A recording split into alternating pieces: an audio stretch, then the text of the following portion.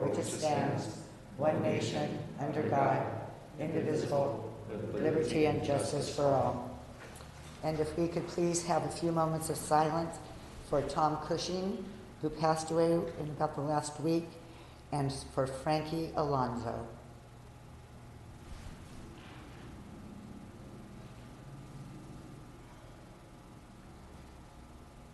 Please be seated. And Denise, the roll call, please. Councilmember De La Rosa. Here. Councilmember Lavelle. Here. Councilmember Ponce. Here. Mayor Pro Tem Cassidy. She's playing with her mic. Look at the mess. Maybe say it again. Say it again, Denise. Mayor Pro Tem Cassidy. Oh, finally, here. Sorry about that. Mayor Marshall. Here. And for the record, we also have Scott Campbell present. Thank you. Do we want to go to presentations first? We can, Mayor. Also, before our first presentation, I'd like to request that we take general business item number 11.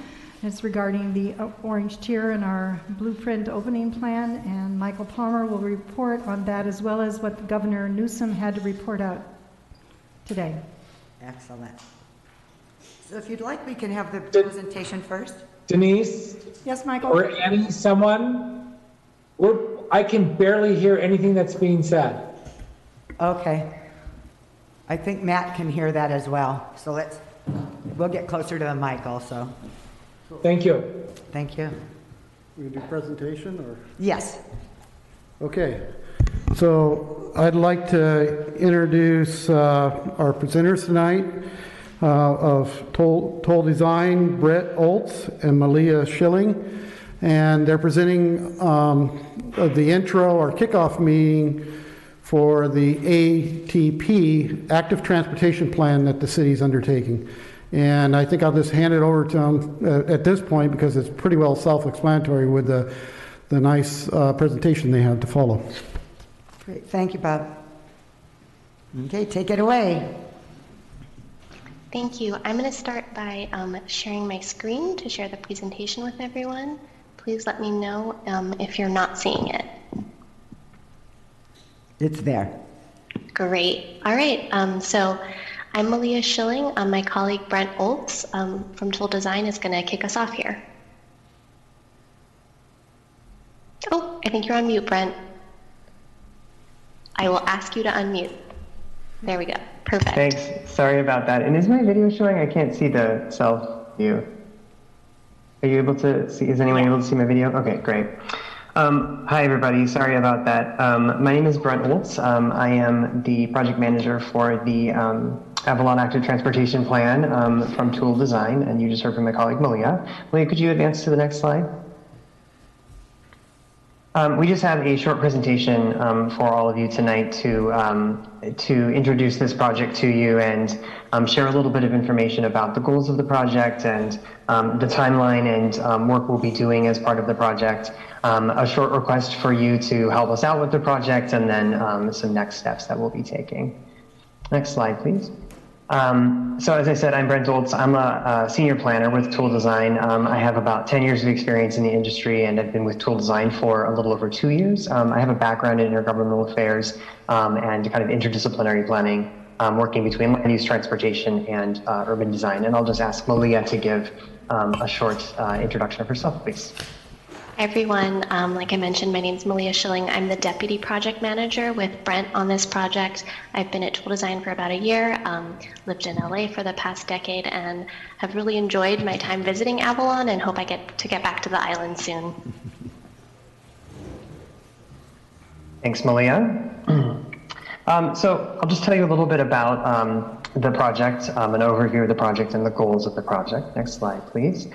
So what is active transportation? This is, as I said, an active transportation project, and I think those of you who have heard the term before probably associate active transportation with biking and walking, and that's certainly a huge part of our active transportation plan for Avalon and something that we're thinking really deeply about. But we're taking a kind of expansive view of active transportation and thinking also about things like scooters and wheelchairs and skateboards and really any other kind of people-powered form of transportation that falls under active transportation. And the reason for that is because those modes share a lot of the same spaces and require the same kinds of facilities and also share some of the same risks that people take walking and biking. So why is Avalon doing an active transportation plan, and why at this time? You have a general plan which broadly addresses mobility and operational improvements in Avalon, and so the active transportation plan will specifically address the needs of people who are getting around by foot, by bicycle, and by the other modes that I just referred to. And an important part of this is also that we help the city of Avalon position itself to be ready for grant funding for projects that can improve the active transportation experience for everyone in Avalon. So that's a core focus of this planning effort. This plan is funded through the Caltrans Sustainable Communities Program, and those funds are administered through the Southern California Association of Governments, or SCAG. Next slide, please. Brent? So it's easy to assume that everybody in Avalon is using active transportation, and we're sure many people are. This city is particularly well suited for active transportation, given that it has a small size, it has beautiful year-round weather. Brent, can I interrupt you real quick? Sorry, is someone? Brent, Is someone trying to? this is the mayor. Could you slow down just a little bit? Of course, I'm so sorry about that. I have That's a tendency okay. to speak I know you're quickly. excited about your work and all, but just a little slower. Thank you. Yeah, I apologize for that. I will okay. slow down.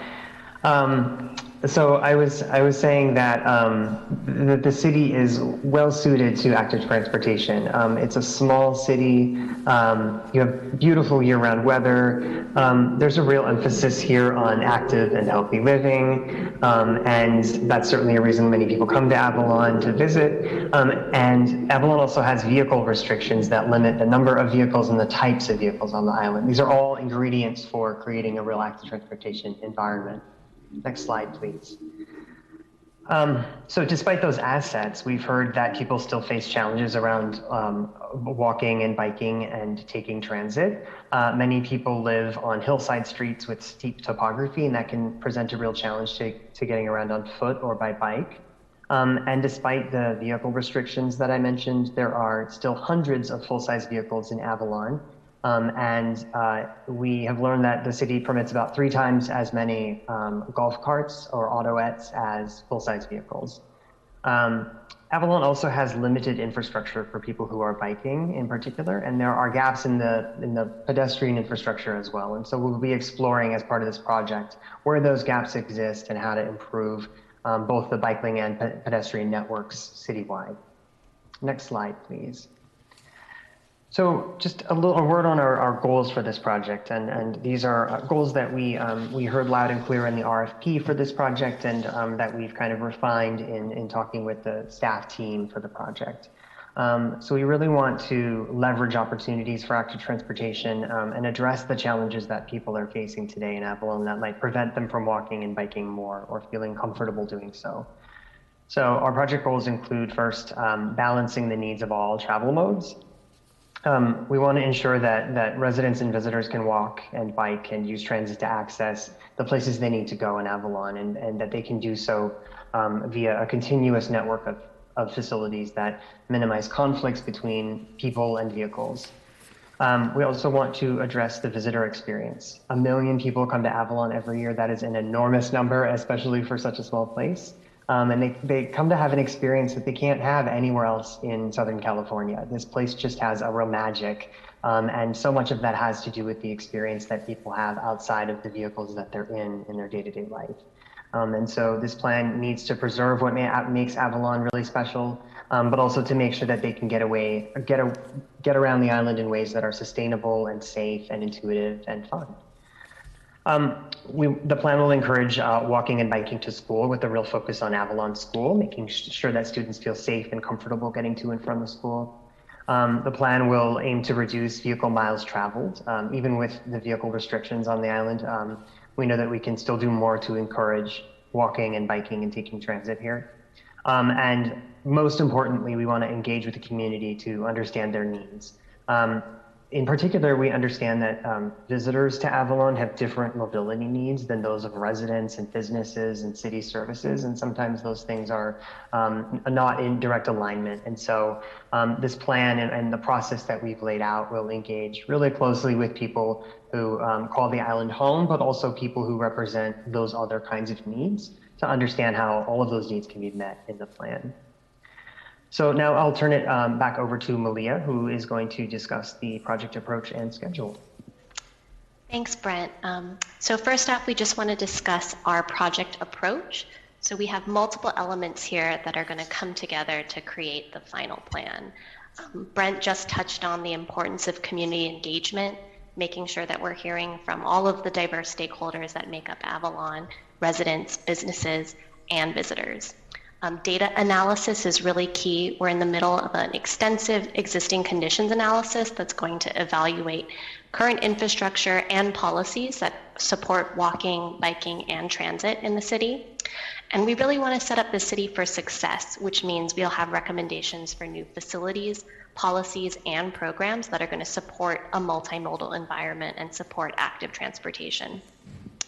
And finally, we want to make sure that our recommendations are really actionable and give the city an implementation strategy so they can get started on the plan's recommendations as soon as possible. So here's a quick look at our schedule. The past winter and this spring, we've been collecting data for our existing conditions report, as well as forming a community advisory committee who will be closely involved with the project and provide feedback at each critical stage. So I'll talk a little bit later about our outreach and engagement activities, as well as how the council and the wider community can participate this summer. So this plan will wrap up in fall of this year, where we'll deliver the final active transportation plan to council. So throughout the process, there are going to be multiple opportunities for everyone on the island to get involved. So first we have walk audits. These walk audits are a really great way to see conditions on the ground and understand safety and comfort for people navigating the city streets, especially for folks on foot or on a bike.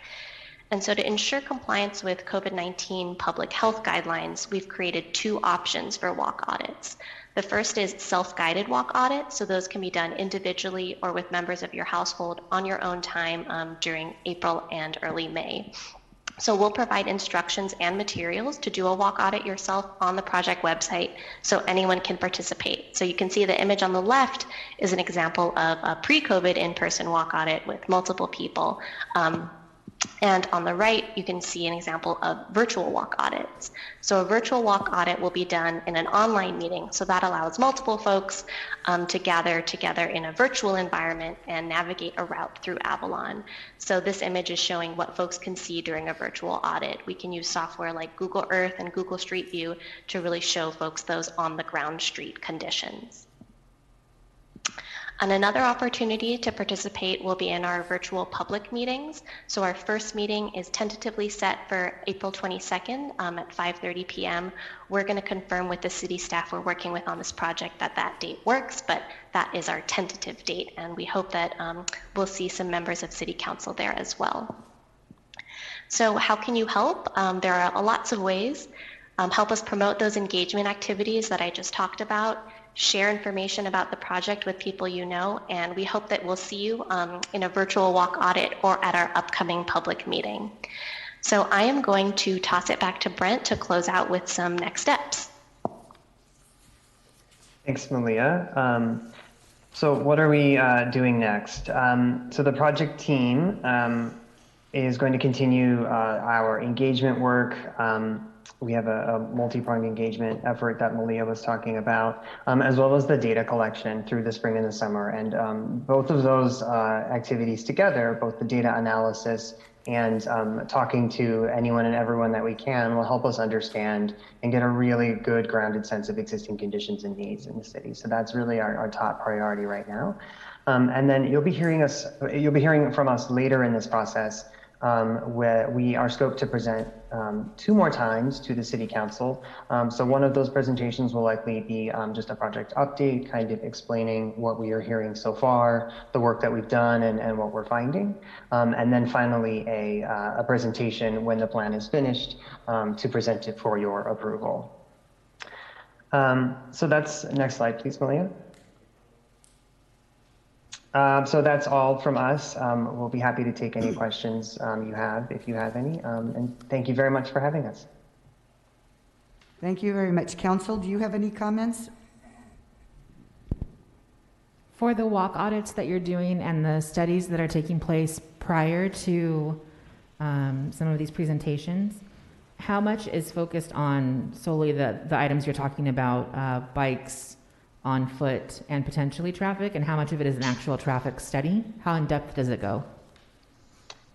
That's a good question. A traffic study is not part of our analysis. So it's really focused on asking people to help us identify needs for people who are walking and biking, and other needs as well, like curb ramps, being really important for people who use wheelchairs and other mobility devices. But we're really focused on identifying those needs. A traffic study is not part of the scope of this effort. Thank you. You're welcome. I just have a question.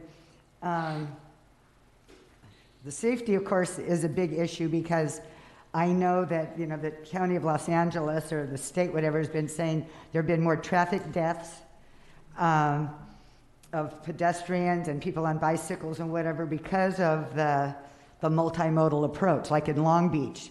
It's like, okay, we just narrow the streets a little bit, but now they have a lot of accidents. So I guess safety is very much a concern with me of how you make that happen. And the other thing is how to encourage people to bike and walk. I know we can't even get the children to walk to school. So I'm curious in your report what successful steps you have taken in other communities to make that a reality. Yeah, absolutely. Those are 2 good points. And so I'll first just briefly speak to the safety point. I'm glad you bring this up because we don't, as a firm and as practitioners, we don't work from an assumption that just laying down a bike lane is going to keep anyone safer. And that really what it requires to keep people safe is to think holistically about the full picture of what people need. And that requires talking to people about how and where they move and really understanding in a nuanced way the conditions at a given location. And so, we have, I'm sure you're aware, like lots of tools in the toolkit to help, improve the street environment in ways that can keep people biking and walking safer. And can provide more separation between people and vehicles where that's warranted. And there's lots of design things that we can do that really can help, and those are evidence-based approaches. But at the same time, we don't undertake any of that before we really understand what the full impacts will be, and how that is. How the projects or needs that we include in a plan results in the right kinds of benefits where they're most needed for people in the community. And so, we don't have any prescriptions yet for that, obviously. I mean, we're just starting this out, but the kind of finding the balance that you're talking about when we take an approach to safety is going to be top of mind for us. And we'll be looking for your input too, if you have thoughts on how we can best improve the environment for people who are walking and biking rather than introducing new risks that we might not be foreseeing. I don't know if your comment and with regard to the encouragement question, that's a great point as well. And it kind of falls along the same lines that, just providing facilities doesn't necessarily mean people get out there.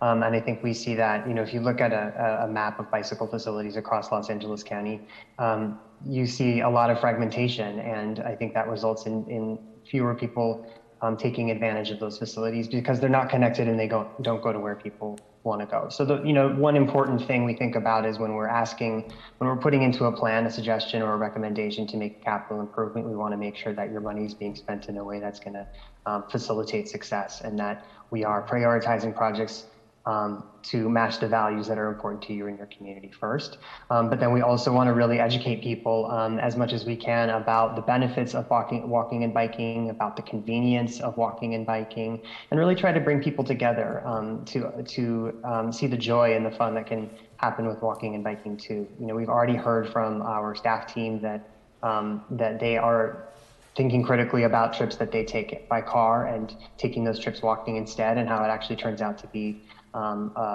not only more convenient, but a more fun experience. And so those are the kinds of stories that we're hoping our community engagement process will bring out.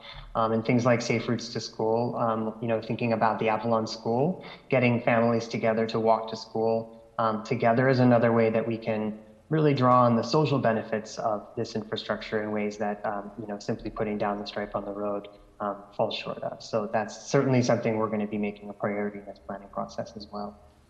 Thanks for your question. Anybody else have any questions or comments? Yes, question real quick. For the walking and biking paths, are we also considering like electric bikes, electric scooters, and like maybe even hoverboards? Yeah, great question. And I'll say that at this stage, anything and everything is on the table. You know, we have not, the city staff has not directed us to exclude any kind of modes from consideration. But that said, we're very, very early in this process. You know, we're not at the point where we're even thinking about, you know, the needs of any one particular mode and how that translates into a particular project or need in a location. We're really just thinking broadly about, I think, the full scale of, or the full scope of the different kinds of devices that are that have been in existence a long time, like bikes and feet, and you know, hoverboards and electric bikes and all those kinds of things. And we're seeing how those new options are really changing the way people move and think about moving through cities. And so I think it's you know, it'd be to the plan's advantage for us to remain open-minded about those things, but at the same time, thinking about the safety concerns of something like an electric bicycle is really, you know, something that we want to take into consideration. And so we're hoping that when we talk to the community and when we have conversations like this, we can get some firsthand points of view about how if folks are interested in those kinds of devices, but also the concerns they have about how that starts mixing in the environments that they're used to moving through. Thank you. Thank you. Michael, are you going to ask a question? I'm curious, what other cities have you done these active transportation plans for? Many. Active transportation plans are really one of the core areas of practice for tool design. And so we are working in communities all over California and all over North America, really doing this kind of work. Tool Design is known as a firm that really excels in this area. I'm proud to say. So this is something that we're really adept at, and we have active transportation plans in progress all over California right now. I don't think, Malia, that we have any others that are just like this in Southern California that I'm aware of. We have similar work, but nothing exactly like this. Malia's nodding. That's right, yeah. Okay, right. But I am actually a project manager on the statewide active transportation plans for Caltrans. So we're doing this work in all of the districts, all 12 districts of Caltrans across the state of California. That project operates at a very different scale than this one does, but we're currently starting work on the District 7 and 12 plans, so that's Los Angeles and Orange County. So we'll be really intensely focusing in that effort on needs in this area. And so, you know, this work that we're doing with you is a nice complement for us to understand how really localized needs that we'll be talking about with you translate up to needs that we can talk about with Caltrans at the statewide level. I guess, and I'm sure you're very capable. However, you know, we go from 4,000 people to 10,000 people a day. So the needs and whatever in January are totally different than they are on July 4th. And hopefully, and I don't know if you said small city makes it more difficult or less difficult. To me, I think it's more difficult because you've seen how narrow our streets are, you've seen how narrow our sidewalks are, and all of that kind of thing. So it's great. You just have your work cut out for you, I think, in this little town. So. Good. We love a good challenge, and that's why we're here. Yeah, and just a couple of words on some of the issues that you raised. We've done this work in resort communities and in communities that have high visitation as well. We've done that in a few places in California, but more in the Puget Sound region and in Kiowa and Key West in the southeast of the United States and throughout the Rocky Mountain region. That's a couple of examples I can think of off the top of my head. But we, we're aware that, we really understand that communities like Avalon that have major fluctuations in visitation numbers, as well as like a large hospitality industry presence, really have like just different needs, and that's true of a place like Key West, which is much bigger than Avalon is, but it's true of a small place like Avalon too, and introduces new challenges, as you say, when you have to crunch all of that into such a small environment. So I think we are, Malia and I are familiar with some of the issues and questions that we'll need to ask in this environment, but of course, like how those things manifest in Avalon is something that's of keen interest to us to begin understanding, how do those fluctuations and how do those different needs actually play out on the ground? And those are we're going to be thinking about questions we can ask the community to really understand what the nuances are of this particular place. Yeah, thank you. You're welcome. And I did get a comment that came in through the e-comment system, and you may have already addressed this a little bit, Brent. Sherry Cobb writes, what are you doing about people on electric bikes blowing through stop signs? I've seen pedestrians come very close to getting hit. Sorry, was that, I didn't cut you off, did I? That was the, okay. Yeah, that's, so enforcement is something that's traditionally been a big part of active transportation planning. And, there's kind of, there's different ways of looking at that. There's law enforcement, policing, laws and regulations. That's certainly something that can be a component of this active transportation plan. We also, Tool Design is a leader in thinking differently about enforcement and thinking about kind of a socially led approach to enforcement that gets that really gets people to think about taking a more active approach in being good drivers, good bikers, good participants in their own communities. And we have injected that approach into some of our work as well. And that's another, thinking back to one of the earlier questions we got about encouragement, those two things can go hand in hand when we start asking the community, how can you be a better participant in keeping people safe in your own community? So I think, the question about electric bikes is a good one. And those are the kinds of trade-offs and the kinds of risks that we want to be aware of when we're thinking about plans that might increase the number of people who are on bicycles in a tightly constrained environment. Great. If there are no further comments, Brent and Malia, we'd like to thank you very much. Bob, did you have any closing remarks? Well, just like they asked, please stay engaged. There's plenty of opportunities for people to be involved, the community to be involved, and also for the visitors to be involved. This is the community's project, and I really do see some good things coming out of it. And that could be both in, a more lively, active community with better health, but also the grant funds to get it done, and really a plan to get it done. I think we have a good team here. Great. Well, thank you very much. Okay. Thank you for your time.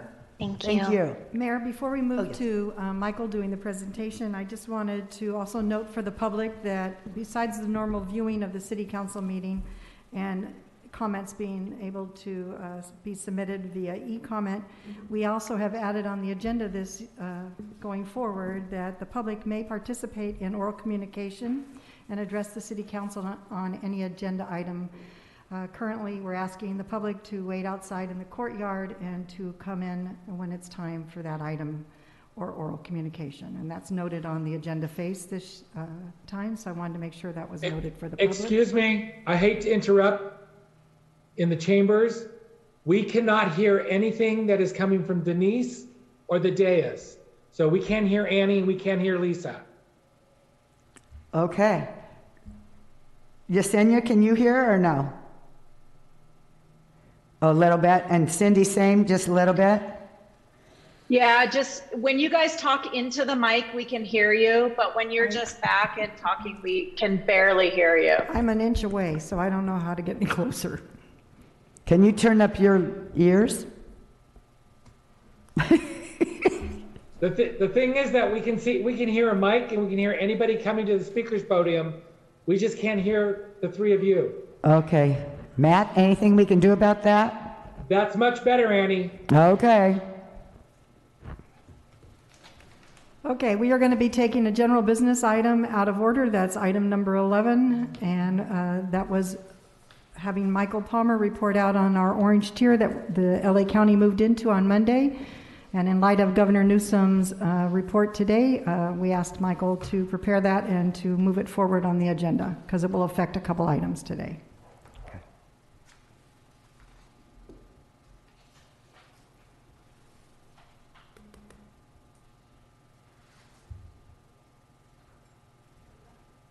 You ready, Michael?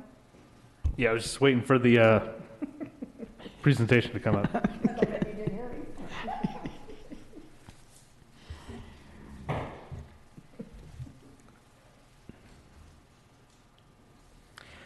So good evening, Mayor, members of council. It's Mike Palmer, Assistant City Manager. I want to give a brief update as to where we're currently at with our COVID-19 recovery plan, and then also give an update on some pretty exciting announcements that were just announced earlier this afternoon by Governor Gavin Newsom. So first off, I'll go ahead and start with kind of where we're at in terms of our data and our statistics. The last time I made this brief presentation, last March, it was actually on March 16th, we were currently in the red tier. We believe we had just moved into it, and our metrics for our new cases on the per 100,000 population per day was hovering around 4 per 100,000, and the testing positivity percentage was 2%. Right now, according to the latest data that got released today, for April 6th, we are just above 3, and we're at 1.4%. So this puts us solidly in orange for the new case rate, and it puts us into the yellow tier for the positivity. As you can see, there were a number of other counties that moved into the new orange tier. So now we are actually only 2 counties statewide that are currently in the most restrictive purple tier, followed by 22 counties in the red, 32 in the orange, so the majority of us are now in the orange category, and then 2 right now are in the yellow. This will be our second week moving into the orange category. We have to be there a minimum of 3 weeks in order for us to make any movement to any less restrictive tier. This chart will be relevant for the next 2 months. This is the chart that we've been using to look at how do we qualify into additional less restrictive tiers. As I mentioned before, right now we're currently in tier 3, which is the moderate or orange tier. You can see there's different stratifications in terms of where those number ranges qualify for you. And part of that is based off of how many doses of vaccines have been administered. So prior to any vaccine doses being administered, we needed to get to a case rate of 3.9 or below in order to qualify for the orange. With 4 million doses administered of vaccine, that number all of a sudden, that threshold rises, and to qualify for the orange tier, it goes from 3.9 to 5.9. So there's a lot more leniency the more vaccinations we administer out. And that 4 million doses, that's actually for the hardest hit communities. That is not a statewide total. So right now, we are solidly in the orange on the 1. So what does this mean in terms of where we're at for the orange tier? It does come with a lot of other loosening of restrictions. While indoor gatherings are still strongly discouraged, they are still allowed with a max of 3 households. But personal care establishments can now open indoors with modifications at 75% capacity. Retail can continue to open indoors, but this capacity has now been increased to 50% capacity. Shopping malls, their threshold has gone up from 50% to 75%, and now food courts can be opened at 50% capacity. Museums, zoos, and aquariums can now open indoors from 25% to now a max of 50% capacity. And it goes on and on. So it's great news for our economy as we continue to move forward with that. Earlier today, Governor Gavin Newsom held a press conference to announce the state's next steps in the COVID-19 pandemic recovery. This announcement is predicated on the fact that California has been pretty successful in administering doses. Right now, we're currently looking at a dosage of 20 million being administered. 4 million of those have been to the state's hardest hit communities. Because of that, the governor has announced kind of the next step in that recovery process, and he said that this is contingent on 2 criteria being met. The first criteria is really making sure that we continue to have adequate vaccine supply that'll be sufficient for all Californians 16 years of age or older who also wish to be vaccinated. The second criteria is that hospitalizations continue to remain stable and low, specifically among fully vaccinated individuals. So if we're able to continue to achieve that, and there's a lot of reason to believe that we can, especially after the federal government has just committed a large increase in the surplus of vaccines being distributed throughout the United States. Then on June 15th, California will be able to fully reopen with a couple small caveats. One of those caveats is that all Californians would continue to have to wear masks and be encouraged to get vaccinated. There are also still some Cal-OSHA standards and requirements that exist, and the governor's administration has stated that they will be coordinating with Cal-OSHA to align their regulations with the new reopening of all sectors. The other 2 caveats on that really pertain to large-scale conventions. Right now, well, not right now, but as of June 15th, unless testing or vaccination is verified for all attendees, conventions will be capped at 5,000 persons until October 1st, and then international convention attendees would only be allowed to attend if they can prove that they've been fully vaccinated as well. So there's a lot of information that's going to be forthcoming over the next month and a half, so we will continue to monitor this. We will provide another update probably in early May as we get some additional information on what that's going to look like, and then also hopefully we'll have a lot more to report on. But I know this is extremely welcome news, and this is going to hopefully help to guide some of the future discussions that you're going to have on this agenda as well as in the next couple months. Great news. Yes. Okay, thank you.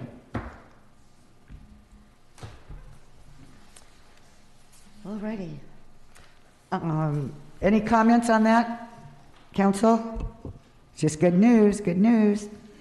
Okay. Do you want me to read the proclamation now, Denise? Sure. Okay.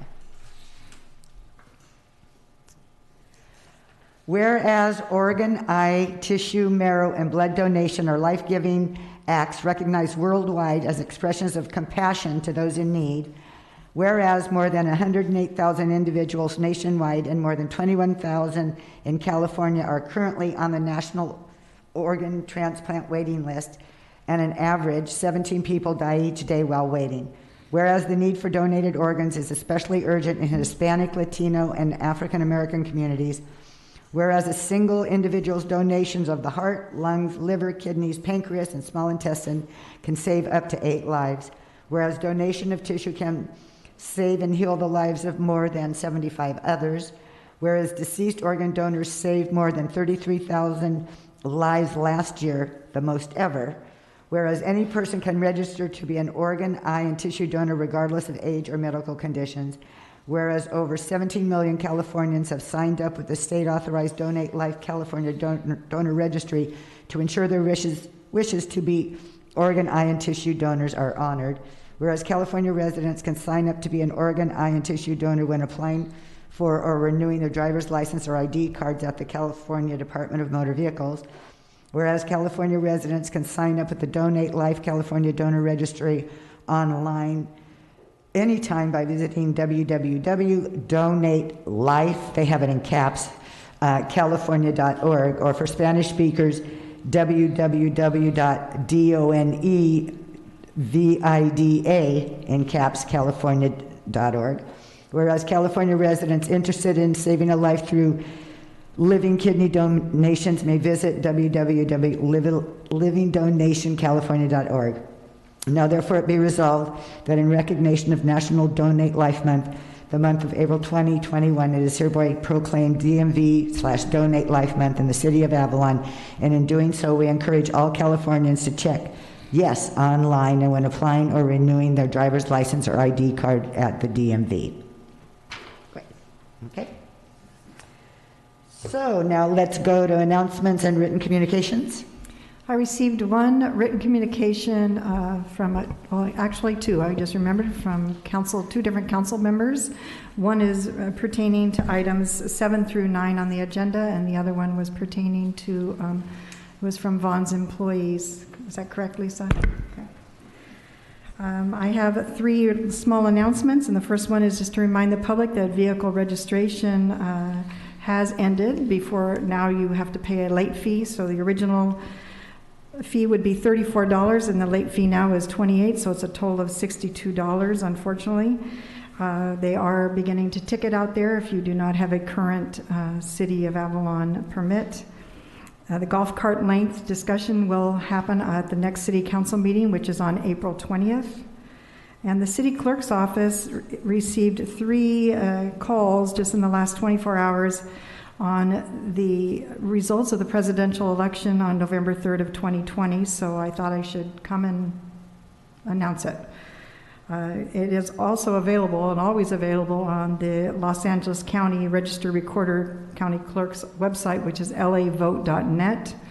The City of Avalon has 2,004 registered voters, and in the City of Avalon on that date, 1,461 cast a vote.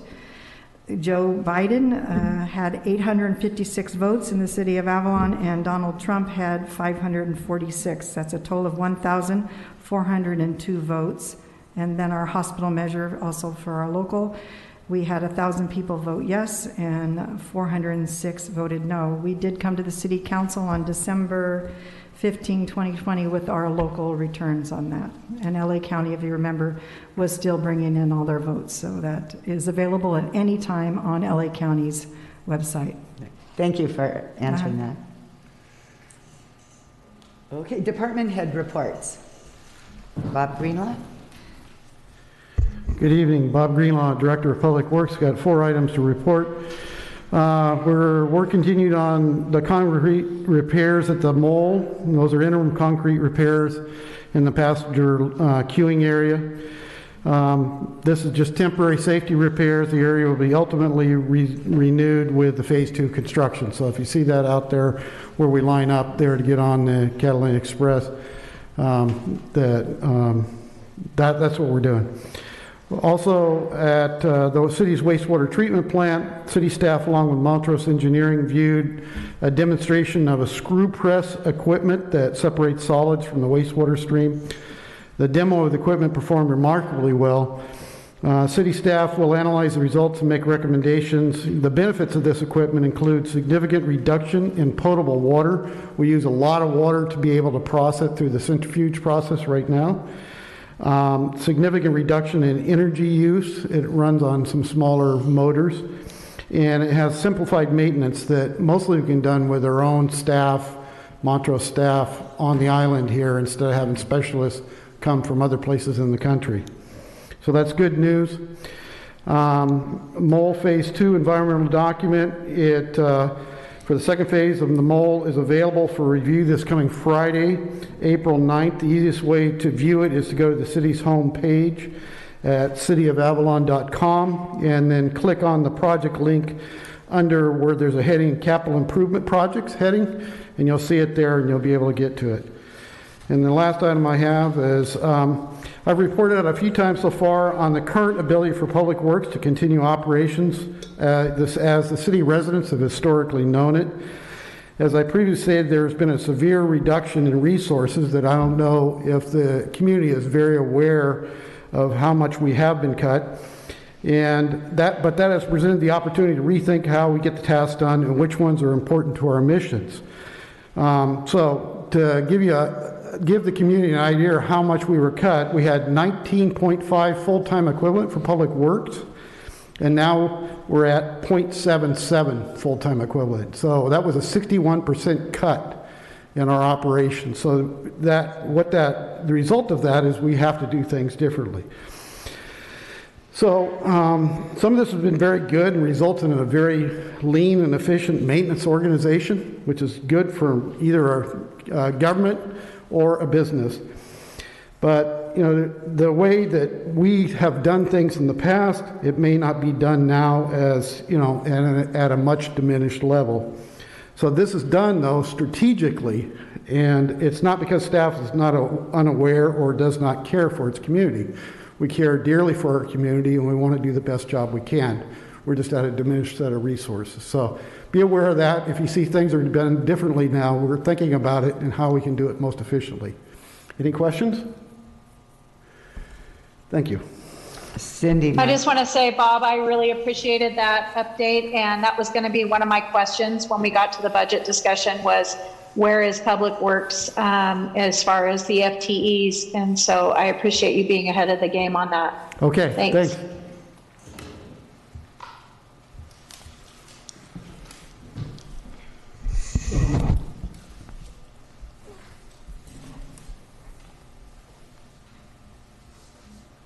Good evening, Mayor, Council, City staff. Just wanted to report we had a fairly significant amount of calls over the busy Easter weekend with large crowds that returned, but nothing too significant as far as injuries or property damage. We are definitely into brush season. The warm weather and the long days are upon us. So in the next few weeks, I don't have an exact date yet, our annual partnership with LA County Fire will begin, where they bring over their heavy equipment and their hand crews, and they'll begin clearing some of the motorways, the fire breaks, and doing some clearing also where we have our alternate landing zone. When they depart, they will again leave their dozer in the interior, so then in the event of a wildfire, just the crew has to be flowing in and they can immediately go to work. The fuel tender that contains aviation fuel is already on site at the airport, so the helicopters don't have to return to the mainland to take fuel. And this is also a great reminder for everyone around their business and homes, businesses, and their property within their control to begin their weed abatement by that June 1st deadline. And with that, unless anyone has questions. Well, I do understand that you will be at the next council meeting, sir? I will be at the next council meeting. That will be his next and last council meeting is what I understand. That is correct. It will be my last council meeting. So it is bittersweet. I'm sure I can tune in and maybe type my questions into Michael Palmer in the future. So, we'll see. Yeah. Well, thank you, and I'm sure we'll be speaking to you again in the next 2 weeks. All right. Thank you, Chief. Thank you.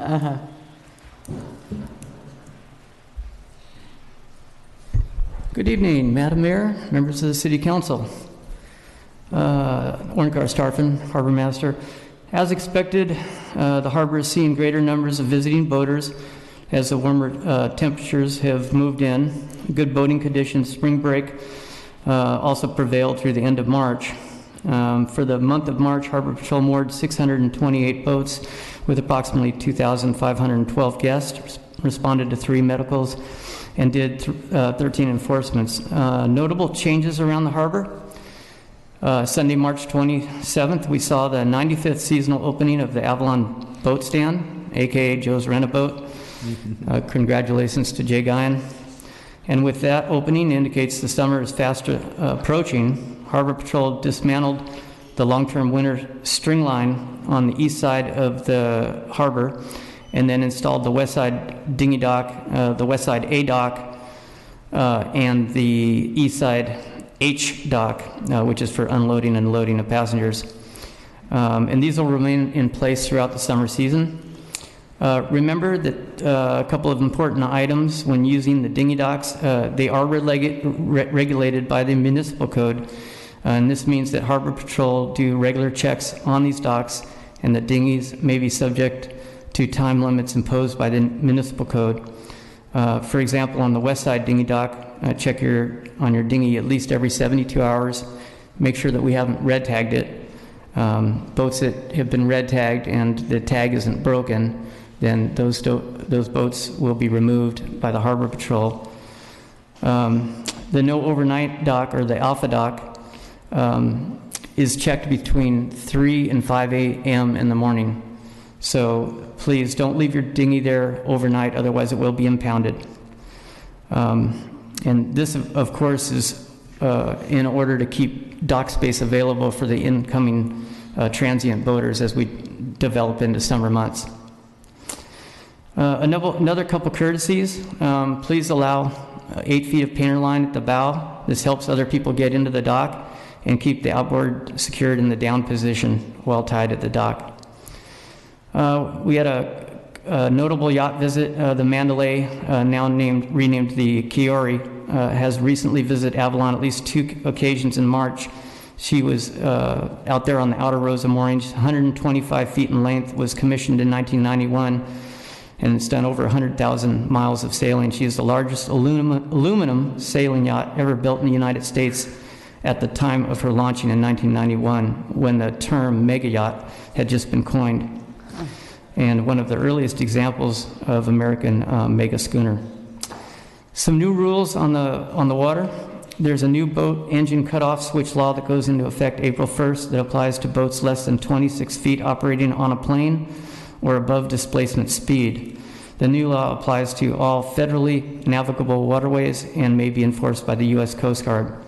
Like I say, the key takeaway on this is 26 feet and under, engine cutoff switch, and this is generally for the newer boats, 2020 or newer. And the engine cutoff switches have become popular because should you be thrown overboard, they'll shut your engine down, and this has reduced boat strikes and drownings. Mm-hmm. If you're looking for information on the boat cutoff switch, you can just Google that and you'll find that. Notice all this. Also, I have a notice to mariners in collaboration with the marine biologist at the University of Southern California Wrigley Institute. Marine Bioenergy Incorporated will be installing one research buoy near Two Harbors, Catalina Island. The location is about 1.2 miles from Lion's Head and about 0.4 miles from Shiprock. The date of the deployment is April 24th, 2021, and the buoy should remain in this position for approximately 1 year. Mariners are urged to transit the area with caution. For more information on deployment, see U.S. Coast Guard Notice to Mariners or visit www.marinebiomass.com for more information. That's the whole Kelp to Energy program. Right. Training. We had a patrolman attend a training known as a dock walker program. Dock walkers are trained to safely engage members of the public and the boating community to adopt clean boating practices. Dock walkers share clean boating information with boaters to distribute educational 2020 California boater kits. The training provides an overview of potential sources of boat pollution, federal and state laws, environmentally sound boating practices, information on how to conduct dock walking, and an overview of the educational materials dock walkers will distribute. The program is implemented by the California State Parks, the California Coastal Commission, and the Bay Foundation in partnership with the U.S. Coast Guard Auxiliary. And that, for more information, see Dock Walker Program, Department of Boating and Waterways. And that's all I have. Well, thank you. That was very thorough. Really appreciate it. And I know you're saying dock walkers, not dog walkers, yes, right? Dock walkers. Okay. And I have one other question, because we had talked about it, Denise and you and I. And I think you said it's on your website, is for these boaters to come in who've never been here, that video that they can look to how to bring your boat into Avalon? That's correct, yes, on how to pick up a mooring. Yes. Yes, and that's on our website. Great. And we'll be updating it and giving some more information soon. But the basics are all there. Yeah, that's it. That's very well done. Okay, thank you. Well, thank you. And here comes Captain Badali.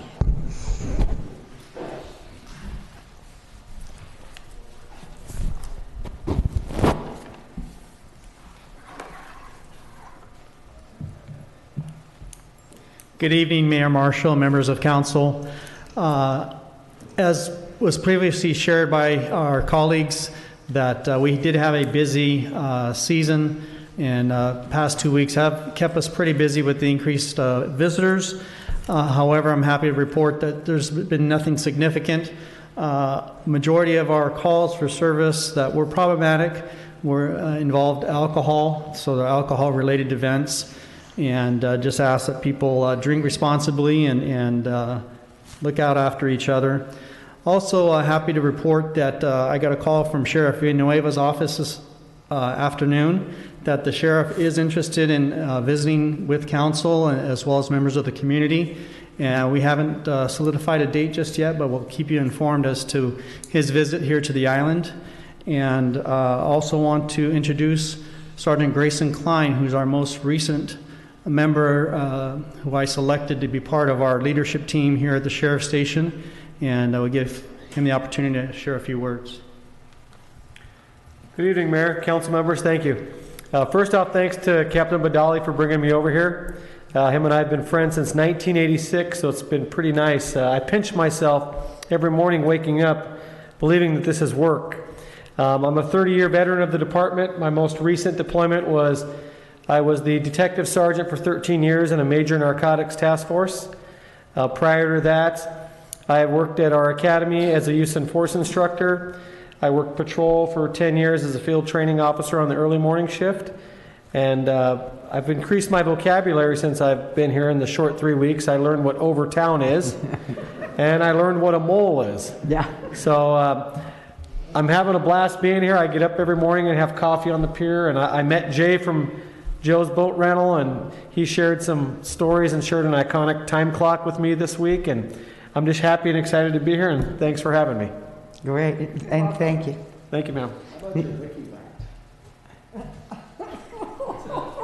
Not sure what that is, sir. You'll learn. Yes, ma'am. Thank you. He also has a wonderful dog named Maui. She's a Labradoodle of some sort, right? Golden Doodle, yes. Golden Doodle. Absolutely cute. He's very friendly. Thank you. And that's all we have, unless there's any questions. I'd like to comment about something. I understand you say there's not much going on, I mean, in a way of from maybe what you're used to, but there was an incident out at the mall at 6:30 on Sunday night with some people that were very belligerent at the ticket booth. And law enforcement was called out, and I understand they didn't go on the boat.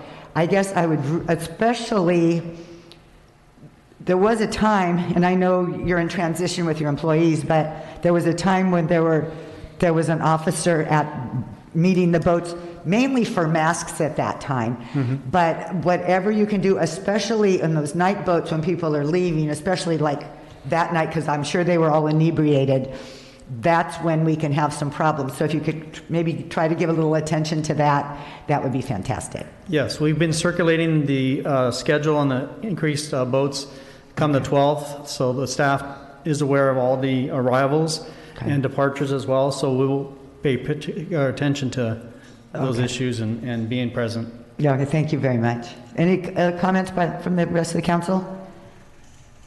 Okay, thank you. And we have community services. Oh, yeah.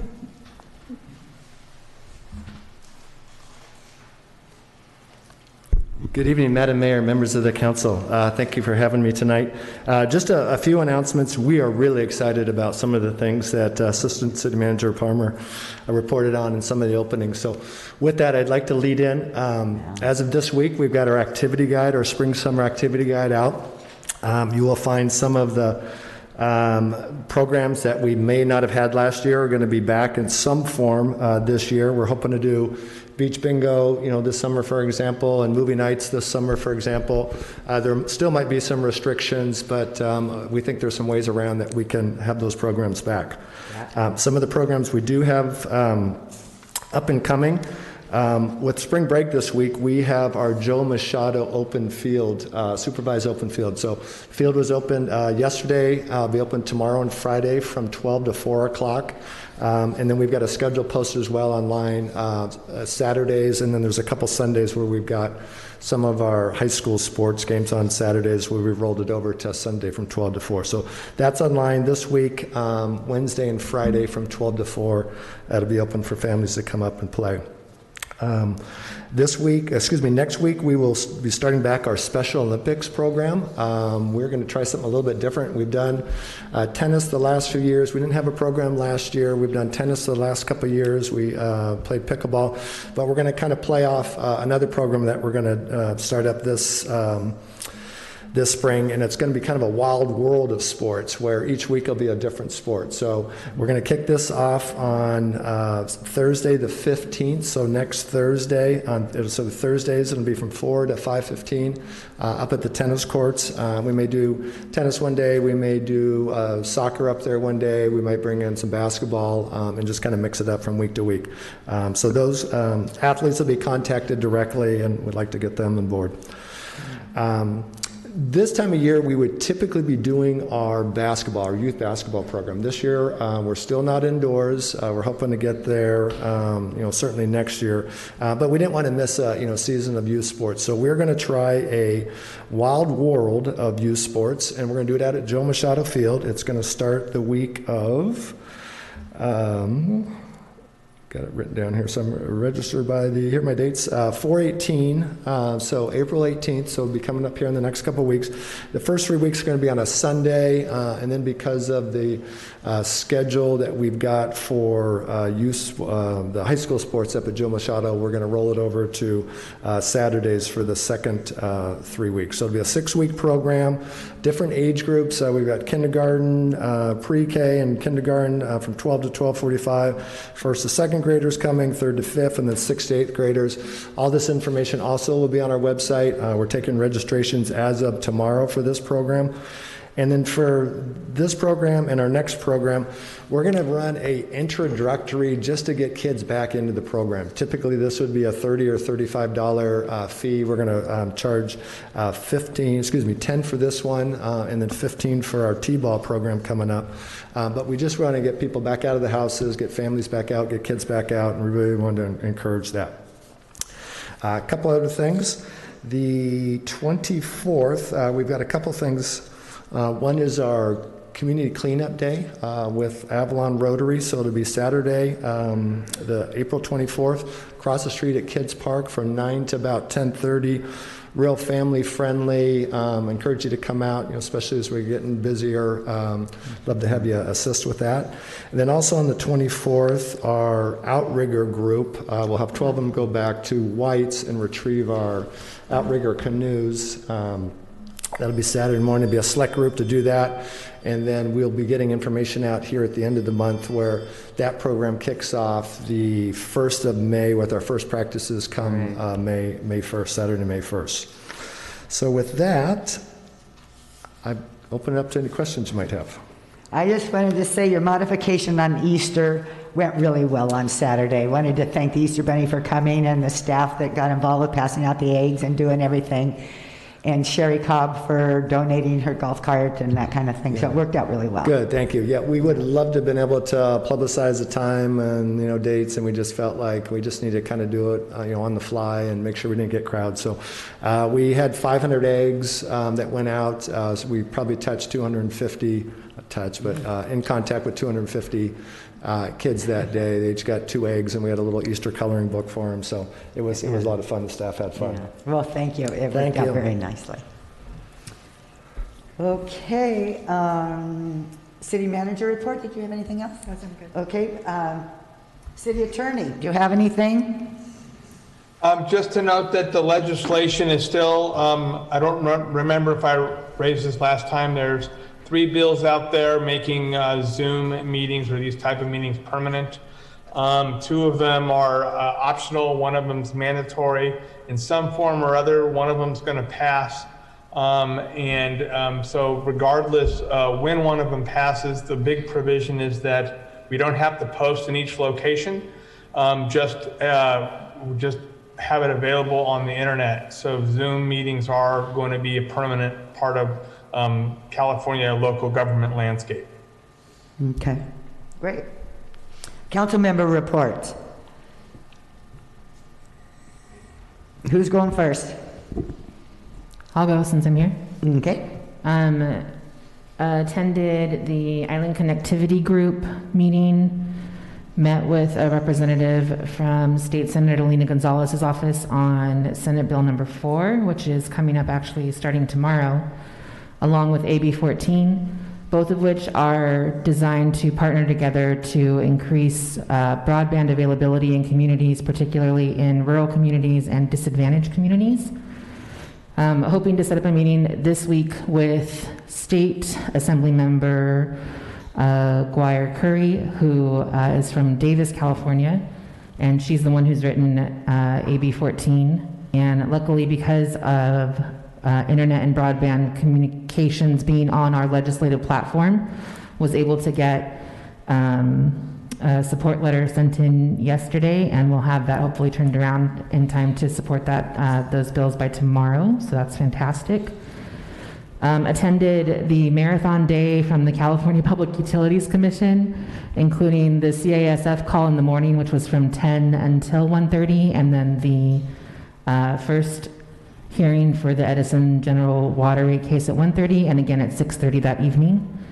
First call was probably about 90 minutes, second call was about 2 hours, and was very encouraged by the number of community members that participated, both online and on the phone. Had some really fun times with Jim Luyahan tag teaming people in the evening to make phone calls who may have forgotten about it, so that was a good use of about 30 minutes of our time that evening to get people on the phone and do that. That was a lot of fun.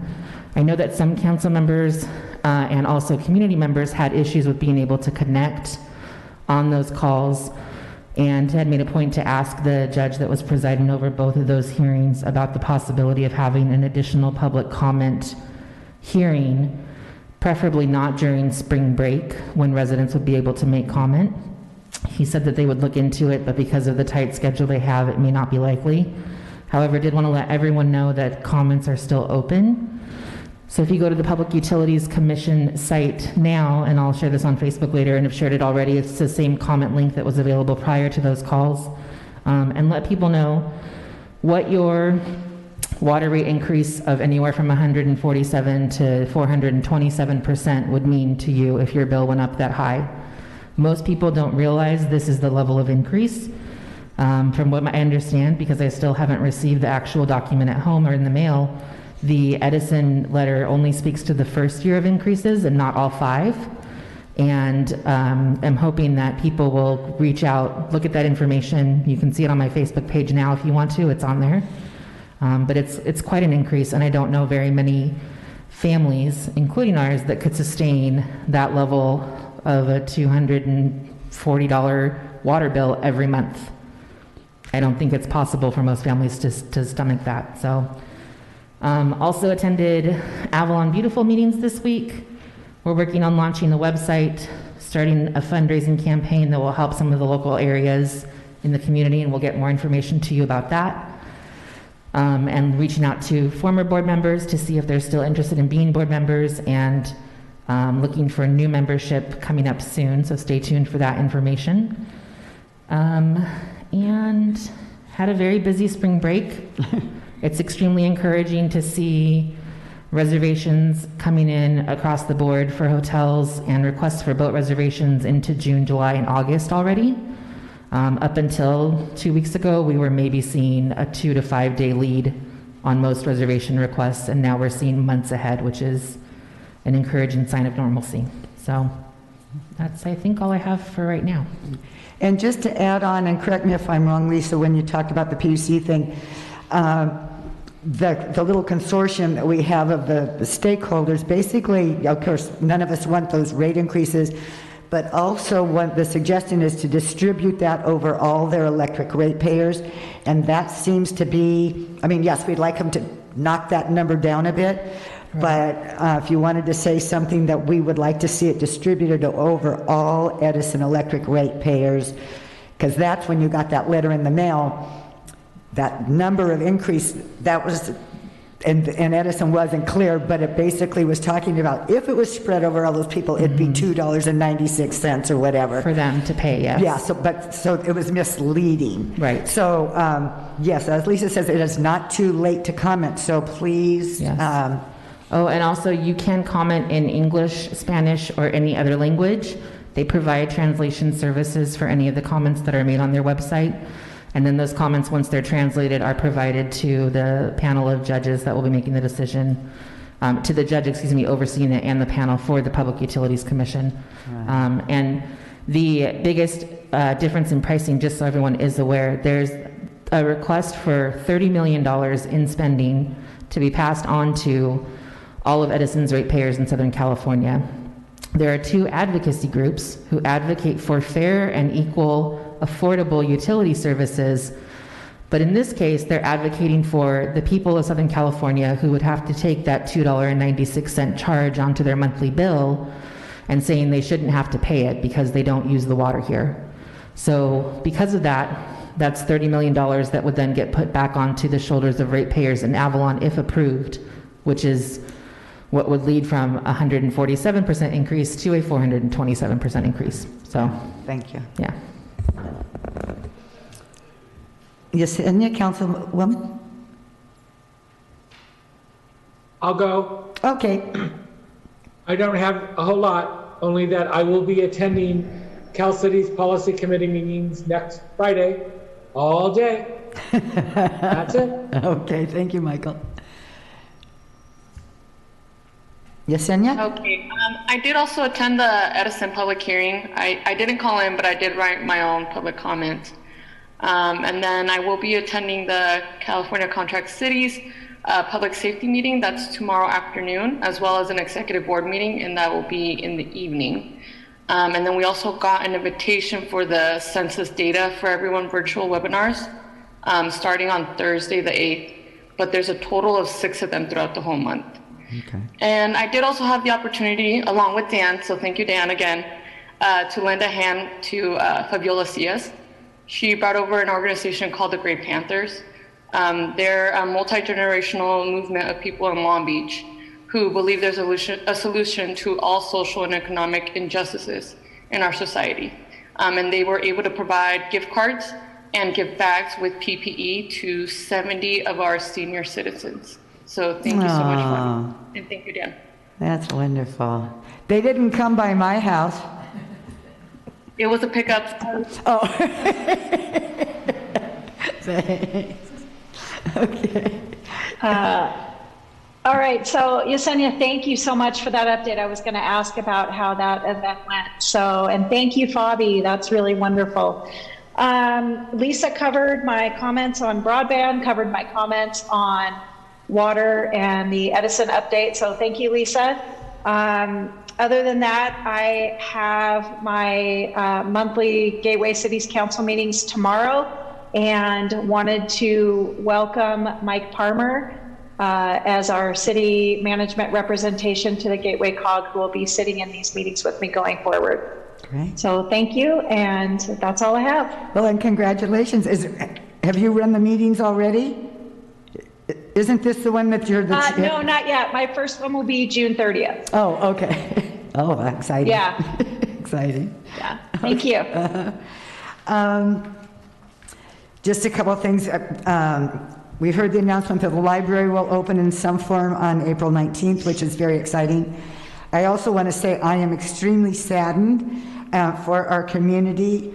I'm happy for them, but sad for our community that Julie Perrin-Lee and her husband David and their 2 children will be moving off the island. That is a great loss to our community. I know David has been on our Catalina Kid Ventures board, and he brought a lot of good information. He was very valuable to us, so we're going to miss him. And of course, Julie Perrin-Lee has done wonderful things. Minutes with the mayor, I already announced that it'll be done the 3rd Wednesday of every month, so it's just one time a month. And on Friday, it was a very busy day. KFI was here and Dinner Impossible. So the morning was filled with Dinner Impossible with Chef Robert Irvine, and that should air somewhere between June and September, if I heard that right. And I don't know if you got a better date, Cindy, because Cindy was at the dinner, which was pretty awesome. But it is seen in 170 countries and also can be brought up, however, at any time. And also KFI, I got a note from Wayne Griffin that he heard some of us on KFI this morning. They're doing a whole week of us just in little snippets, 1 minute, 2 minute, whatever. So that was talking about the reopening of Avalon, and our harbor master spoke. Jerry Dunn was wonderful. They went up to the hospital. They talked to Christy Lenz. They chatted with me. They met people on the street that were having birthdays. And he stayed here till about 9 o'clock at night, so he went by a lot of the restaurants and talked to the people dining on the street. So I think it was very beneficial for Avalon, and all of that kind of press is fantastic. That's all I have. Okay. Oral communication. This is an opportunity for the public to speak on items that are not on the agenda. You will be limited to 2 minutes and no action will be taken. Is there anybody outside, Joe?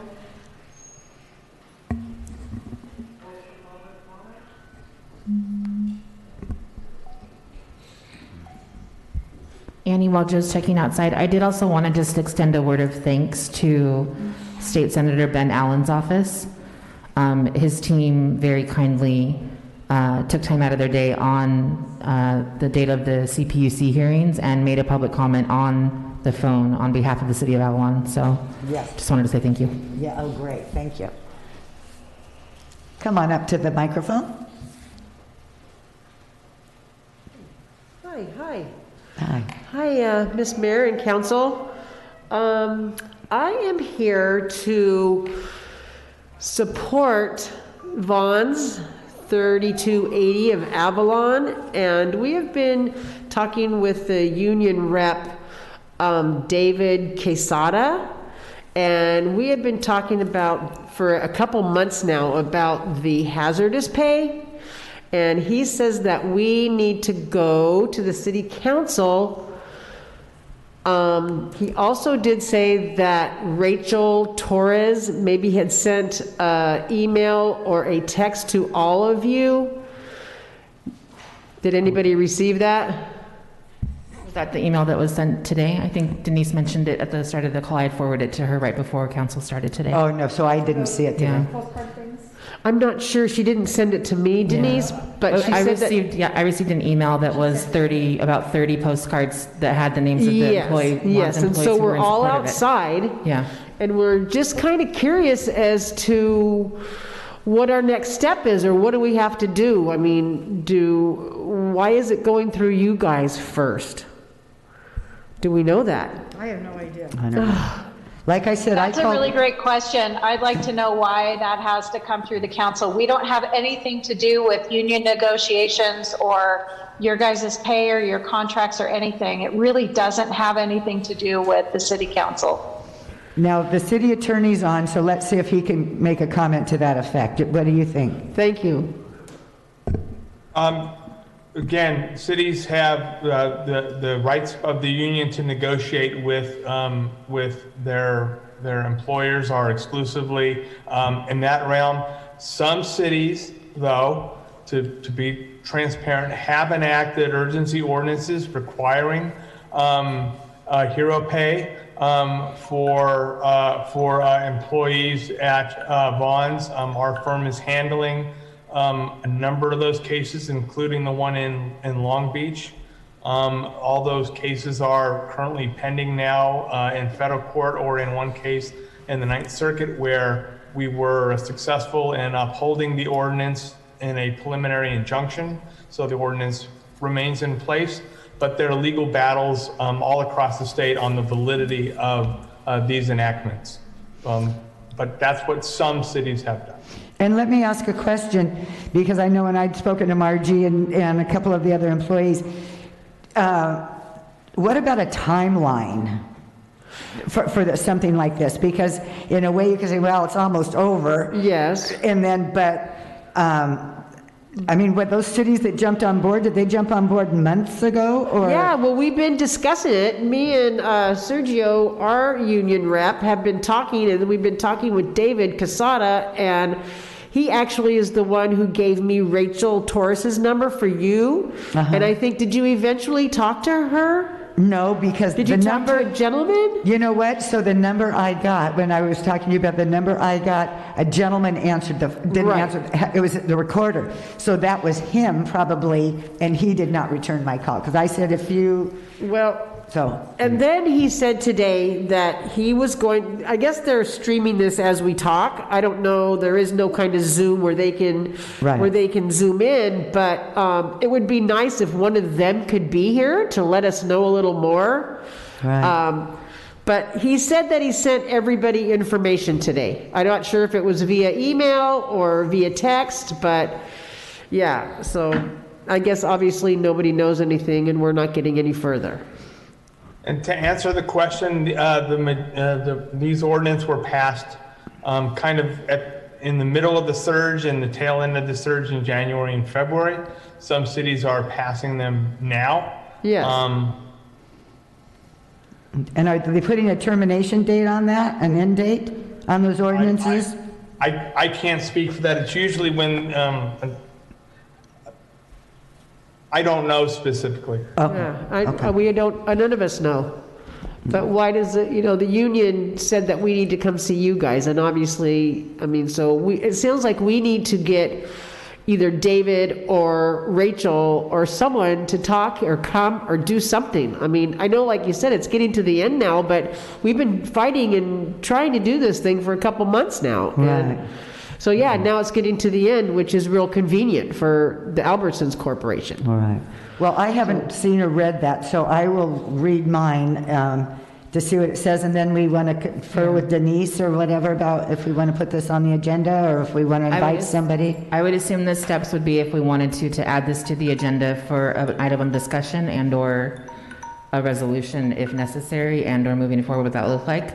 Right. The body of the email they sent to us is literally the same postcard with each person's name typed into it. It's literally not, there's nothing other than that information on there. So it doesn't have any information regarding what other cities are doing, what they're paying out to anyone or not, how that's working. So. All right, so what's our next step? Maybe get it on the agenda, and maybe in that time it may be too late. If not, we can get either David, Rachel, or both to come over and represent, or do we have any suggestions? Or do we just leave it alone? Michael, want to say something? I don't even understand what would be going on the agenda. That's where I think we need information on what does the city do? What is our responsibility or our role in this? Right. Because the information that was sent to us was just the postcards. There was nothing. Just the postcards. Yeah. What, it just has all the employees' names on it? Everybody that signed the petition. That's all it is. So it doesn't say. Yeah. That's a lot of good. Yeah. Okay, well. Is there a phone number on that? No? It's just an email. Just an email we could write back to. PDF that was sent to us this afternoon. It was just before council meeting. And by David or Rachel? It wasn't by the employee. It was sent by Maya Barone from, I believe it's from your union, right? From the UFCW. Is there any way that maybe you could reply to her text and ask her, like, what's this about? Yes, I just couldn't before council today. Phone number, Right. and her email as well. Thank you, Lisa. Yeah. Yeah. Well, we can do that and get back to you because we don't know what that woman, Maya, will say. Yeah. But, and this is, so, and like I think Lisa was alluding to, then if we get information, then we decide if we put it on the agenda and that kind of thing, because this is okay that we're talking about this, but no real decision can be made. Right. Oh, I get that. Right. I get that. I was just kind of wanting to get it clarified as to what's really going on. I mean, like, we're supposed to be talking to you and nobody knows anything, which is, I'm not blaming anybody, but I mean, Sounds like the union needs to get their stuff together. If they are supporting you, you would think they would be doing that. Okay, so if we get that on the agenda, then we need them to come here and tell us what's going on. Yeah, so we need to have a conversation. We'll have a conversation with them before. Perfect. Yeah, thank you. Thank you. Thanks, Marty. I don't know if all the other Edison employees, Edison Vaughn's employees would have come in, but I think you did a good job, Margie. Thank you. Is there any other oral communications out there? Mayor, not to diminish the importance of that, this is oral communication, it's 2 minutes, and that was a 7-minute thing. So I'm trying to keep you on track and as a reminder. I appreciate that. I just didn't know how we were going to get to the bottom of how to deal with that. So Yes, ma'am. You should have interjected and said, It went off twice. no, not that. You should have spoken up to try to tell me what questions I should have asked to maybe get to the answer quick enough. Sorry, team. Nobody else? Joe? Okay, thank you very much. I do have 2 comments online. Oh, yes. The first comment comes from Jim Lute-Johan. He writes, on behalf of the Catalina Island Tourism Authority, aka Chamber, I would like to thank the many members of our community who have recently joined in support of the island's reopening to leisure visitors. Many local businesses have graciously co-hosted visiting media, resulting in multiple articles and broadcasts promoting Catalina as a getaway. Included outlets are Travel and Leisure Magazine, KFI Radio, KTLA TV News, and KABC TV News. Engagement in welcoming visiting film crews has also been extremely valuable and has resulted in significant spending in our community by those crews. Locals have been hired as extras and others have enjoyed the benefits of being audience members for the shoots. Among the recent shoots are the Food Network's Dinner Impossible and Discovery Channel's Expedition Unknown. Travel and social media influencers are also frequently co-hosted on the island, and some of the tops of our recent hosted influencers would include the Adventuring Dads and Picture and Words. Both outlets have blogs and social channels that have afforded us huge exposure. Finally, thank you to all those who have been giving their time and attention to civic matters, including the SCE rate case hearings at the CPUC, and by participating in the Island Connectivity Group efforts to improve cellular and internet services on the island. Last but certainly not least, the relaunch of Avalon Beautiful with goals under development as we speak. Thank you all very much. Please continue to support our efforts as we move forward into the summer session. The second comment I have is from Paul Burchell. He writes, hello and greetings from Paul Burchell at Avalon Library. I am so pleased to announce that I can reveal Avalon Library is finally going to reopen to the public starting April 19th. Starting Monday, April 19th, we're going to reopen Monday through Friday, Monday, Wednesday, Thursday, and Friday, 10 to 5, Tuesday, noon to 7. Due to you-know-what virus, the library will seem a little different from what you may be used to. To ensure safe social distancing and county rules, we'll have 2 public computers available, reduced seating, and a reduced maximum occupancy. We're thinking about 6 or 7 people at a time, subject to the approval from the county. They may mandate fewer people. We will still be checking out laptops, and we'll have the Chromebooks for use in the courtyard. If you need a computer but can't find one inside, during this limited service period, we'll be encouraging folks not to stay any longer than an hour at a time, so as to allow people to come and go appropriately. And we will insist on 6 feet distancing for all folks who are not related. Masks are mandatory, and if you do not want to wear one, we would be glad to assist you in the style of the sidewalk service we've been doing during lockdown. Like all things going on now, this reopening is going to be a gradual process, but we look forward to adding more and more services in the months ahead. Meanwhile, come on down to your library and check out a book or a movie. Great, thank you very much. I know it is very good. Okay, I believe we're on the consent calendar. We have 3 items this evening on the consent calendar. The first one is minutes from the March 16, 2020 regular city council meeting. Second one is warrants, and we're asking you to approve the total expenditure of $975,252.64 for the period of March 8th through March 26, 2021. The third item is on bird abatement, and we're asking you to authorize the city manager to enter into a 3-year agreement for bird abatement services with Catalina Falconry for an amount not to exceed $10,000 in the remaining fiscal year 2021 and not to exceed $60,000 annually for a period of 3 years with 2 1-year optional renewals. Okay, Council, what's your I have a question. I'm sorry, I have a question for Finance Director Matt Baker on number 2. I'm not sure if there is a typographical error on this, but there are 2 Avalon Environmental Services payments on here, and both of them say contract services for the sweeper for February of 2021.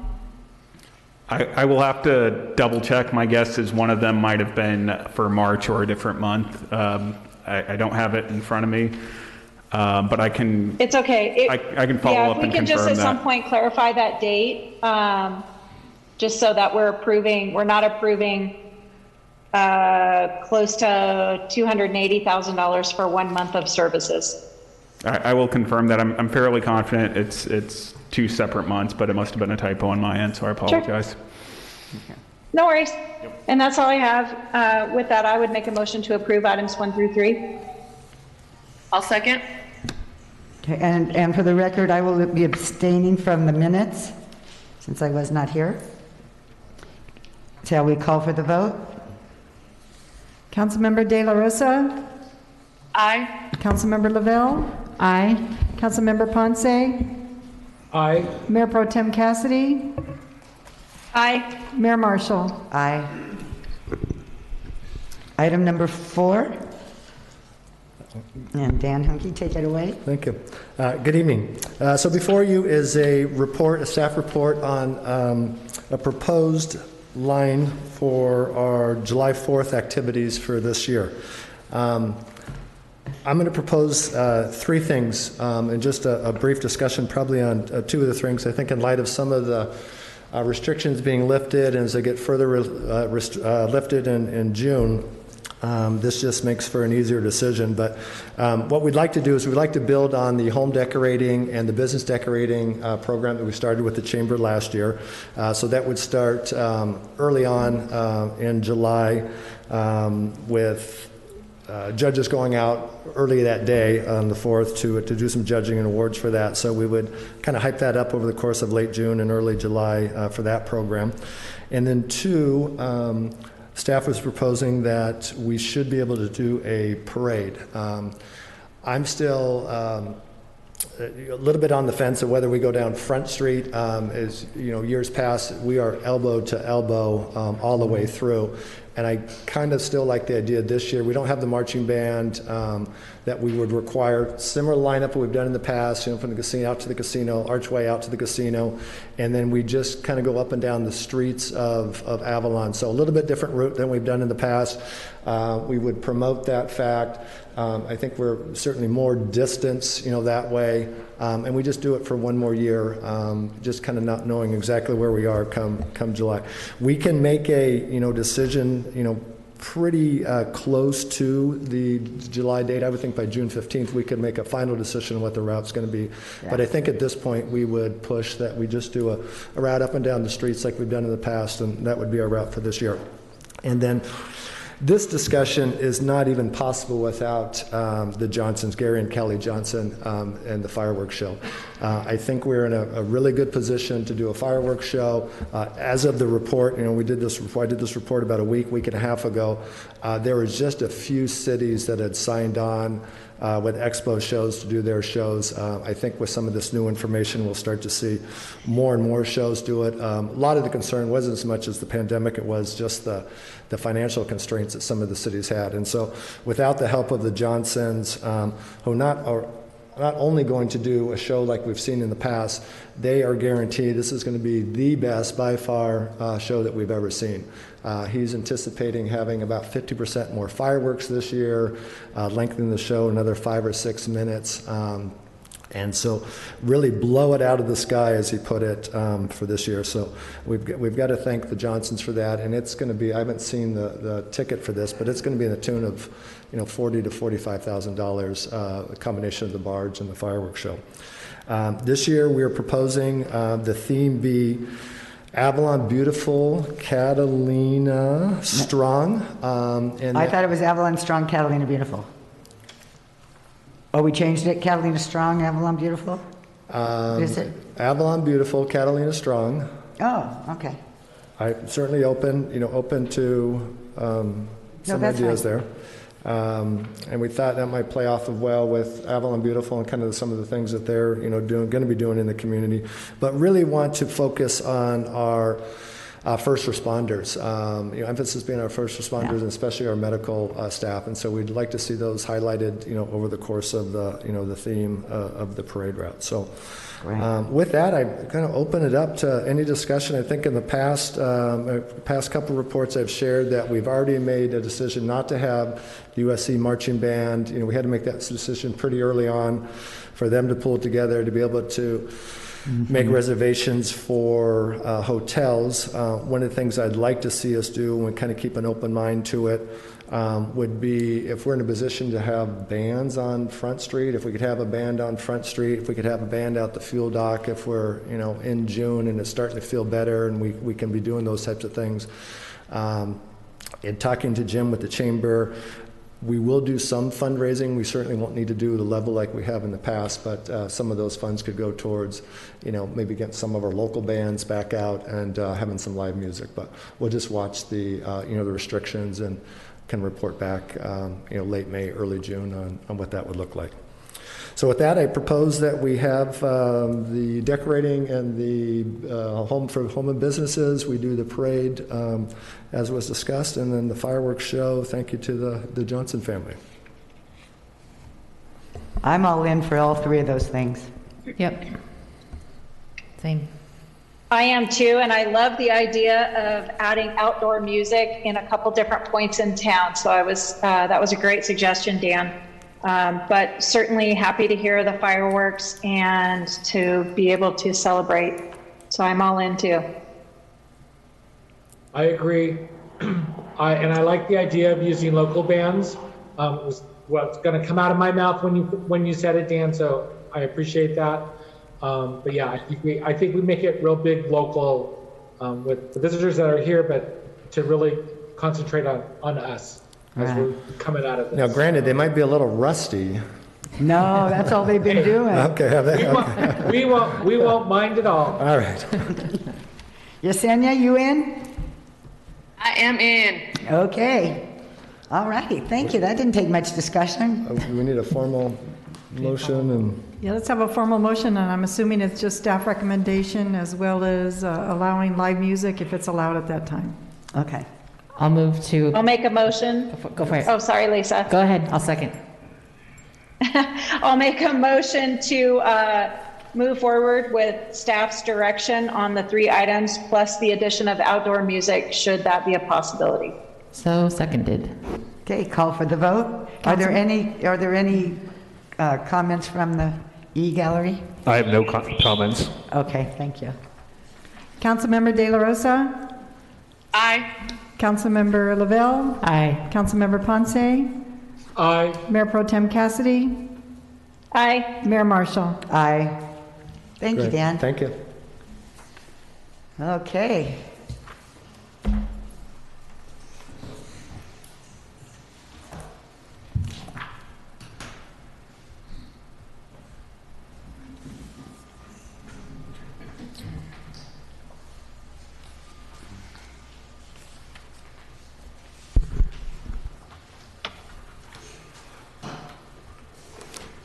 Good evening, Mayor and Council. What I'm about to present is kind of the opening of our budget discussions for the upcoming fiscal year, so that will be fiscal year 2021/22. Again, really the purpose of this presentation was to try to set expectations as far as the level of services and staffing that could be restored while still operating the city in a sustainable and balanced manner.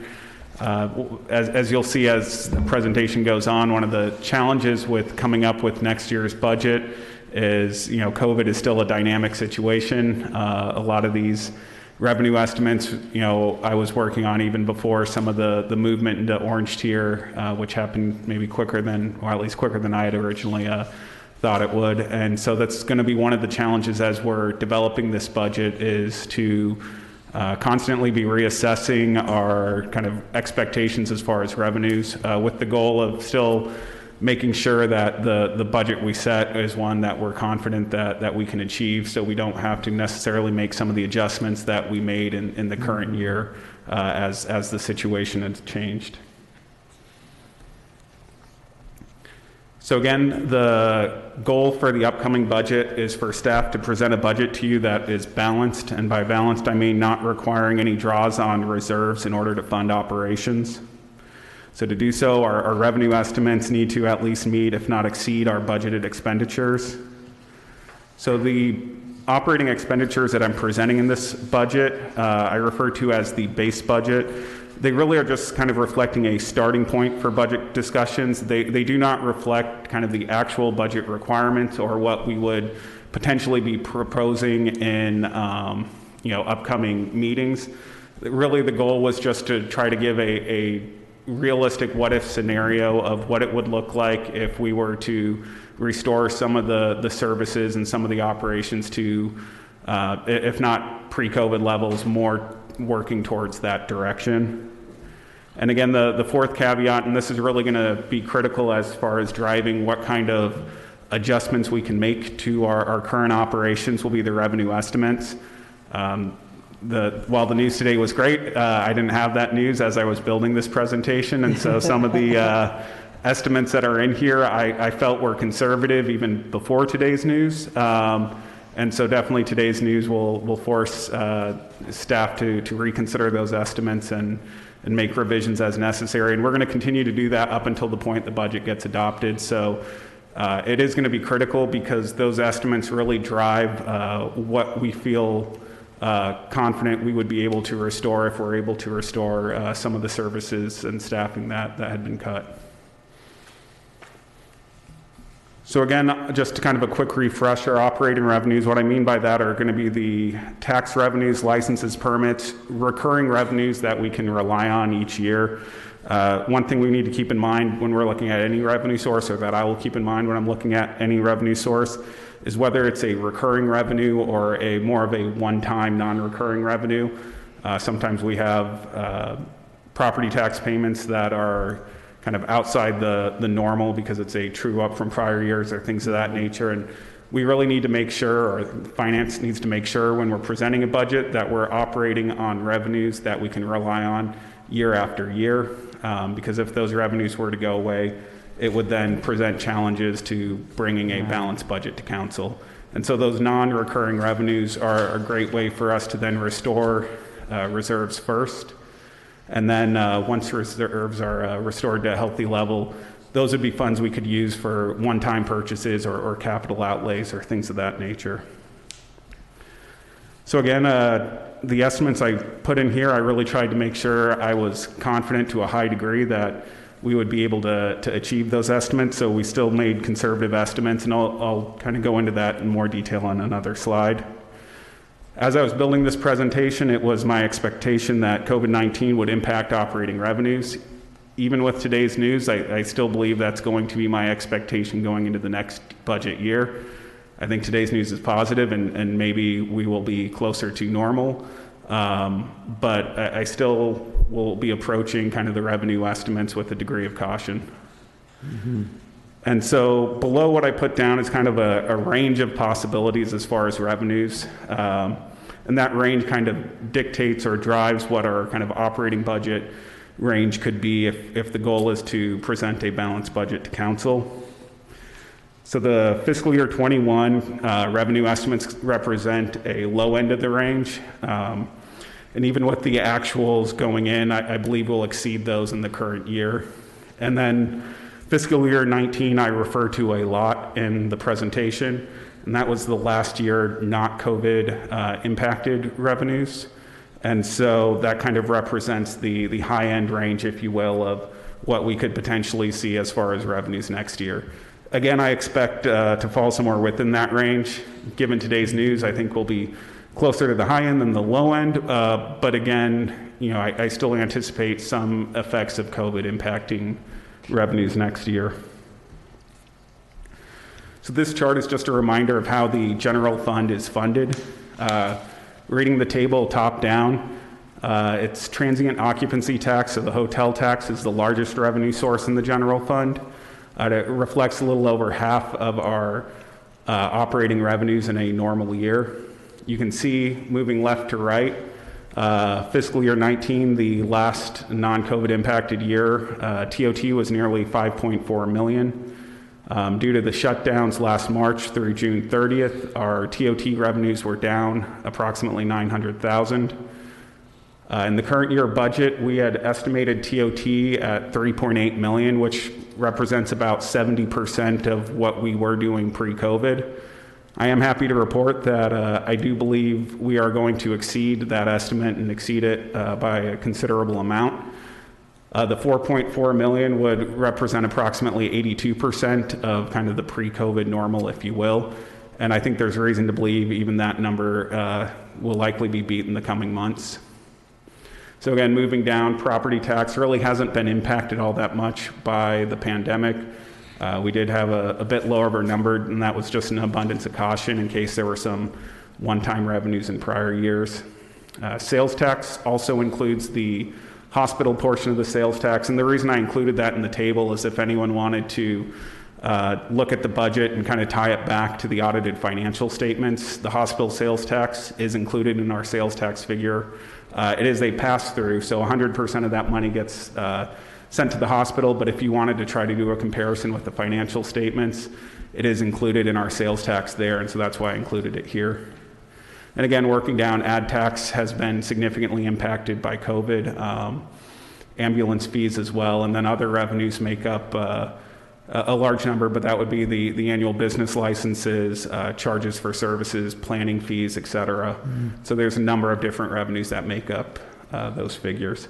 So again, at the bottom, you can see pre-COVID, the general fund had about 10.8 million in ongoing or recurring operating revenues. And fiscal year 21 estimates currently have about 8.7. So you can see just about a little over 2 million down from where we were pre-COVID. And again, this is just a reminder that some of the monies included in that 8.6 million are pass-throughs, and we really don't have any discretion as far as how they're spent. And so there's the chamber portion as well as the hospital pass-through.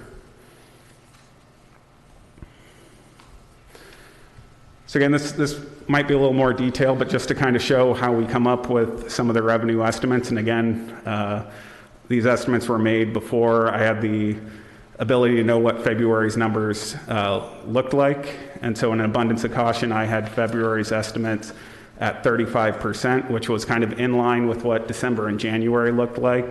And again, in February, for most of the month, we were still under pretty significant restrictions. Today, I kind of reran the numbers, and I believe February is going to come in somewhere closer to 55% of kind of a pre-COVID number. So again, you can see the estimates I'm using here. I do fully expect that we'll likely beat them. But again, as I was putting together this slide over the last couple of weeks, I didn't have the benefit of seeing those numbers until now. So again, even if all we did was hit these numbers, we would still exceed our budgeted amount for TOT by about 600,000, or about 440,000 net of the chamber's allocation. And again, one of the challenges going to be is TOT represents such a huge part of our operating revenues, and we won't necessarily have the luxury of knowing what April and May's numbers are as we're developing the budget. While I fully expect these numbers to change the next time I present this to you, likely April, May, and June will still be estimates at that point, just given the dynamics of the situation. This chart is similar to the general funds chart. This is specific to harbor operations, so that would be Fund 103. So you can see cross-channel wharfage is the largest revenue source in the harbor operating fund. In pre-COVID, cross-channel wharfage brought in about 2.4 million. Cruise ship wharfage was the third largest revenue source, and in 19 and 20 it was about 600,000. So you can see, moving left to right, that with our fiscal year 21 estimates, cross-channel wharfage is down almost $1 million, and cruise ship wharfage another 600,000, and that 1.6 million is 25% of the harbor's operating revenues, just from those two revenue sources being down. And so while COVID definitely has impacted the general fund, just kind of the nature and the dynamics of the situation, COVID has impacted the harbor fund from a revenue standpoint even more. And again, this is just something I want to bring up, so we're keeping this in mind as we're adopting this upcoming budget and future budgets. Cross-channel wharfage is the largest revenue source in the harbor. It is funded by a portion of the cross-channel wharfage fee, the $30 fee paid each way by users of the cross-channel ferries. 75% of $2.50 is the portion that goes to fund operations. That amount hasn't changed in at least the last 5 years or whenever the rate went up to $2.50. And so what that really means is that in order to grow our harbor operating revenues, we have to increase the number of passengers coming to the island on the Express year after year. And what had happened before COVID is we really kind of plateaued as far as cross-channel visitors since 2017. And that really puts a lot of pressure on the harbor's operating budget, because as operating costs increase, we need the revenues to increase in line with that.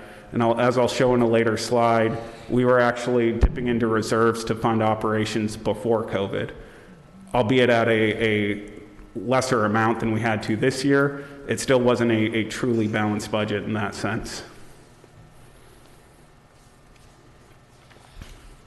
So hey, again, Matt, I'm so sorry to interrupt. Can I ask you a question regarding the harbor fund, though? Yeah. Can you go back up one slide, please?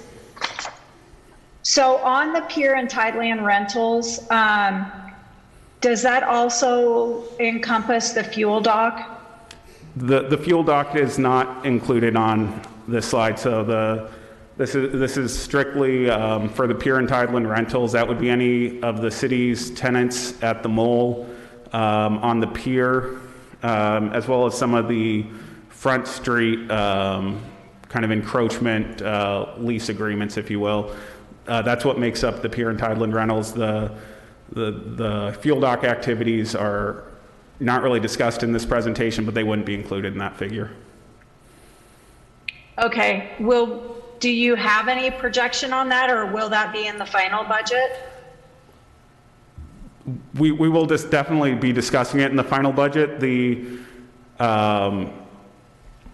transition now from the city operating the fuel dock to the private operator, kind of the expectation as far as lease revenue there will be discussed as part of the budget, but I haven't included that in this presentation. Okay, no worries. Thank you so much. Yep.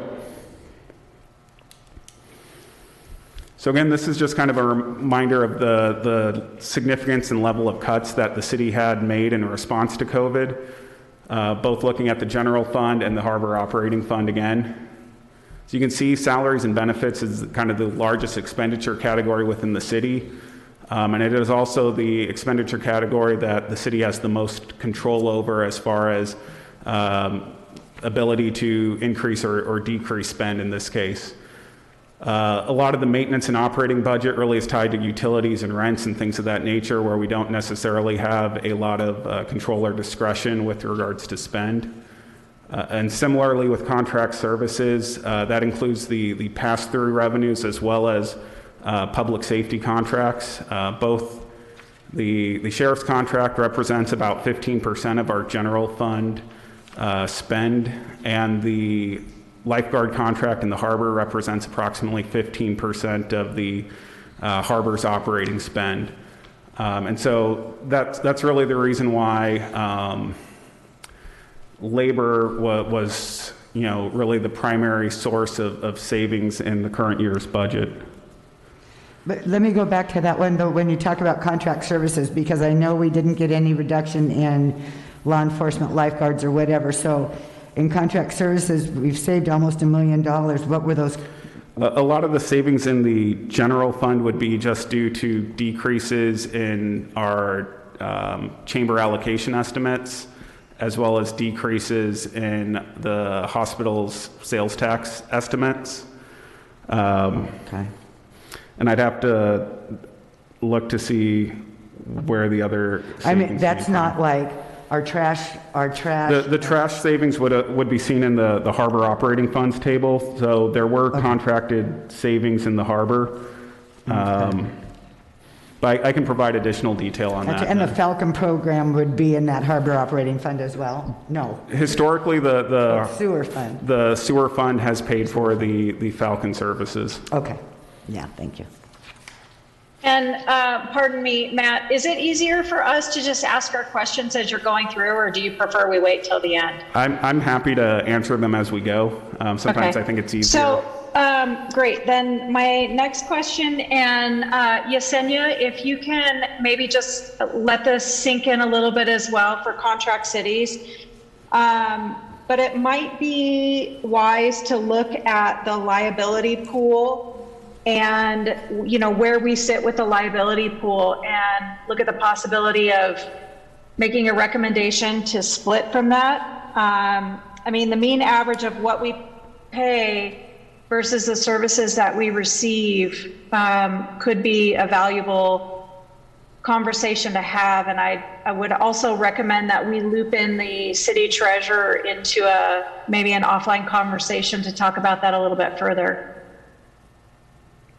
Do you know what she's talking about? So my understanding is the liability pool would be like our involvement with Parsac, which is soon to be Sierra. We did get some additional news today, just to give some food for thought, that some of our rates will actually be going down because of the merger with REMIF, which is the Northern California counterpart that we're merging Parsac with. So there's going to be some benefit for the merger because we'll have a lot more cities that'll be participating in the new Sierra. Oh, and when does that take effect? That would take effect in this next fiscal year. So they're still preparing some of those estimates, and they'll be providing us some additional updates on those rates. Great.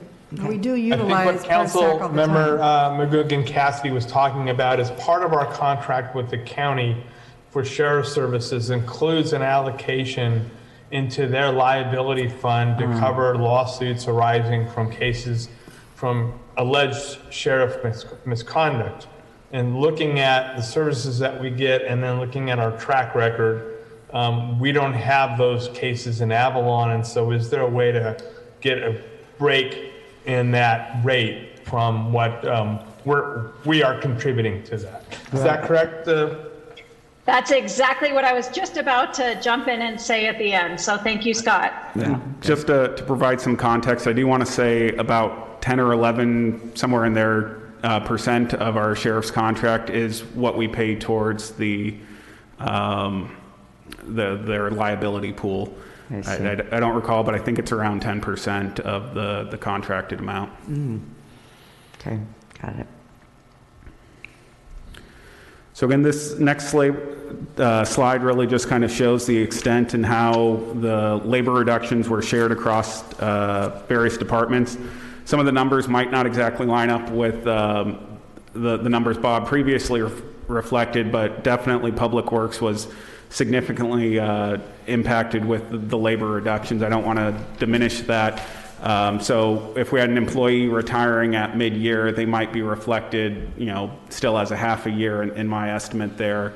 And again, it's split between multiple funds, the Public Works. So Public Works was definitely impacted significantly by the labor reductions, but all departments have been impacted to an extent. And again, this doesn't reflect the furloughs that went into effect or the pay decreases that went into effect for non-furloughed employees. But this was just kind of a summary of some of the extent of cuts the city did make. So I'm going to kind of break this slide down into a couple of slides after this because I think it's an important one.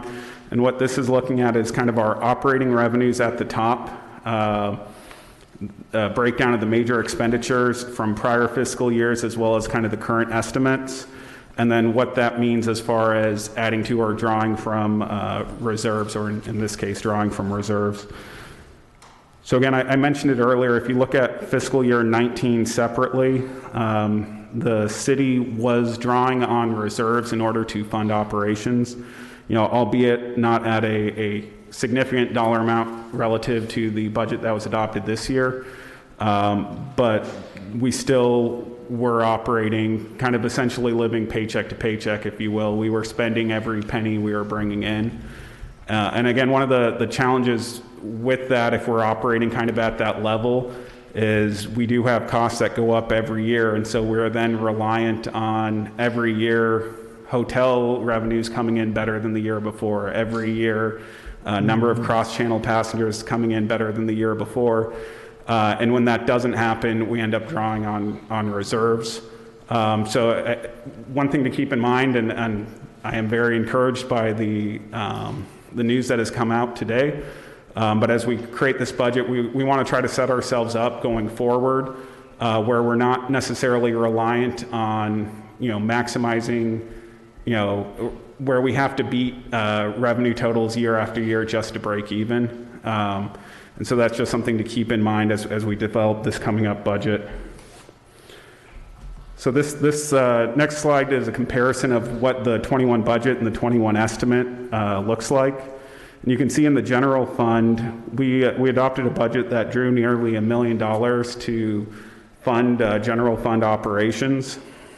But revenue estimates have significantly exceeded kind of where we had budgeted. And in addition, we've made some additional labor reductions in response to the second shutdown.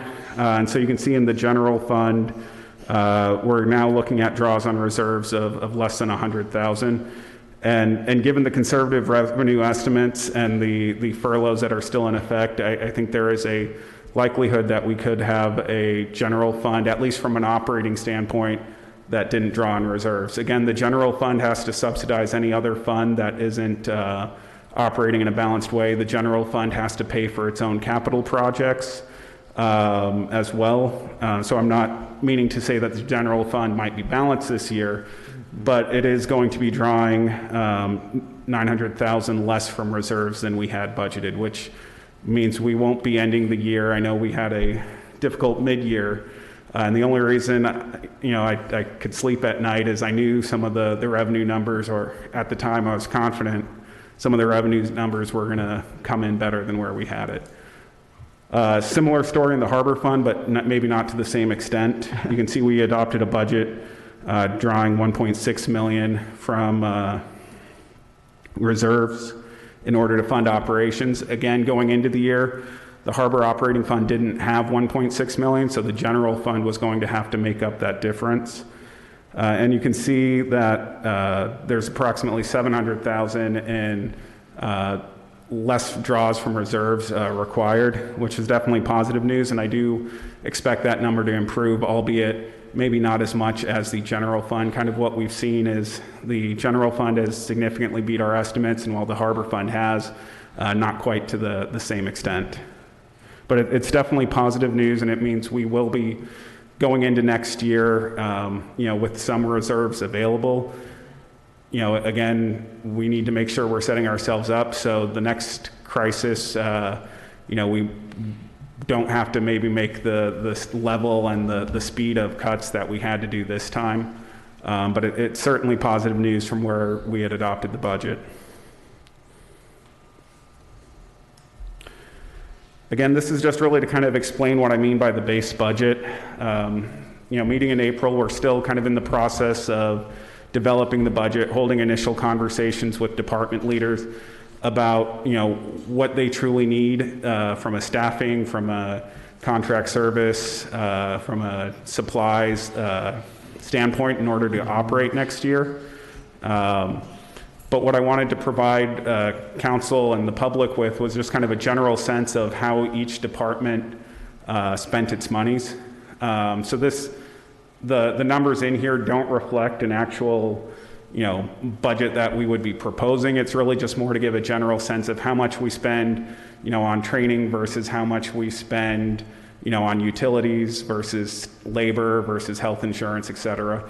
And so it's really just to give kind of a better understanding to the public more than, and not intended at all to represent a proposed budget. So I break down expenditures into 4 categories: salaries and benefits, maintenance and operations, so that would be utilities, supplies, rent, things of that nature. Contract services, we've already discussed the major ones there. And then internal services is how we account for services performed for the benefit of all funds. So example, finance does payroll for both the fire department and the harbor department. And so it's how those funds reimburse for finance's time or the city manager's time, IT, legal, et cetera. So again, some of the assumptions that I built into this base budget, again, this isn't going to be what we're proposing for adoption, but just to kind of give a sense of what could be achieved in next year's budget, given the current revenue estimates that I had used. Again, this is a dynamic situation, and some of my revenue estimates, if I had to make the presentation today, would be different. But again, it's still just to provide a general sense of where we're at.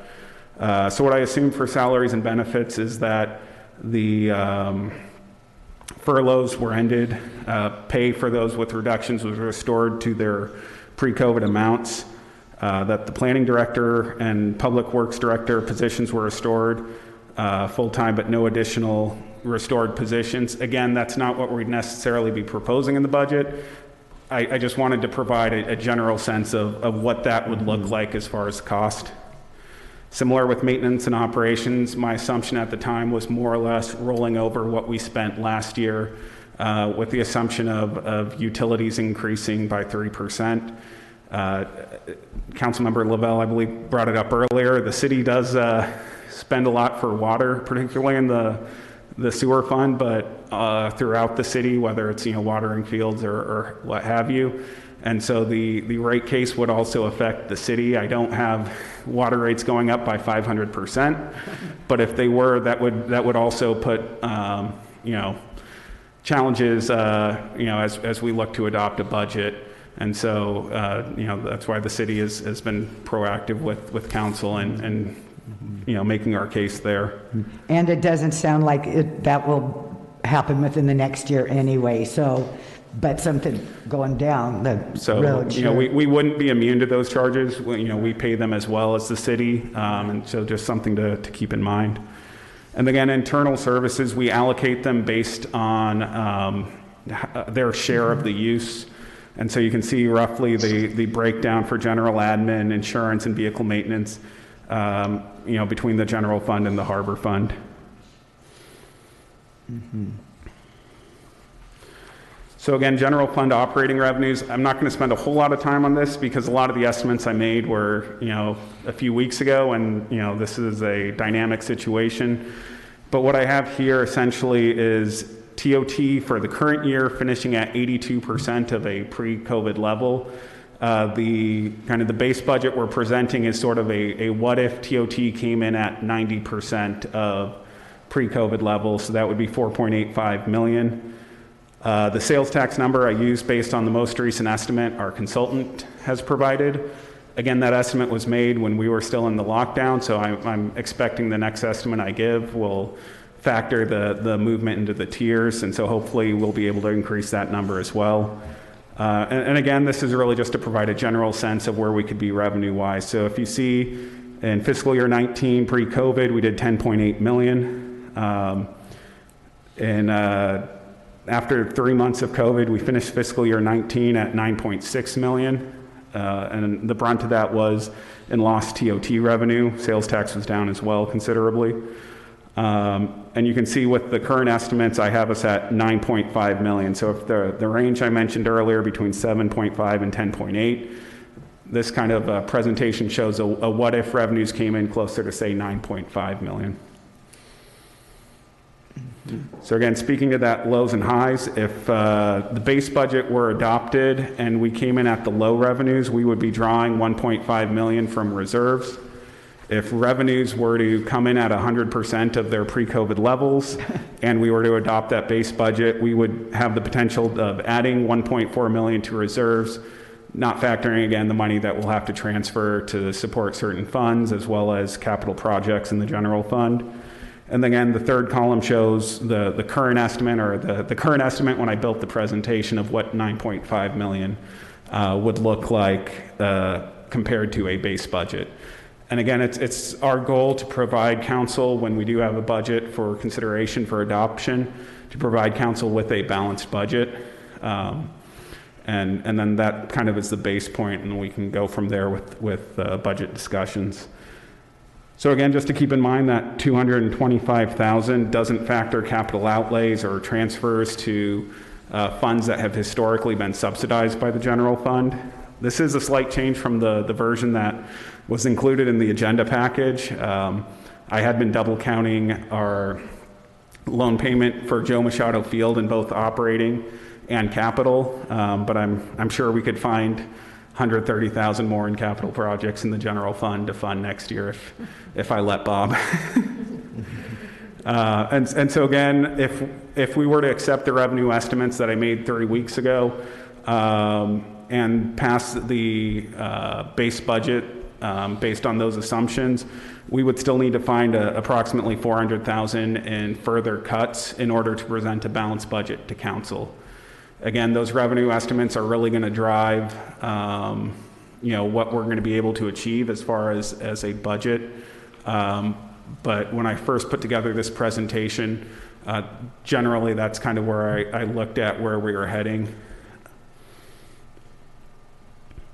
And again, I'm not going to go through the next several slides in detail. This is really more to provide council and the public with additional detail on how funds within the various departments would be spent.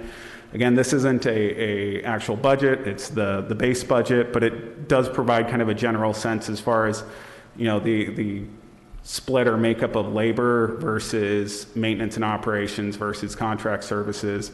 And one thing just to point out with the other general fund activity, labor, that is a portion of the finance director as well as admin staff's time that we were able to charge for managing the successor agency that's reimbursed through ROPS payments. And so that's what that 1.3 people or 225,000 represents there.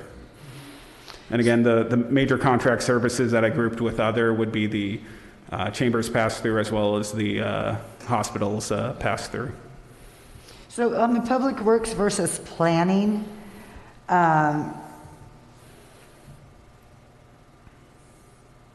Public Works is... So Public Works is split not only between Harbor Public Works and General Fund Public Works. A portion of certain Public Works time is also included in the Sewer Fund and the Saltwater Fund. And so when I say FTE or full-time equivalent, I break up hours based on how we allocate their time. So if an employee's time is split evenly between those four funds, they would represent 0.25 employees. So that just means the equivalent of 4 full-time people is charged to the general fund for public work services. Because then I look at the planning, that's 3 people, 3 full-time equivalents. So generally the public works is one of the few departments that's really split in multiple funds. All of planning's time is in the general fund, and again, this 3 people would be if we restored a planning director position.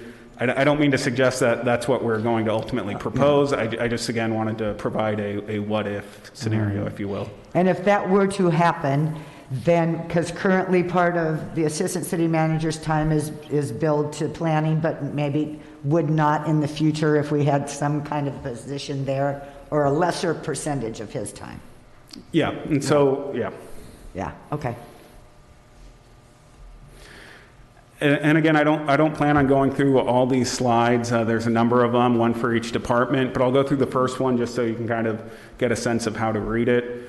What I've done is I've broken down department expense by major category and then by kind of account level detail. Some of the accounts I've consolidated just to make it a little easier to follow.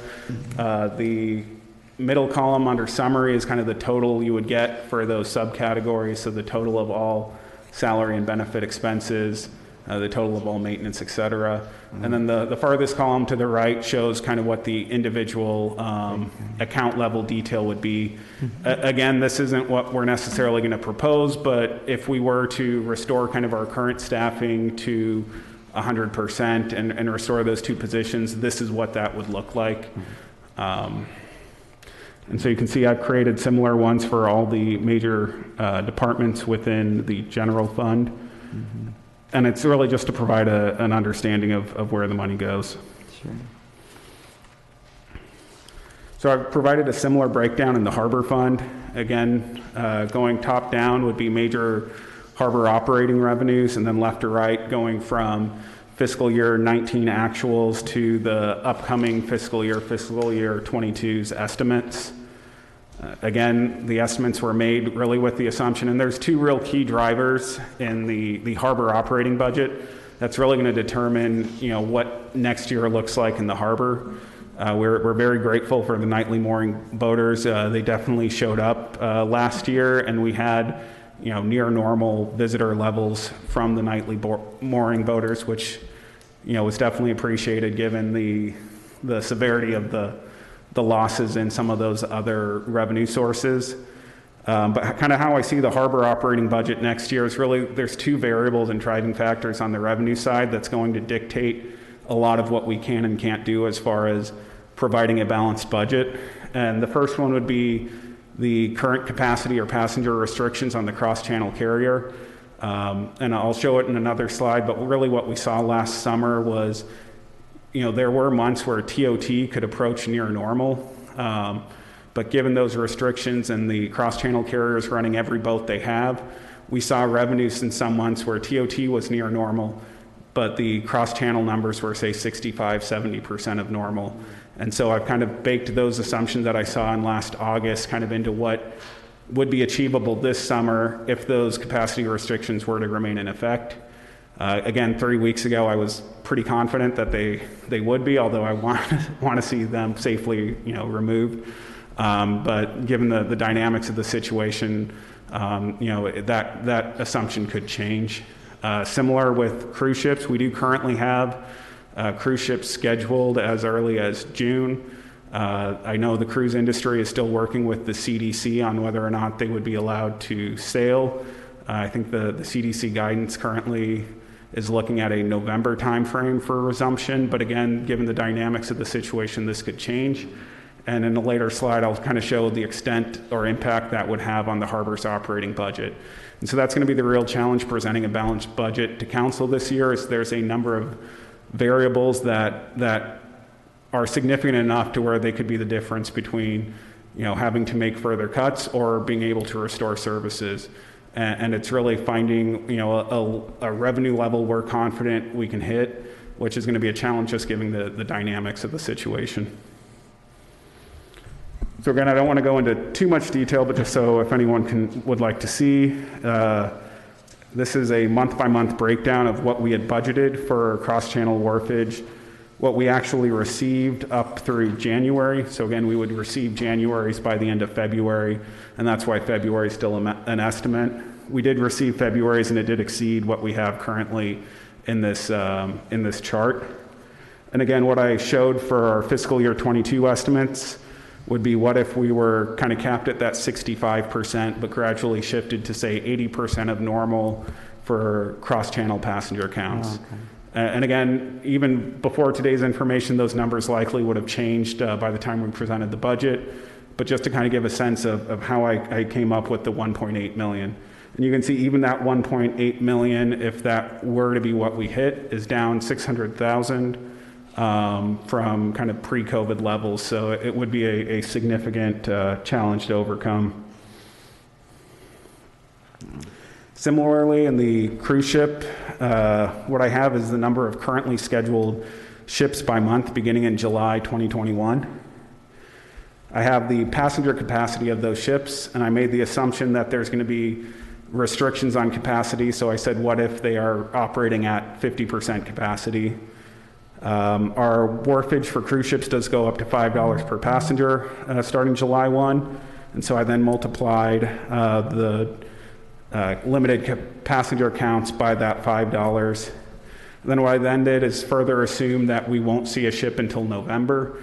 Again, given CDC's current stance on it, I wanted to be conservative in whatever estimate I used. And then I also assumed a third of the currently scheduled ships would be either postponed or canceled. We are seeing a lot of interest in crews resuming, but it's a very dynamic situation, and I want to make sure we're, not counting on them. But as you can see, the difference between every ship that's currently scheduled to come versus what I have currently estimated in the presentation is $400,000. And that's a significant difference because, again, if you look at the kind of the low end, high end, and then the estimate, you can see using the current estimates, we would be needing to cut approximately $370,000 in order to balance harbor operations using those base budget assumptions. But if we were to have every cruise ship currently scheduled, that would be $400,000, and that would provide us the ability to balance that budget without further reductions. And so I think that's a good example of just how significant the variables are and kind of what it means for the city as far as operating. Again, I'm not going to go into each of these in detail, but I also did want to provide kind of a breakdown in the harbor by kind of operating group. We don't have 30 departments per se in the harbor, but for accounting purposes, we do break up their activities between admin. And so that would be a portion of the harbor master's time as well as harbor admin staff. Operations, which is primarily harbor patrol, but we also have 3 dedicated harbor maintenance personnel as well as some part-time harbor sanitation that would be counted in that 18.3. And then harbor public works, again, that's a portion of public works time that is charged to the harbor. So again, you can see labor is a significant source of operating expenditures, and within that contract services, $850,000 of that 1.4 is the lifeguard paramedics contract with the county. I haven't really mentioned the capital fund, so I just kind of put one slide just to let you guys know I haven't forgotten about it, but I really was focusing on kind of our operating portion with this presentation. So the Harbor Capital Fund is funded by a portion of our cross-channel revenue. So that wharfage increase of 50 cents that we renewed again earlier this year, 100% of that 50 cents goes to Fund 104 to fund capital works in the harbor, as well as 25% of that $2.50 prior wharfage amount. So if we were to use those current wharfage estimates and apply the harbor's capital portion of that, we would have 1.1 million in wharfage dedicated to capital. We do charge a portion of the harbor master and a portion of the public works director's time to managing capital projects in the harbor, as well as some annual float and mooring maintenance, and some minor contract services. So again, after you take out those costs of that 1.1 million, we do have 800,000 available to provide our local match for harbor capital projects. And again, we really haven't sat down, and Bob and I and Denise and Mike will be going over our capital project plan and Orin as well in more detail. But this is just to show that, we will have revenue to fund capital projects, and then it'll just be a question of prioritization for the next fiscal year. Okay. Again, I'm not going to go into detail, but I did provide a general breakdown of spend in the various groups. And then just to make sure I wasn't leaving out finance or admin, I did provide a similar breakdown for internal service funds. So in the fourth breakdown, you can see that category is quite large. Similar to the general fund and harbor operations, labor is a large component of our internal service fund spend. So general admin would include admin's time, finance, maintenance of City Hall, legal, IT, and audit contracted services. Insurance reflects our general liability insurance as well as various costs associated with claims and litigation matters. And then the vehicle maintenance is our city mechanics, supplies, and equipment costs, as well as maintenance of the garage facility itself. And we have a methodology for allocating those costs based on each fund's share of those activities. Again, I don't plan on going through this in detail, but again, you can see kind of a general breakdown by expenditure category of how we spend money in the internal service funds. You can see salaries and benefits, makes up over half or about half of the operating spend in those funds. The general government, though it has 0 people and $200,000 in salaries and benefits, that is our OPEB pay-as-you-go retiree benefits. So we do for certain employees that have achieved a level of service with the city, pay medical reimbursement, and we do it on a pay-as-you-go basis, and so that's what that $200,000 there represents. I know it looks odd to have a dash and money there. And similarly with elected, I do count on you guys, but I do it based on hours, and I know you put many hours in, but hours paid, and so it comes up as 0. And then again, I'm not going to go in detail, but if anyone wanted to see how we spend money within those various departments, I do have it provided in the presentation. And again, this is using those base budget assumptions, so this won't necessarily be what we present as a budget, but to give a general sense of spend, I think it's a fair representation. So in conclusion, revenue estimates will continue to be updated as additional information becomes available. I think, today's been welcome news, but it kind of in some ways made my estimates not all that relevant. Again, I just want to remind council in the prior budget presentations, we listed our budget priorities for the current budget year. And the first priority was to make sure we were providing the basic level of services to ensure public health and safety for the community. And then our second goal in this current year's budget was to minimize any required draws on reserves or outside borrowing to provide those services. As you saw, our revenue estimates have fortunately exceeded, in some cases significantly exceeded those estimates. And so while we still will be drawing on reserves to operate this year, it won't be quite to the level that we had budgeted for.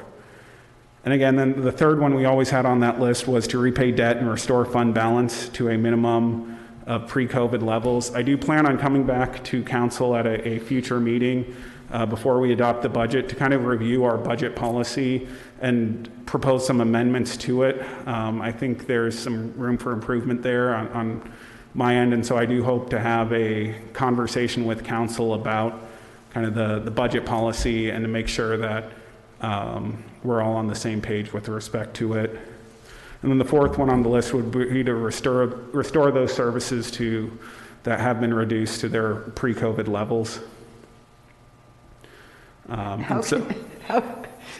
You just say restored to non-essential services. That kind of sounds funny to me, because if they're not essential, why do we have them? Maybe that's a poor choice of words on my end. So, seriously, it's a poor choice of words, because there have been people at the city that have made significant cuts and sacrifices as a result of COVID, and they are missed currently at the city and in the community. No, I totally understand. It is our goal to restore, to provide a level of service that the community expects. We just want to also at the same time make sure we're doing it in a sustainable way. So, God forbid, if and when the next crisis arises, we're in a position to where we can maybe make different decisions and not have to make some of the tough decisions we had to make this time. I understand. That's a poor choice of words on my part. So Matt, what about any phase 2 funding or additional federal funding due to coronavirus? Do you have any ideas if we might be receiving more or receiving funding? And if we do you have a placeholder for that? So just to kind of recap for everyone, the American Rescue Plan that was passed a few weeks ago allocated $692,000, I believe, to the city of Avalon. And that allocation was based on a CDBG funding formula, which relies heavily on population. We are definitely grateful for that funding, and it would be my hope and intent that we can use that funding to restore reserves that we had to use in the current budget year. And the goal of putting it towards restoring those reserves is that would, hopefully speed up the time it takes for us to restore those reserves to at least pre-COVID levels. In addition to that $692,000, we did previously receive $50,000 as part of I believe the CARES Act, the Phase 3 stimulus funding. And I'm also happy to report that, and I believe it's tied to that CARES Act funding, we did receive an additional $150,000 from Metro, which I believe we can use towards restoring or helping the harbor with some of the transit challenges that COVID placed on it. So that $150,000, the $50,000 was included in our budget, but that $150,000, is monies that we can put towards restores or reserves that previously wasn't there. Thank you. As far as additional funding, and Mike can probably speak to it better than I can, I will say the one real positive thing of the rescue plan passing is there was monies provided to state and county governments as well. And we have been in contact and working with our state and local representatives to try to identify potential opportunities to restore some of the lost revenues beyond what the allocated amounts had provided. Those talks are really early stages, so I don't want to get anyone's hopes up, and I'm certainly not counting on it as I develop next year's budget. But we are grateful for the attention and efforts that are being made at the state level on behalf of the city, and without getting our hopes up, we are hoping to see some promising developments there. BB&K is really being helpful with Patrick O'Donnell's office, and Townsend is really helping us with Ben Allen's office. Wonderful, yes. Matt, are we, or Denise, will we still try to write letters to advocate for more money and let them know that the CDBG formula doesn't work for us? We have not written letters specifically regarding CDBG, but we've had multiple conversations with staff at all of our state representatives. We've also had the same exact conversation with Townsend Public Affairs.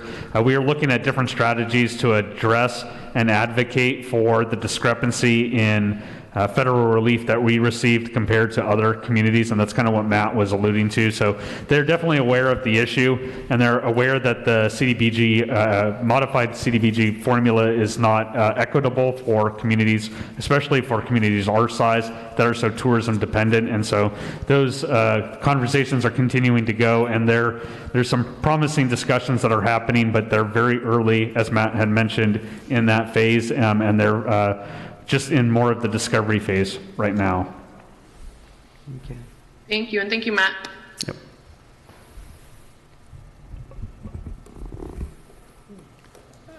And then if there are no further questions, I thought this might be a good opportunity to segue into the next topic of conversation. If you've noticed, I didn't include anything regarding sewer, saltwater, or solid waste within this presentation.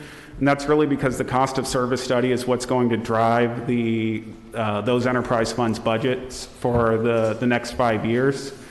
And we do have Sean Korn with HDR on the line again today to provide a shorter presentation to the one that was provided in the past week. And I just kind of wanted to caveat or draw attention to a couple of items in case for those that maybe didn't have the opportunity to watch the last presentation. The first one is that if you'll see, there is a significant proposed increase in solid waste pickup. Again, that increase isn't maybe to the extent of the Edison rate case, but it is a significant increase. And really there are three factors that drove the need to increase solid waste revenues. The first one being our landfill. Our landfill has an existing life, I believe, of approximately 7 years. And there are a number of costs associated with the closure and post-closure activities once the landfill has reached its capacity. We historically have been contributing to a trust fund to cover those costs. But as we're running out of years, we need to increase the annual amount we're contributing to those funds, in some ways quite significantly from kind of our historical contribution averages. And so that's one significant factor leading to the increase. The second significant factor is the state has adopted new unfunded mandates with regards to recycling. The states, those mandates involve additional sorting requirements where green waste would be a separate collection item. We have talked with our contractor about what those costs would look like. And again, the estimate they provided, we'll still have to go back to council as far as the contract itself, but we wanted to make sure that we were including an estimate to cover those additional collection costs because they aren't factored in our current contract with the provider. And those costs are quite significant. They would increase our contracted amount potentially by over 10%. And so we needed to factor those costs, which would go into effect January 1st of 2022. And then the third piece to it is the city is looking at the possibility of extending the landfill's life. And one of the ways it can do that is by increasing the height of the landfill. There is a lot of permitting and reporting requirements to be able to do so. Those permitting and reporting requirements aren't cheap, and there's no guarantee that they would be successful. And so we are factoring in those costs within the cost of service study, so we have the ability to pursue that. And then one last thing just to remind with regards to the rates, they do represent a high end of what we would be able to raise. So if we were to be successful, and likely it would take more than a year for the permitting process to happen, but if we were to be successful, we could then reevaluate what the effect of that would be on our contribution amounts to the landfill trust. But we can't, as far as what we're proposing in the cost of service study, we can't rely on or guarantee that those efforts would be successful. And then the last thing just to point out, there's been one change from the version that was presented at the last meeting. I did identify an error I had made in the contracted service amount for Montrose or Environ. And I sent an email to council, but essentially one of the escalation factors was having it increase in the first year more than it actually is based on the contract. So we've adjusted for that.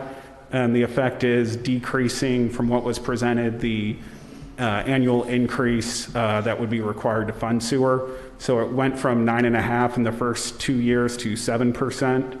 And then I apologize, I don't have them in front of me, but I want to say it went from a 7% in the third year to closer to a 3.5%. And so with that, I'm going to hand the presentation over to Sean. And after he gives a kind of a brief update, if there are any further questions, I'd be happy to answer them. Okay, thank you. Before he gets started, we can go back to budget. We went through. I apologize if I went too soon. We can go back to budget. Okay, after Sean, thank you. Okay. Thank you, Matt. Good evening, Mayor and Council. And for the presentation, as Matt said this evening, then we have a brief summary, and in almost all ways, this is identical to the meeting 2 weeks ago, with the exception of the notes that Matt noted on the reduction in the sewer and saltwater results based on the update of the analysis.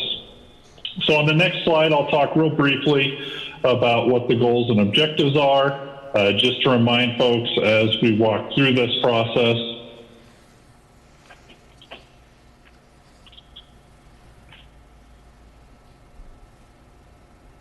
And as we go through that, the next slide, I'll just talk about those results here. We'll make sure we look at developing proportional and cost-based rates to overall meet those needs. And that's really done through a 3-step process. And this is critical to meeting the requirements of Proposition 218. So revenue requirement, how much revenue do we need each year? Cost of service, how we proportionally collect that from each customer, and then the proposed rates. On the next slide, on slide 5, we start with the revenue requirement. Again, the focus here is tying in with what Matt was saying on your overall budgeting process, but developing a projection of revenues that adequately funds the operating and capital needs of each of the utilities on a standalone basis.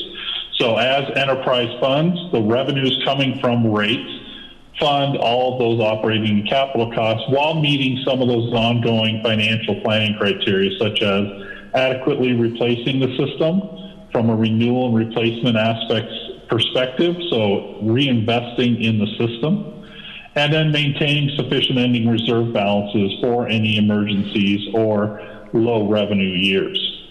We did look at over a 5-year period and developed rates as well for that same 5-year period.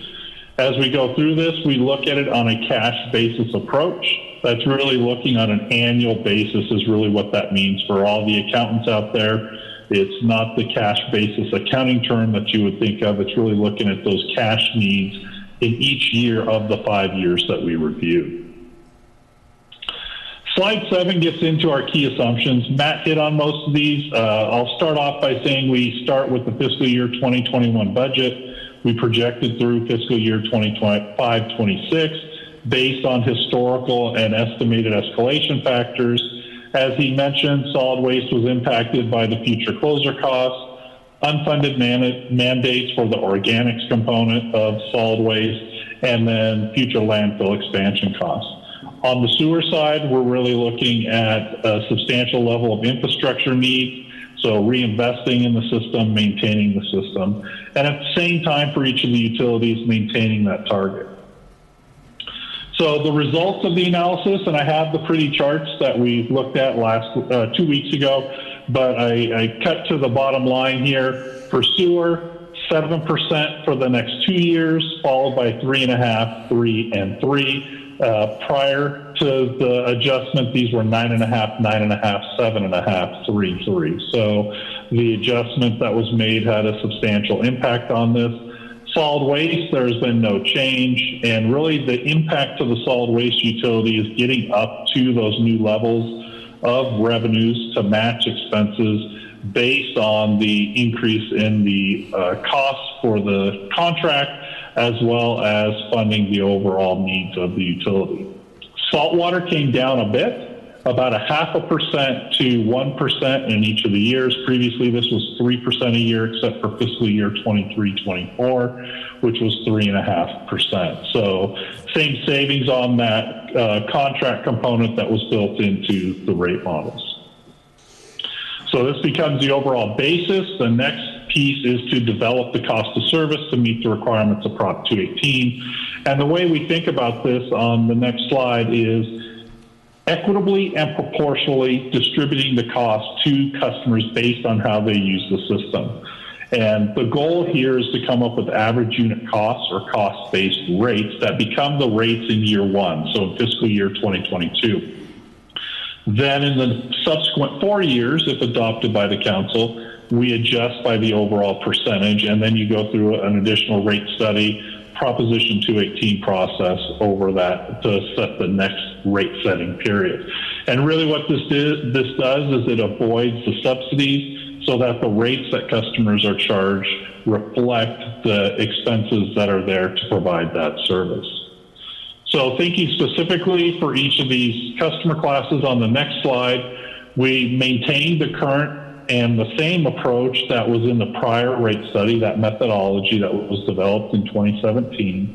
We reviewed that, we updated that to make sure that that still reflects industry norms or standards.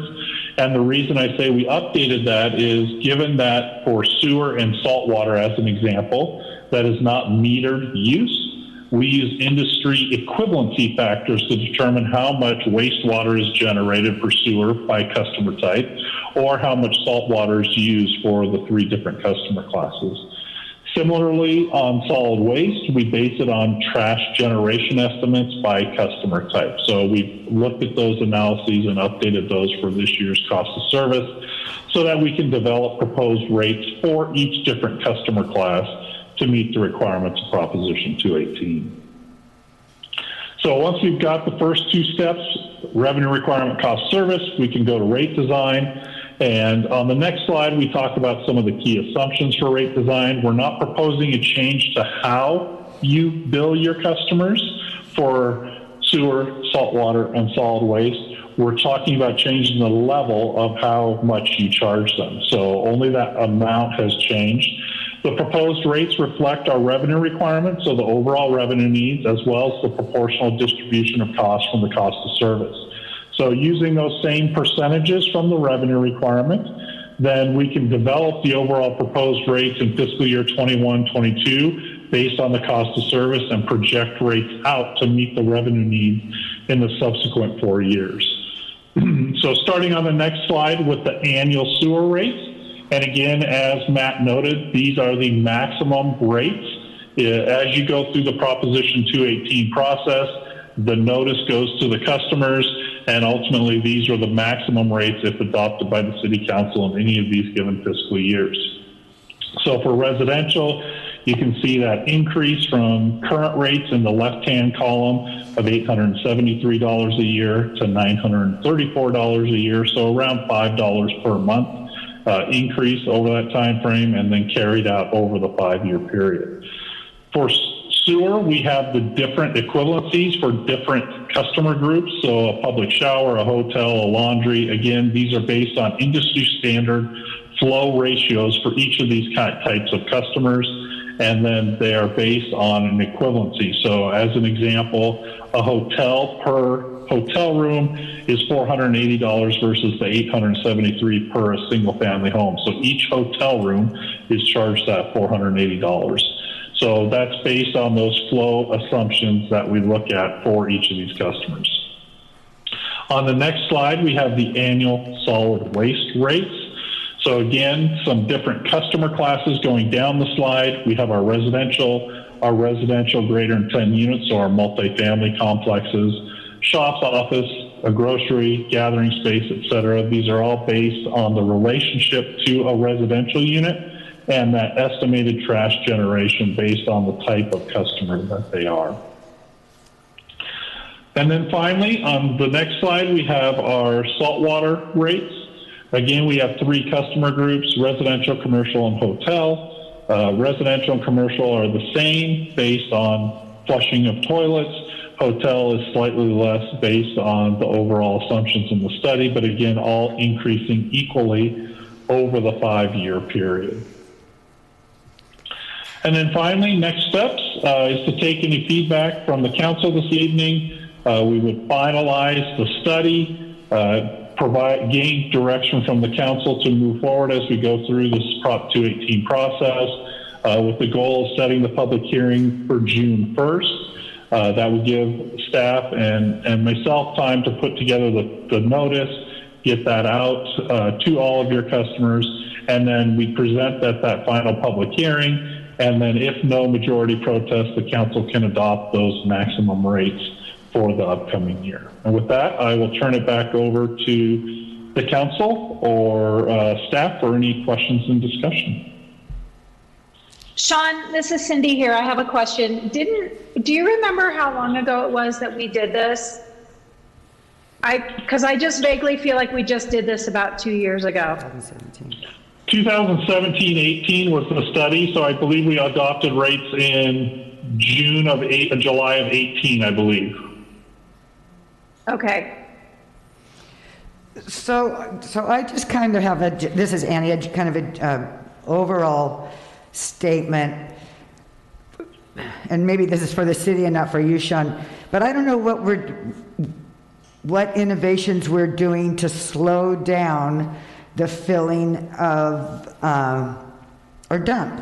And you know, recycling is almost unheard of here, and I don't know what we should be doing to maybe give more life to that. And I know there was discussions about other kinds of energy generations and things like that. And I don't know if that would be a matter of we have to increase the rates to get those kinds of innovations, but I think we're going backwards. We're just going to fill up a landfill or dig it deeper, and then, I don't know. It just doesn't seem like the most effective way in this. So pre-COVID, though, the separation at the landfill was happening, recycling was happening, and once COVID hit, everything came to a real standstill. And as far as the increasing of the landfill, that's just a precaution. We have to be able to do it just in case. And then our mandated things that are from CalRecycle, it is going to really stop that flow going into our landfill. Okay. That's the real expensive part of it. And we are looking actively at different strategies. As Matt alluded to, one of those strategies is on the permitting side. So the permitting side, from a cost-benefit analysis, is probably kind of akin to the low-hanging fruit that we can look for.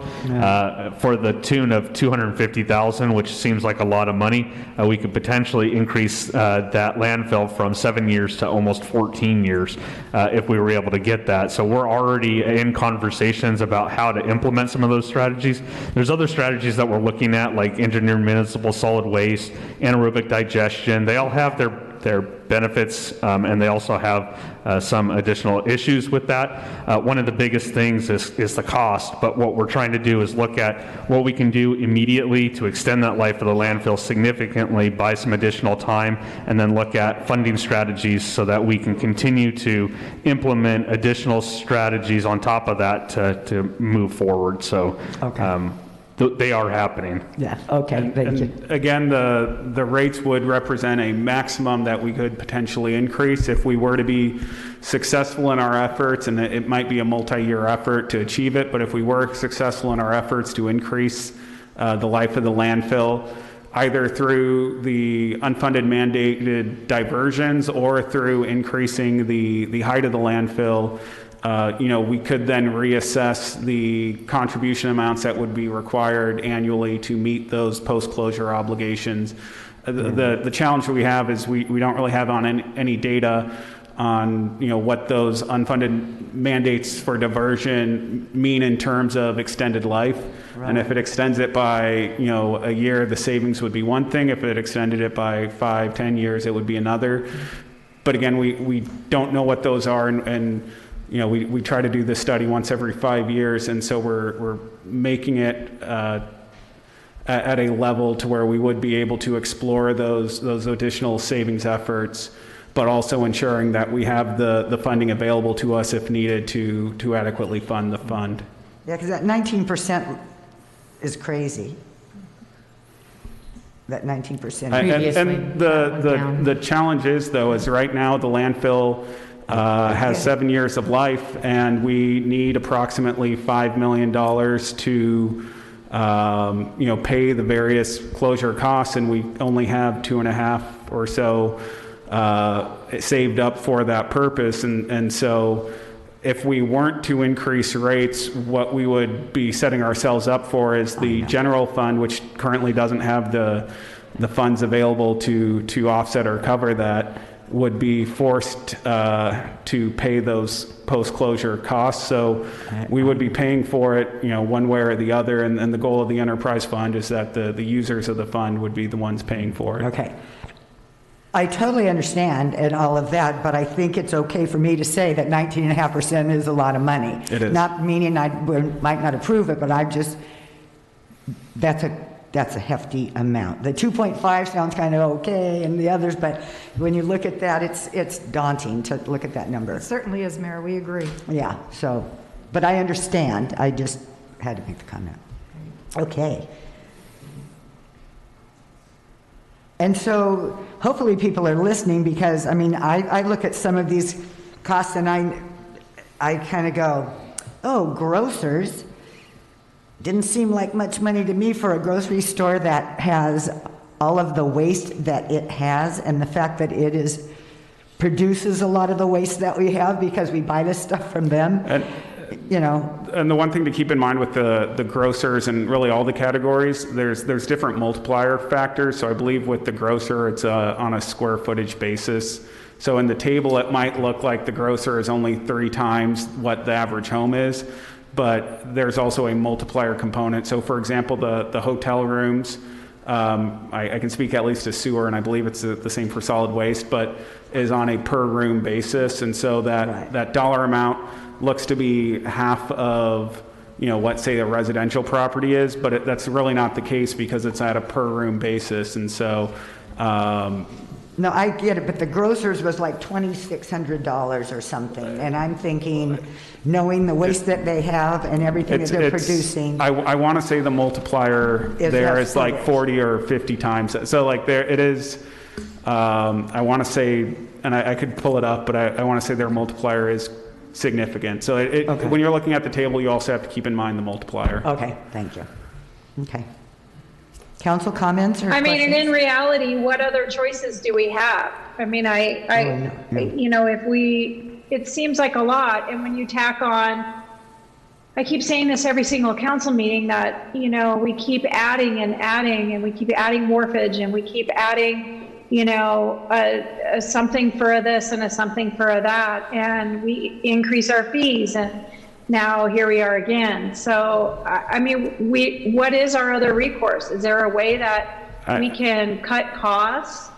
I mean, speaking to solid waste, most of the costs are either tied to our contract with CR&R or tied to the kind of estimated landfill closure costs. We don't really have a lot of staff time, relative to, the total spend in that fund.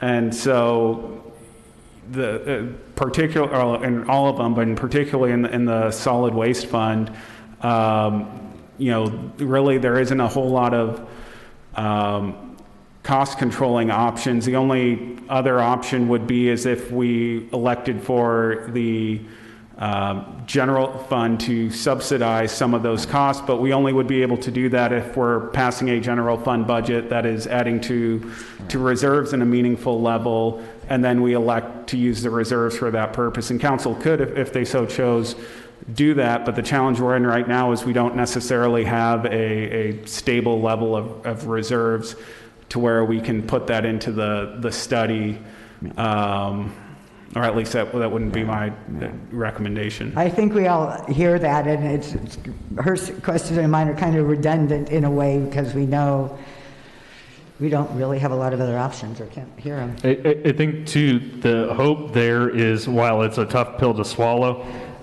we're hoping to account for the things that weren't necessarily accounted for in the last cost of service study and get us back up to the level so that in 5 years, when we go back and revise these, you're not seeing the increases that you're seeing now. What hopefully you'll see are things closer to a CPI increase, pending any unfunded mandates that come out that significantly affect the operation, like SB 1383. But it's hard for the first 2 years, but I think what we're hoping for is to stabilize that, and then we've got everything accounted for, and then we're able to move forward, or potentially get to the place where we've implemented strategies, reassess, and then maybe even some of these rates can lower. And again, if the diversion proves to be successful, or if we're succeeding in our increasing of the landfill, we can look at the costs and go lower in future years. But with the cost of service study, we really want to put ourselves in a position to where if those weren't to go in our favor, we're still adequately funding, those costs. And I guess, because we're coming out of COVID, it's also really scary as well. So there's no way, Sean or Matt or whatever, on that solid waste to start with the 9.5 in the first year and then go to the 19.5? Just to make it a little less painful? Sean can speak to this, but the reason why you see all these rates front loaded is because each one builds on the next year. And so, if we were only to increase solid waste by, say, a smaller amount this year, we would have to eat into reserves to pay all these new operating costs or to adequately fund those things. And, while we do have some reserves in the solid waste, we would pretty quickly deplete those. And so that's why we kind of have to front load the rate increase so we can see the benefit of the additional revenues right away, because a lot of those costs are going to affect us right away.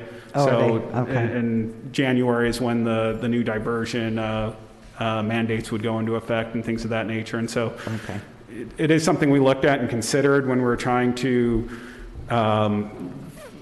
come up with an increase, but unfortunately they're kind of front loaded because there's kind of the need immediately. Okay, thank you.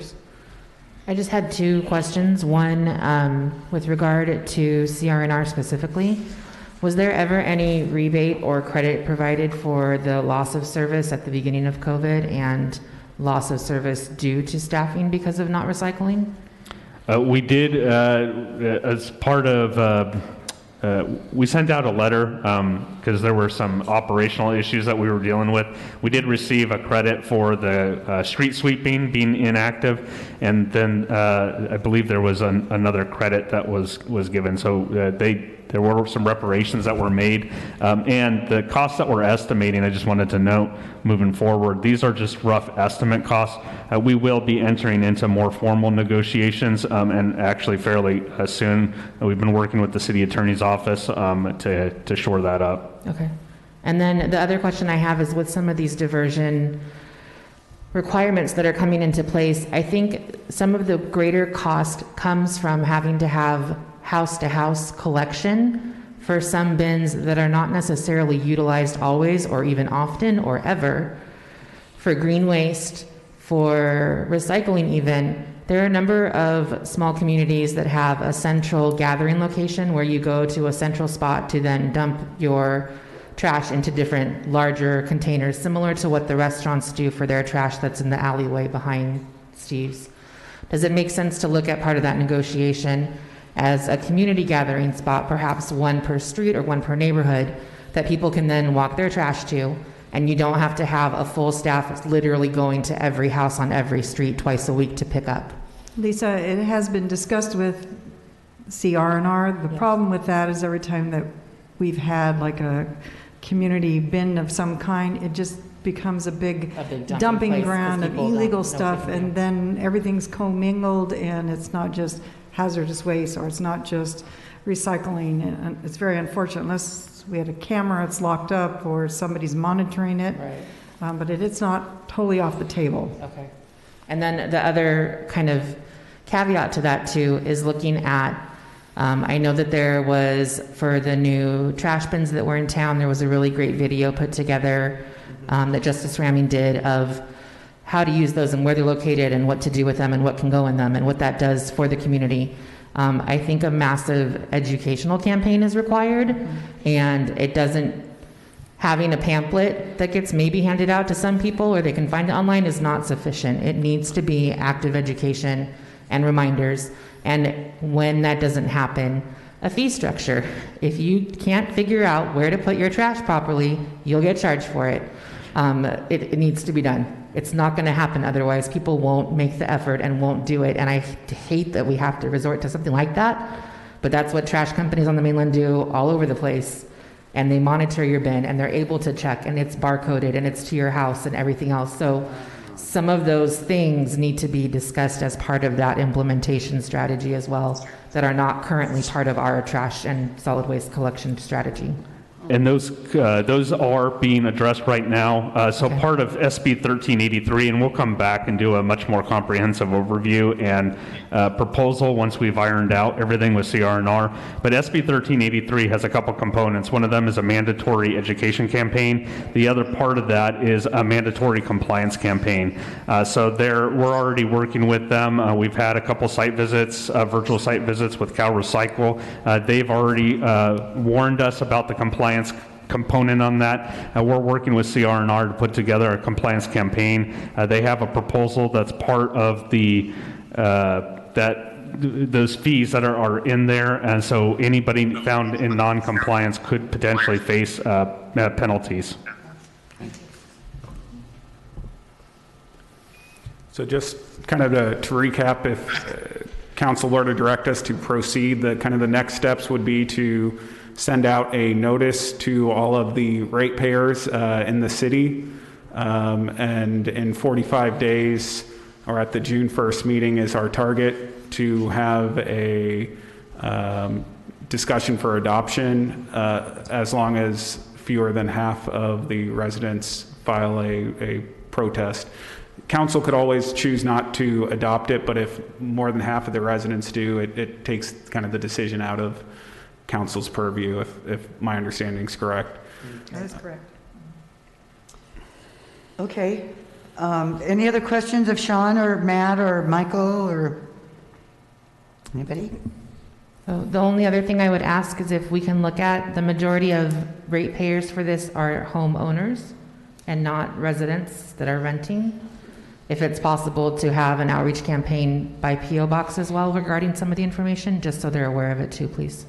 Well, all of this goes on somebody's, okay, so that's an interesting concept because, so the property owners would get the letter, right? Right. But not necessarily the people that live in the home. Correct. That will end up having to pay the bill. And I guess your point is they should have an input into this as well. Well, and I don't know about the input phase for the cost of it because the homeowner is the one paying it, but the renter or user of that home is the person that's going to be having to put stuff into the trash and potentially rack up fines for that homeowner. So, well, and those costs will end up being put on to the renter as right. well. And just so I'm sorry, Matt, Sorry. I'll just say any kind of written protest to the city has to come from the property owner and not the renter, just to clarify Thank you. that. Okay. But I do Thank you. agree about the notification.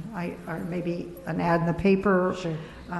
because we do have to notify a public hearing like that Right. also. Okay. And I will do my best to remind the public at future council meetings as well. Thank you. And we can put something on the finance website as well, and I can direct people to that for more information on the study. Sure. 'Cause I do think it's important, even if they're not the ones filing formal complaints, that the public is aware, because as we talked, particularly with solid waste, it is a considerable increase. Yes, it is. Okay, then providing direction to staff. We will direct you to set a public hearing for June 1st for the 2022 council meeting. And With the that's it. rates that have been presented to the council? Exactly. Yeah. Because, we're really not supposed to, if we really wanted to, as a group, we could say, no, reduce this, reduce that, if we really wanted to right now. Yes, Mayor.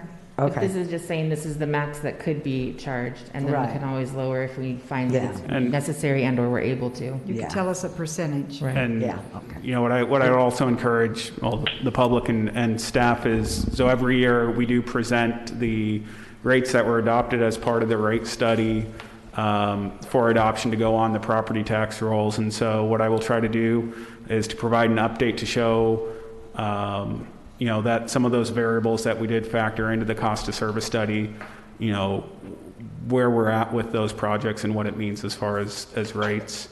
Because the rate study does set what the rates are, but every year council does adopt the rates up to the maximum rate that is included in the study.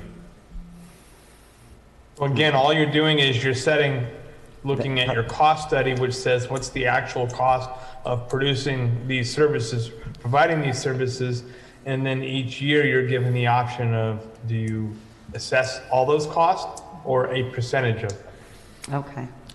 All righty. Does that have to be a motion or just a direction? We need a motion. Because Motion. it has to be a 4/5 vote. Oh, that's right, okay. I make a motion to set the public hearing on the sewer, salt water, and solid waste. Annie, just a second.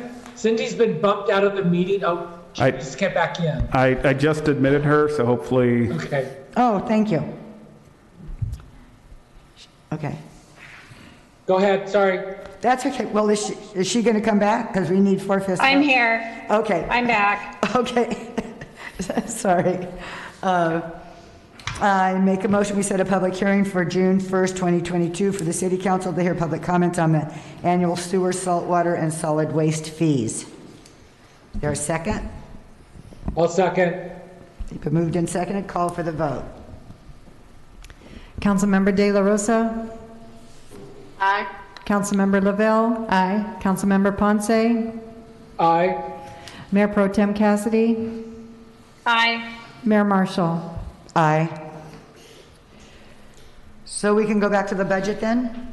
We can, and I apologize for moving beyond it. I thought we would. I apologize. I know there will be more discussion, but just a couple of things that I want you as staff to talk about, because that's probably where all this stuff will go back for discussion. False alarms. It's minor, but they're so frequent at Hamilton Cove and at the Atwater Hotel that I think if we don't have a policy, we should have a policy, and I know Fire Chief is probably looking at me, but my eyes aren't that good.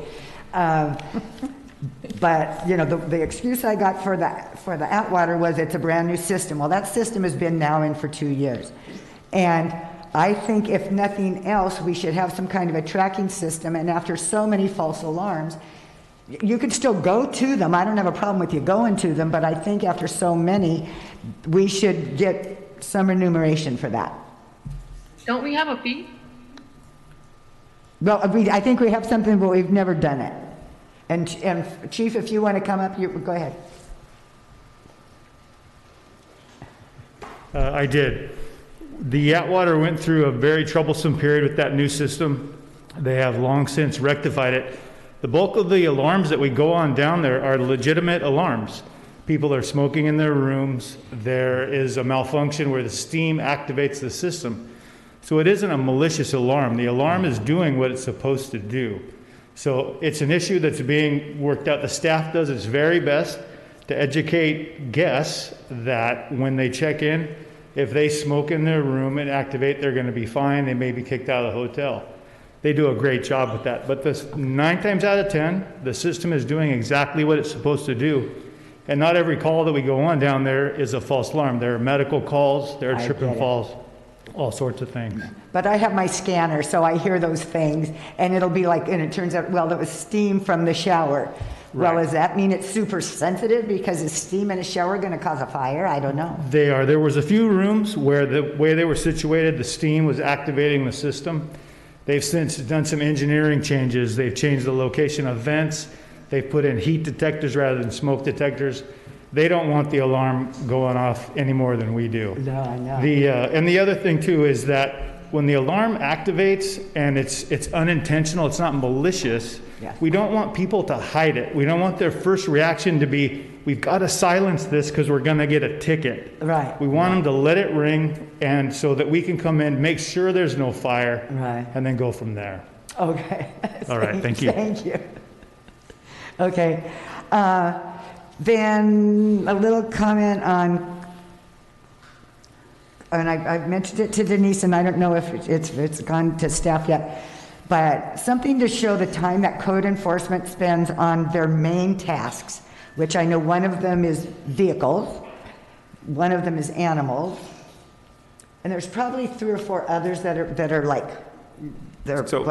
since we're on the cost of service, a portion of their time does go to green bag enforcement, and is charged to the solid waste fund. Okay, but I'm talking about city budget though. Thank you though, but for on this one, so I've always thought that the cost for to have a golf cart and to have a vehicle on here at $32 is very inexpensive, and so I would be interested to know code enforcement budget, their salaries and their budget, how much of that goes, kind of your own cost of service study on, time spent for vehicles, if whatever that part of that budget is, and everything to do with code, and then split it up to see then if it makes sense to increase the sticker price because they spend a lot of time doing vehicle stuff. So Mayor, when we come back to the council in June, because we usually adopt it by July 1st, is our fee schedule, and that's where we would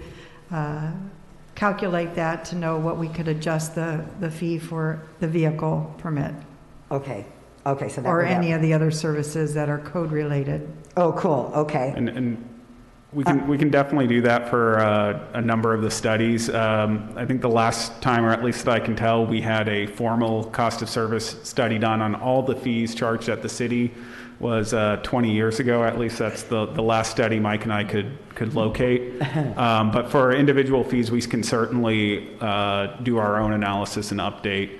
But it might be something to consider in future budgets, that we not only look at the vehicles, but we look at all fees to make sure, even if we're not going to increase them, we're at least aware of how much we're subsidizing. Yeah, I just don't want us to go out and pay for another study right now. It seemed like this could be. And we can definitely do, on a one-off basis, our own. Yeah. Then there was well, maybe I've just been discussing it with myself, talking about putting solar on buildings, and we can do it through companies that we don't have to pay for. And I don't know what our electric bill is. I think they said the biggest electric bill is out at the sewer treatment plant? Or is that the biggest sewer? Okay. I don't know why we couldn't put solar on there and have somebody else pay for it and reduce that. I don't know why we couldn't put it on top of the fire department or on top of City Hall. We got huge space and lots of sun. So just trying to reduce costs and maybe not have to increase something. And just a question, I think property taxes should probably go up. The one service that didn't really diminish much over COVID was the building trades. And I think, John and Bob could, I know just the construction that's gone on Descanso Street. There's construction on Eucalyptus. There's the guy who did the house here and he's building on some more. So I think our property tax should go up. Unfortunately, that's one we don't really have any control over. Right. There was a measure that went to the voters, I think, this past election that potentially would have increased certain commercial, but it ultimately, I don't believe, was successful.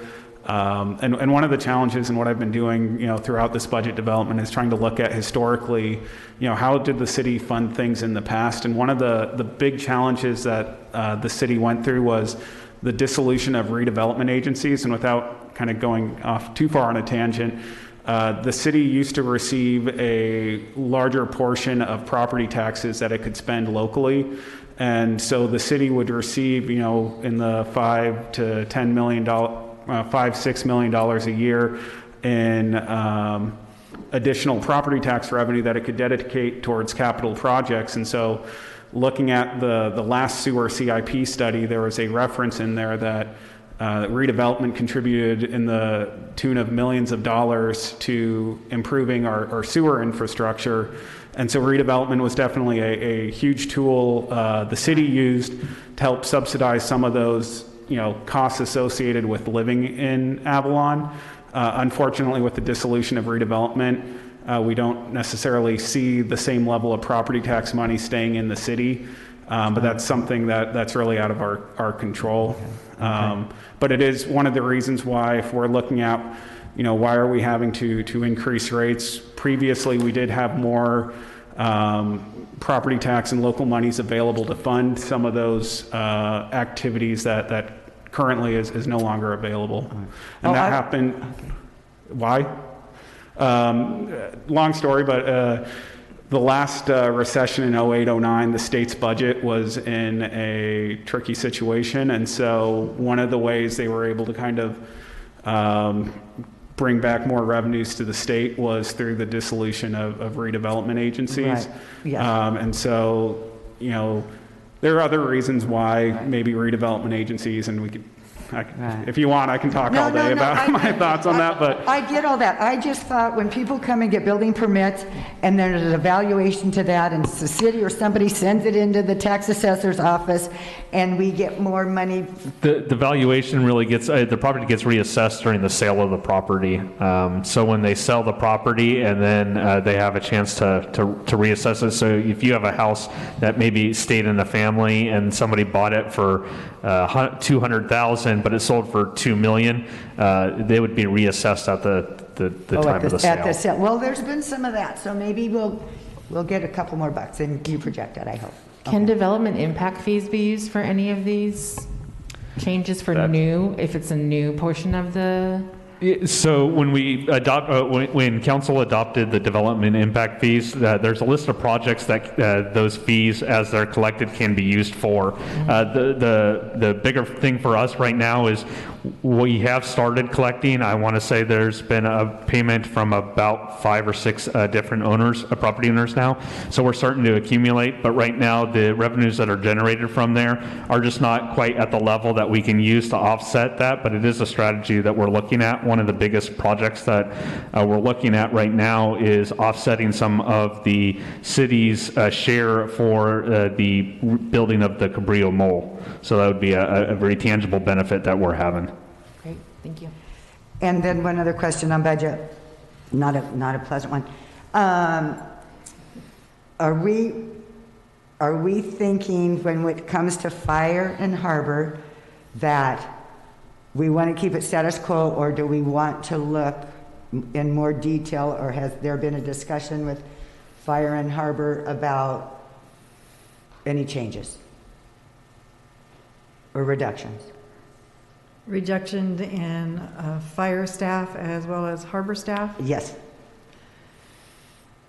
Yes, Mayor, but nothing, I guess, seriously, where I've put a pencil to paper to figure that out yet. I was waiting till after our meeting this evening, and if there was any direction from Well, then I'll make council. the ugly comment that maybe they could be looked at a little bit. You know, what does 10% look like? If 10% of I don't know how much the fire department you said is, but what is 10%? And what is, you know, and it sounds like the majority of it, and sadly, would be in staffing, but perhaps not. I don't know. So I don't know if I'm the only one that wants that looked at. If anybody else wants it looked at, if you don't want to look at it, I'm not going to waste staff's time. But does anybody else want to look at that? I think everything should be on the table. Even if we, you know, if there's ideas presented, I think every department should, you know, make some presentations. And, you know, if we decide not to go with it, we don't go with it. But at this time, I think it's critical that we look at every possible option that we can. Yeah. That's why I made the comment. Okay. Then a little direction that way, perhaps? Yes, Mayor. Okay. Any other comments on budget, council? Or anybody on the YouTube?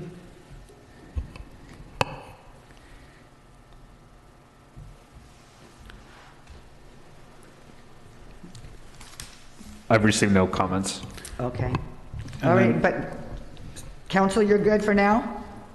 The only questions I had posed, which I had already posed to Denise and Matt in a meeting earlier this week to look into, had to do, one, with supplements from the county, and greatly appreciative for everything they've done. And I know that at first everyone was worried about everybody's budget, but I also know that many cities that are in the same county as us fared as well as they normally would, or even significantly better than they did because of money they received because of their size and or their previous budgets. And that hasn't necessarily been the case for us because of the CDBG funding and the way that those monies, while greatly appreciated, came down. So my question was, is there a possibility of looking again at what our impacts are versus other communities, and seeing if there's assistance that can be provided on behalf of the community, on behalf of the county, to look at the cost of sheriff and LA County lifeguard and fire, that those contracts are significant, and that the reduction in some of those, or the benefit of having assistance for 1 to 3 years, would be greatly appreciated and beneficial to the community to not have to cut safety services. The other question I brought up, which Cindy and you had both kind of touched on, was the worry about the current full-time equivalents for each of the departments being sustainable. I know that, and have been impressed by, city staff's ability to work through this year with limited staffing, with days cut, with people cut, with the ability to get the same amount of work done in any given day or week. And while I cannot be more proud of the work that they have done, on behalf of all of us. I also know that it is not sustainable for them as staff to also keep up at this rate. We've seen how companies have been this year, and literally every company on the island is posting for needing help with workers and staff this year. So looking at making sure that while we need to be fiscally responsible and we need to make sure that we're doing what is right by the budget, also knowing that we can't burn out every amazing person we have. They will not perform well, they're more likely to get hurt, and we don't want to see that happen. So making sure that, I'm glad with the announcement today, hopefully that will allow us to change some things and increase some of that staffing again potentially, and that's encouraging. And then finally looking at moving ahead, one of the discussions of the budget overall.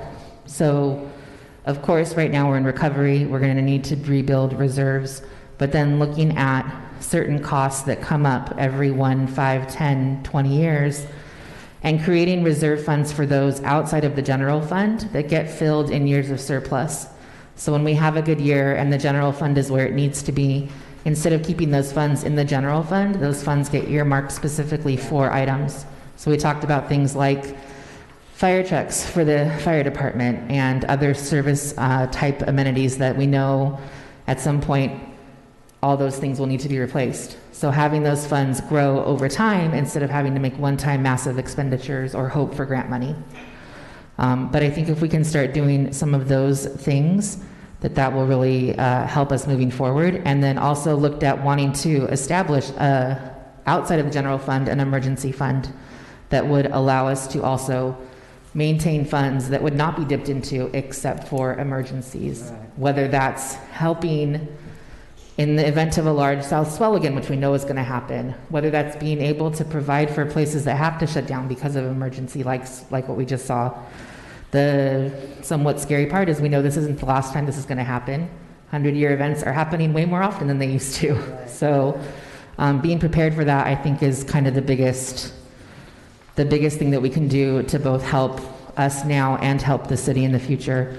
When, as you mentioned before the meeting, when none of us are here, what are we doing next? So, yeah, that's all I got. Thanks. Great, thank you. I think a good place for that discussion to begin is at a future meeting when I bring back kind of an outline of what a budget policy could look like, and we can include provisions in there with regards to targeted reserve levels and things of that nature.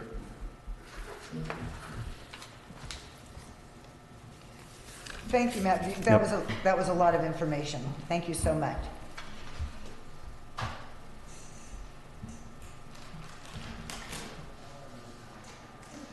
Okay.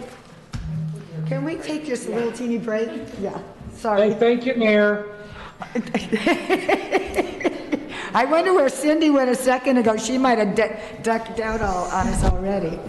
Oh my. No, you guys ran my batteries out of juice, so now I'm trying to be on my phone and see if I can get my iPad back up again.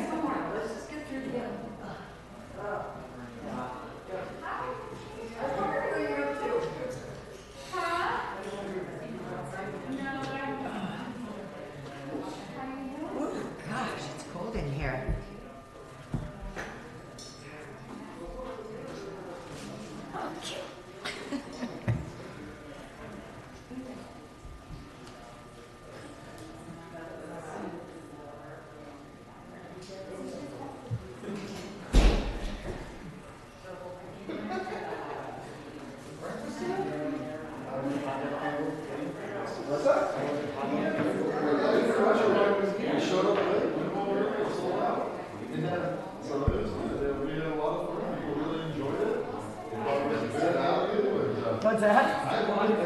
I know. You guys sit there eating pizza. I like you, bro. So my friend, he's a chef. He used to work for Megan back in the day, and now he's back right now. And he's been helping me out there. Yes, ma'am.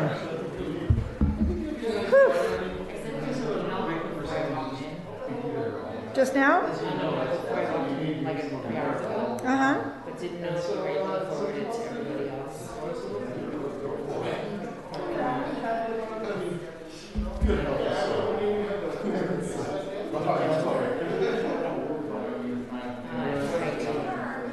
And who's it from? Okay.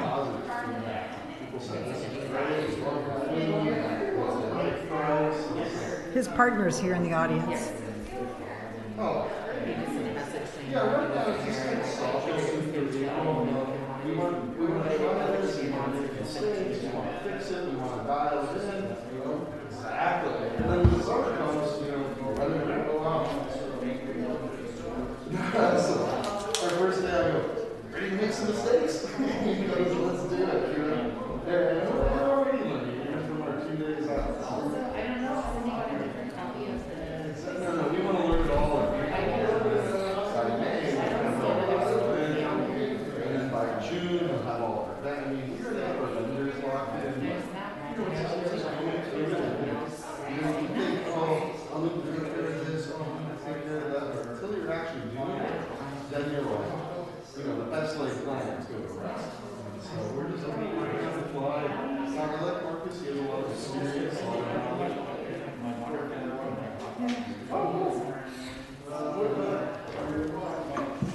Yeah, of course.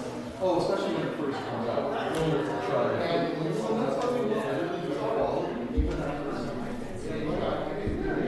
right in the middle of all this. Oh, yeah, there's enough to go around. Yeah, and we want to offer stuff that, like, eventually we want to start with.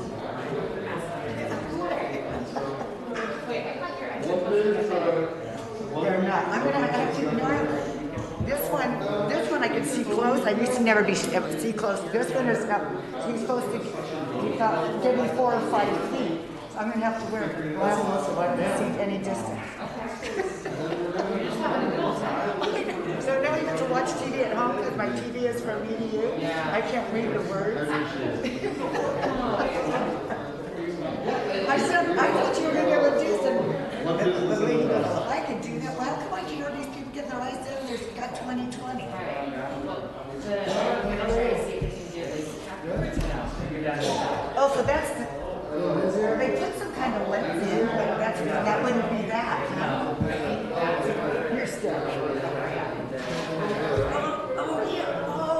so I can redo the laces and that one.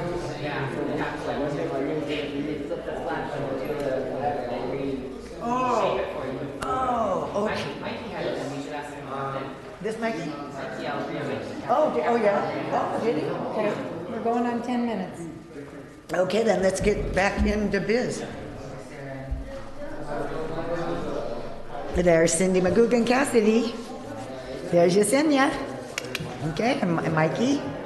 All right. And the city attorney's probably around there somewhere. Okay. When you're ready, we're ready.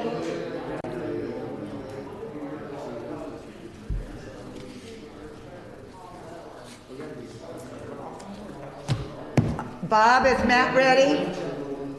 Oh, I believe we're on. Okay, thank you, Matt. Okay, now before us we have items 7, 8, 9, and 10. So I guess I have a question. Okay. If we said we like this bike policy and blah, blah, blah, blah, blah, could we put it into effect tonight? Okay, so first I was going to say that the reason the order is not policy first, I was advised by Scott Campbell that the policy wasn't in existence when the applicants had applied for these transportation permits. Okay. So that was just of his advice. So that's the reason it's at the end of these applications.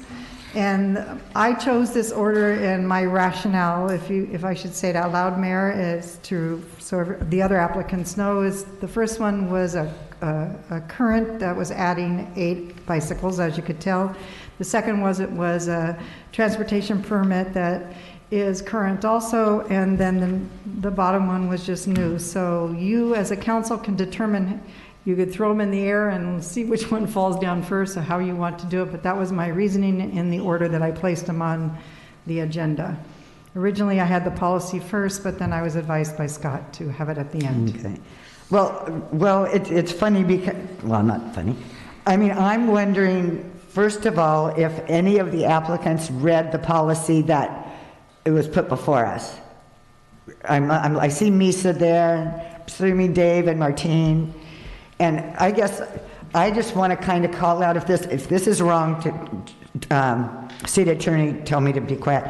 But I think that the policy, a lot of the stuff in this policy is really good stuff, and I'm wondering if there's really, it wouldn't have, to me it wouldn't have any, be detrimental to us deciding if you got it or not. But I think, and some of you might be doing some of the stuff that's already happening, those that you have licenses or that already have permits.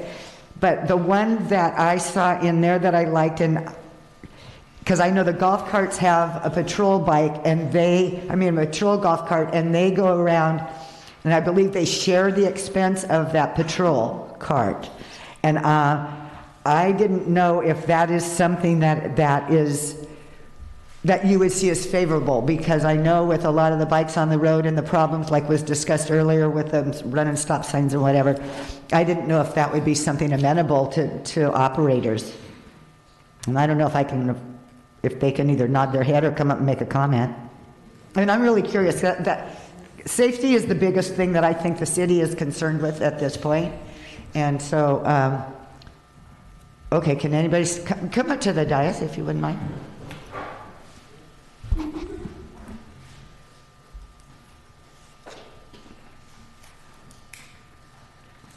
Good evening.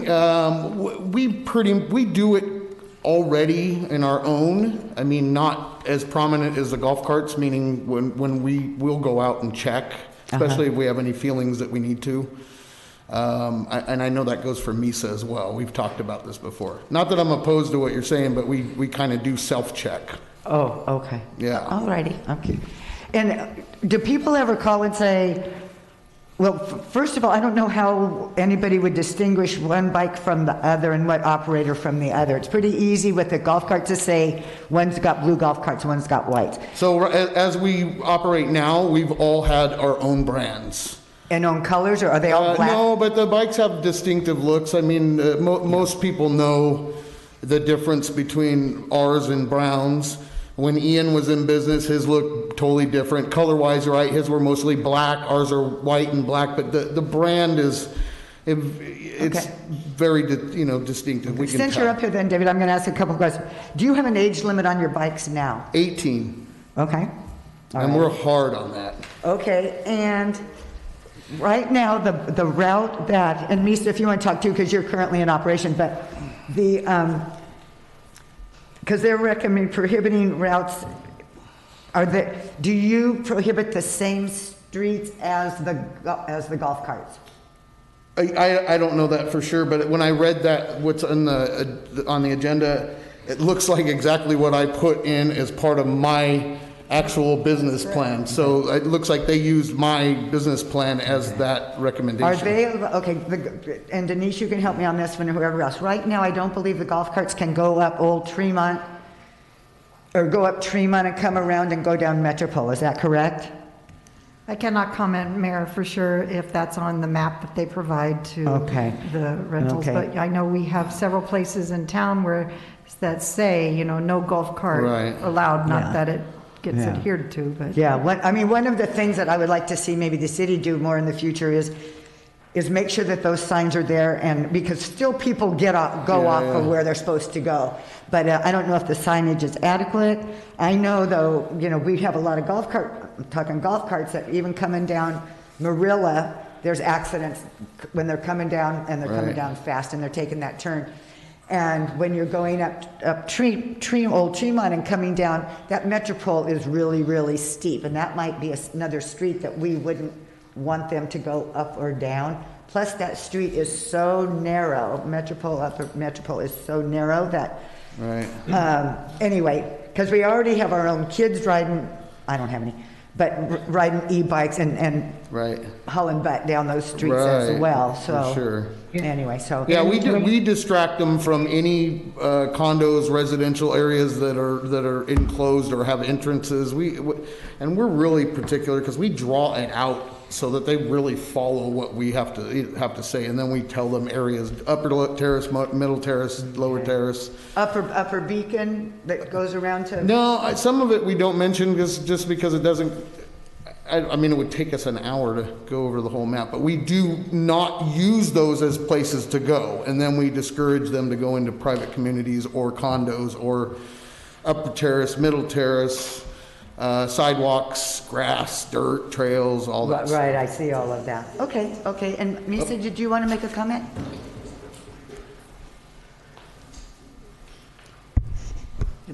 Brown's Bikes has our map that we give to them, that we go over with them, that specifically says where you can and cannot go, and it's basically the same as the golf cart map.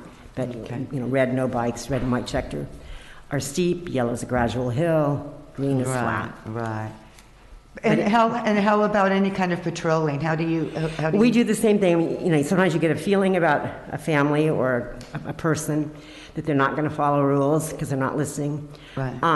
And so we go out, and anytime any of us are out and about, we're constantly, I stop people and tell, you got to put your helmet on, you've got to do this, you've got to do that. Right. So, but you never know, bikes are all over. So one bike, when there's a problem on the other side of town, really. Okay. And anytime we get a phone call about one of our bikes, we immediately go out. Yeah. Okay, then a couple other questions. But signage would help in some of the things, rental vehicles, if it would say rental vehicles, not allowed here, like going up to Hamilton Cove, that one always bothers me. Oh, So maybe we could help along those lines. Okay, and then, I had to update signage. Is there any kind of reporting by either law enforcement or the permit operators for their accidents? Well, I actually had asked, I'm sure that the electric bike companies could probably say that they are aware of how many, but I did ask the fire department how many calls that they had rolled on, and their database, there was since 2008, the very first one, through 2020. There's been none in 2021, but there was 202 over that period of 13 years. But that report doesn't say if it was a regular bicycle or an electric bicycle. Right, and I'm thinking going forward, however we go forward, even if we did nothing, that I think is important to say if it's an electric bike, a regular bike, and if it's a rental bike. Or a personal bike. Or a personal bike. Yes. You know, that would be nice reporting going forward. And the other thing, because you know I'm onto this receipt thing, that Matt required that, I don't know if you have, as operators, if you have, kind of like the golf carts, if you have this is your insurance waiver and then this is your bill, that there be numbered receipts on both of those so they match. And I don't know if you have that currently. We just have one. One form covers everything, how much Right. it is and all, Right. and the The numbers liability. on it, how much it is. And all of and those the are nu- release. Okay, and numbered receipts. Uh-huh. Okay, thank you. All right. And one other question, do the bikes have governors on them? Yes. Okay, and that governor is set at what speed? No, at 20 max. 20 max? Yep. Okay. Oh, okay. That's all my questions right now. And then again, council, if you want to get into, tell me how you want to proceed. I do have a question. Is there any way on the maps that lets the riders know what streets not to go on or what streets they can go on to also maybe put, like sharp turns, slow down, steep hills, slow down? And maybe if the golf carts could also do that, or if we can add signage around the city? As we go over the map with the customer, we tell them, this is very steep for experienced riders only, and everything is color-coded. So the red and white checked are the steep areas on our map. Green is flat, yellow is a gradual hill, red is no bikes whatsoever. That sounds great. Yeah. Did that answer your question, Councilwoman? Yes, thank you. I'm just wondering if we could also do that for the golf carts. Yeah, I get it, sure. They do currently give out maps like that, though. Can I just throw my 2 cents in there? Please. Yes, we go over the map, tell them where the steep hills are, the flat areas, where they can and cannot go. That doesn't mean they're going to follow it. Right. I live at Eucalyptus Gardens, and every day when I go home, I'm watching golf carts make a U-turn out of the Eucalyptus Gardens parking lot because they've turned too soon and have not gone on past the country club, and now they're up there, and now they're lost in Eucalyptus Gardens, or they're lost at Tremont Hall, and then Yes. they're going to go back down Tremont through Old Tremont. It's the nature of the beast. You hope that they follow the rules and regulations. The big one that drives me crazy is the driving down Front Street. Yeah. Or riding a bike down Front Street. Right, either kind of bike. Well, and just like they were saying that on the presentation at the beginning of the meeting, law enforcement is critical, to help with the situation, especially when it comes to they are a moving vehicle. They should be abiding by all the rules as a regular motorized vehicle. And I'm sure Misa tells them that, and I'm sure David does too. But that is so important that they need to abide by all of the traffic rules. So, okay. I can do my spiel. You want to spiel it? Go ahead. Stop it all, stop sign, stay to the right. Go ahead. I said I could do my spiel from when I worked at Brown's Bikes. Okay, well, if we need to hear it, we'll ask. Okay. So what would the council's pleasure be on hearing the items? How do you want to hear the items? I mean, you can't really take them out of order given we have to take them in order. So I'll make my recommendations as we get to each one. Okay. And then just a side note to Annie's question about signage and areas where golf carts and rental vehicles are not supposed to go. A more common thing that I've been seeing in a lot of cities is where there are certain caveats of not being able to enter. There's a stripe at the start of that street of a color that's not a regular stop sign that stands out. I know that in the city, because of a number of reasons, Street paint happens way more frequently than it probably should, but maybe that's something we can look at what that cost would be to paint a stripe at the start of Upper Metropole, at the base of Tremont, and that those stripes mean similar to what Misa was talking about. This street is not a street you can drive on, it's in red. This street is going to be very steep at some point, it's in yellow, and maybe those can start to be something that would allow for those vehicles and visitors to realize they need to slow down. There's another visual besides a street sign, which most people tend to not see, and some are covered by trees and whatever else, that it may be beneficial to do something like that that's a lot more visual, but still not intrusive. Yeah, that might be a conversation for law enforcement too, with law enforcement as well. Okay, so item number 7. Okay, we're going to start with item number 7, which is a transportation permit request from Catalina E-Bike Rentals, which was originally the Barge. And just as a reminder, at the last city council meeting, Mayor Pro Tem Cassidy asked for the next applicant to come forward with certain items, and that was a business plan, storage location, description of transition for guests to receive and depart or return their electric bicycles, location of where bicycles will be serviced, description of plan to work with traffic flows, documentation from current or new landlord reflecting their approvals for the business to be conducted at the proposed location, and Island Company approval to use Island Company-owned streets. And I just want to note that Island Company reached out to the city and just said until they are approved by the city council, then they can come back and be considered by the Island Company for approval. So any approvals of 2 of these applicants, that's exactly what it would be conditioned on before they were granted full permission. And the 2 applicants are which? I'm sorry. I'm getting to that, Mayor. Oh, I'm sorry. That's okay. I thought I missed. So the current one, the Catalina E-Bike,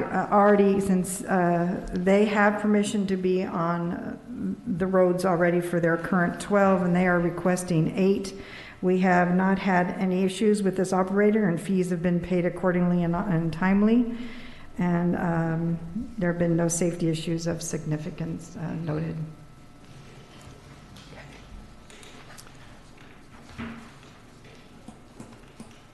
And the applicant is in the audience if you have questions for them.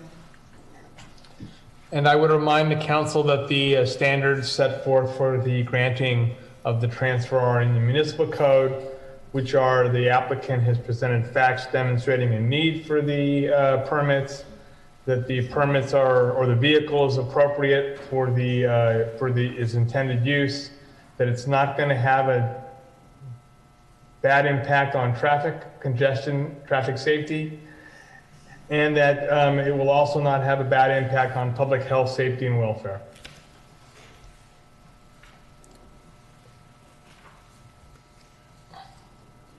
So this applicant is just requesting 8 additional to his existing 12.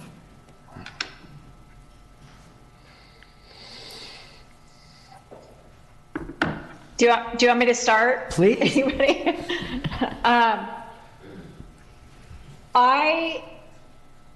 I believe that this was left a little bit by the wayside back before, when it was under prior council. Under prior council had asked for a transportation review to look at the bikes. That is now coming before, or to look at a bike rental policy and transportation and flow and all of that. That is now before us now as number 10. So I don't believe that, I understand that we didn't have a policy in place before this application came before us, but it wasn't for lack of work on the prior council's part.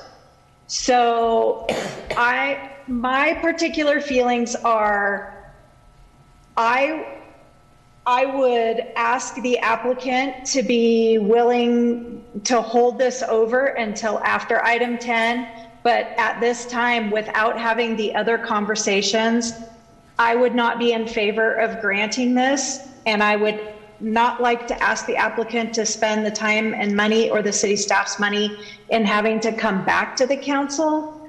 So my recommendation, or just, this is only 1/5 of the council's opinion, is that I'm not I'm not comfortable granting 8 additional ones until much further conversation happens, of which we can't have because we can't talk about those other items until those other persons are able to, if that makes sense. Well, and if I understood Denise right and the city attorney, that if we approved this, if we created a policy, then almost they'd have to kind of reapply to say if they agree with the policy, right, Denise? Let me explain my rationale. My rationale is the municipal code sets forth what the standards are for granting permits or for approval of transfer permits or approval of additional permits. Those are the standards that you are bound by.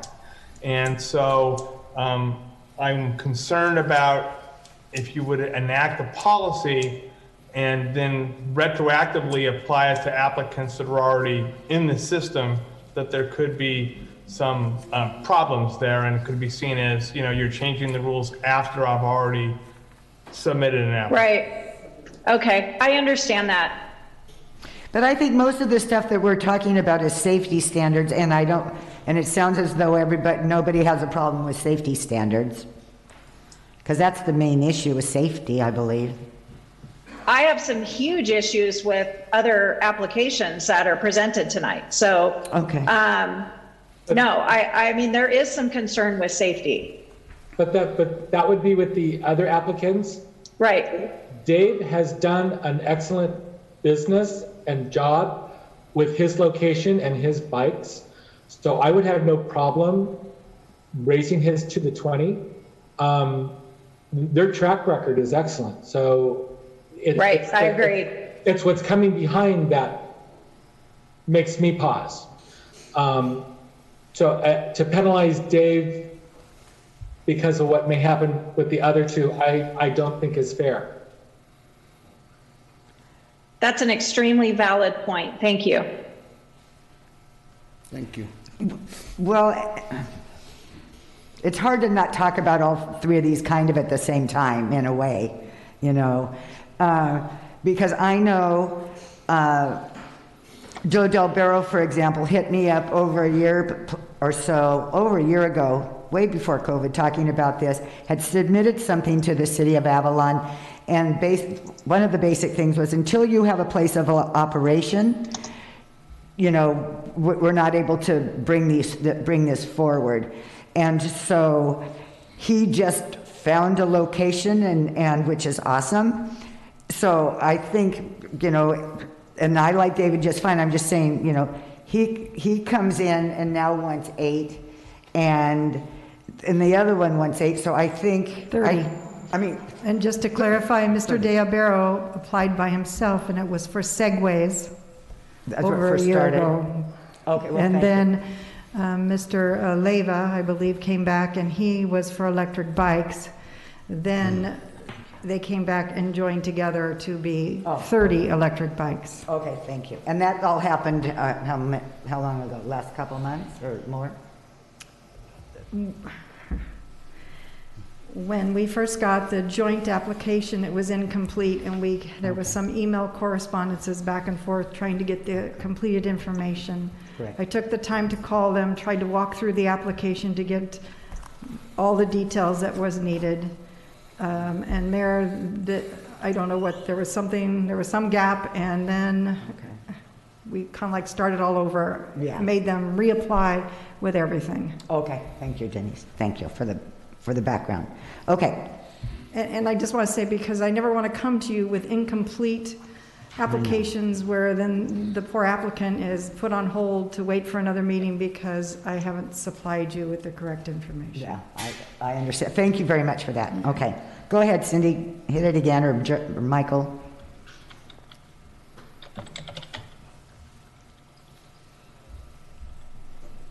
I'm good. Most of my comments are for next applicants. Well, I guess one of the overall statements that I want to make, and it kind of goes to, I think, some of the things that Lisa gets concerned with is saturation. So, and I guess I'm also curious on, you know, guess I have a lot of questions. I mean, I have questions like, MISA has 20 permits. Are those 20, are those 20 bikes out all the time? So how many do you average do? So then do you need 20 permits, I guess is my question. If they're not all out at one time, why would somebody need 20? Well, I don't think that we're not allowed to have them out at one time. It's just that that's not always what happens. I mean, we're so seasonal, everything, the ability to do that, excuse me. I've always been a jet ski rental company with electric bikes. I was the one that came to the council years ago to add it as an activity here. At 2020 of January, we decided to sell the jet ski rental to Scott and Sharon. It was time to pass the torch and focus on e-bikes. I didn't come to you guys right away because of COVID, and we were closed down for a lot of the time. I had my own health issues I had to go through, thank God, all good. But so, I mean, when I look at 30 permits here, 20 permits here, 12 permits here to the guy that started it all, I just this is what I do now. And I feel like we've earned it, we've perfected it, and we have an operation and a location that's proven. Yeah. And that's all I'm here to do is to even it up a little bit. We could definitely use it. Yeah. And I guess my overall with everyone is I don't believe we need 60. I don't believe we need 100. Well, that part is something you guys are going to have fun tonight with, but I know. I've been here 14 years, and I'm just coming in to take care of my family and my business. And I guess, but my overall, I'm not in for everybody having. Well, that's coming up. 30. So then that, what is that? If that's the case, then what does that mean if there's any agreement on nobody needs to have 30?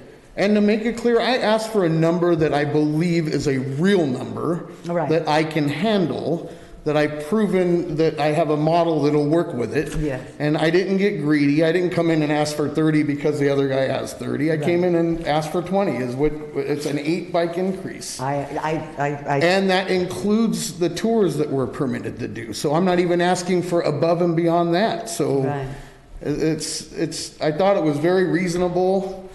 And based off our track record, I truly, I think that we're definitely in deserve of it. So the other 8 that were for the tours, then what did you do with those?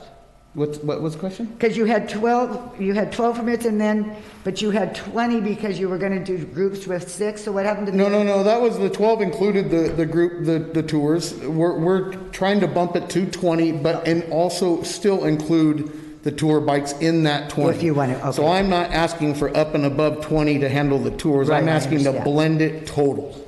Okay. And Annie, can I just add, at Brown's Bikes, not all the electric bikes go out, even though there's a permit for them, because bikes are going to break down, batteries are going to die. There's things that they're not all on the street. So, but you have to have that permit for those bikes to be there. Yeah. Well, so that's nice to know that then let's say if we did all this, there wouldn't be, again, I'm not going to go for 30 bikes for either of those other applicants, but to know that there's not going to be, even between Misa and Dave, there wouldn't be 40 bikes even there on at one time. Yeah, no, very rarely. Yeah, okay. All righty. I think the scary part's going to be season. When we get back to season, if you have all of what's proposed tonight out there rolling around at one time, that could get a little scary. I understand. Okay, so what do y'all want to do with David? Is there a motion? I'll make a motion. Allowing Catalina e-bikes to add 8 additional electric bikes and must continue to adhere to all conditions set forth in the Avalon Municipal Code. I second. Go ahead. I'm sorry, I have one more question. Dave, are your bikes pedal assist? They're pedal assist and throttle. Okay, but they do require some pedal. Oh, for sure. Is that true? Oh, yes. Okay. Yes. Okay, so is that, would it be acceptable, Scott, if I asked as part of the motion that they're required to be pedal assist? I honestly don't think they make e-bikes anymore that aren't pedal assist. Scott, you're muted. Scott, you're muted. I do believe that, David. I'm looking at myself, and I'm. Anyway. Wow, aren't you cute? Please. That would be acceptable if Michael accepted with the also provision that there has to be a finding that the 5 conditions set forth in the municipal code have been satisfied by this applicant. So moved. So moved, okay. Yesenia, do you want to second it again? That's moved and seconded by Yesenia. Okay, call for the vote. How about any other comments? Oh, any comments anywhere? I'm sorry. I have no comments on this one. Okay, anybody out there want to comment? Okay, all righty. Councilmember De La Rosa? Aye. Councilmember Lavelle? Aye. Councilmember Ponce? Aye. Mayor Pro Tem Cassidy? Aye. Mayor Marshall? Aye. Congratulations. Thank you. Uh-huh. Thank you, guys. Thank you.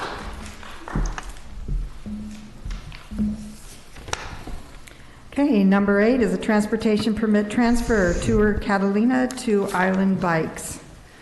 And it was this item that was at the last city council meeting when those additional items were requested of each of the applicants on this evening. Let's see, it's up for transfer of up to 30 bikes.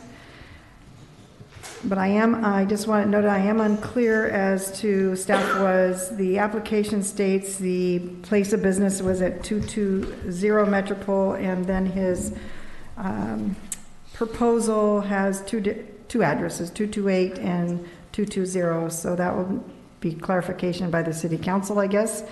They would adhere to the same requirements that the original applicant provided. And they have not been granted permission for this transfer. The Alexanders had permission from the island company, but with the transfer, the new applicant would have to get that permission from the island company, and they will not consider it, once again, until you guys approve it.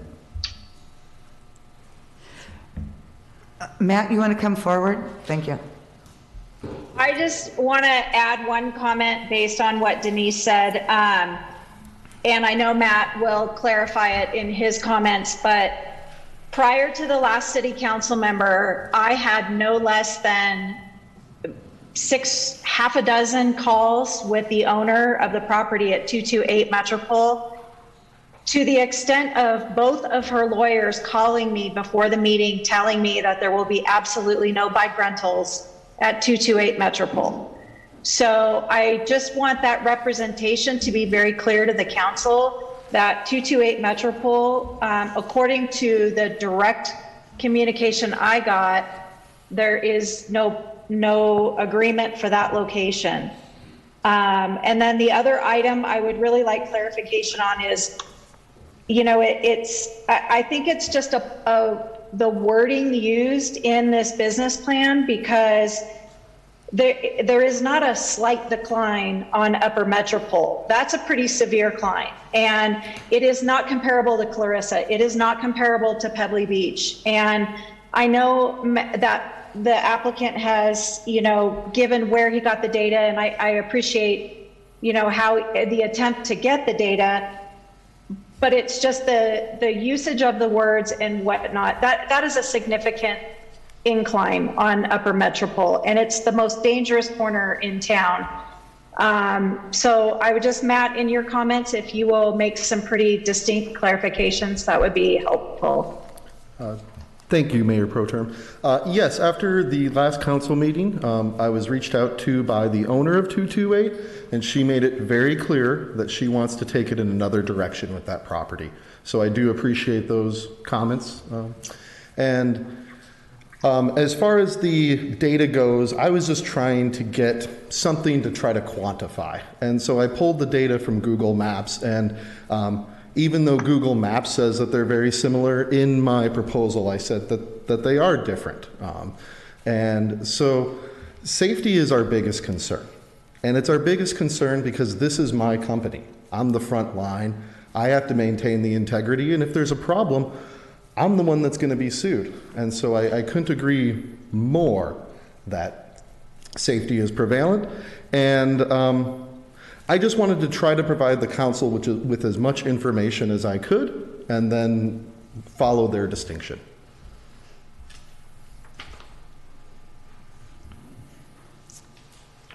And some of the things that we talked about today that you heard me talking about with the 18-year-olds and what age group were you going after? We wanted to do 18 plus. Okay, awesome. And even though it's not a requirement, I've just kind of got to ask. We look at it as a liability issue, and we want to try to reduce liability. Yeah, okay. Well, I know I talked with Matt and concerned about the safety issue as well, and I said, okay, so how are you going to stage them? And he said they would start them going down Metropole. You can explain it better than I. So. Yes, we've tried to come up with a few solutions for an imperfect location. The location I'm proposing is not the best location, but in Avalon, we work with what we have. And so I had a few different proposals that I included. One of them, starting all demonstration, all video, it all happens on private property. We then deliver the bikes on public property, and when we start off, we start them downhill, and they cannot be launched until the employee double checks traffic and allows them to go. There's an option of giving this person a vest and a flag, but I don't want to really impose on traffic. We want to work with the flow of traffic. We know Pebbly Beach Road is very busy. We know Metropole is less busy. We know Pebbly Beach is flat. We know Metropole is much steeper than Pebbly Beach. And so I'd be willing to do whatever the council thinks would be best for that. Even possibly including looking at a different location. A few things that I want to do with the council is try to make an even number of permits for all the bike companies. We all share the same number, and if we then look later on and say we need more bikes, we can distribute equal numbers of permits. If we say we need less bikes, we can take away equal numbers of permits. So I would really I'd like to try to make it as easy as I can for the council in the decision. And so if you have any other further questions, please just let me know.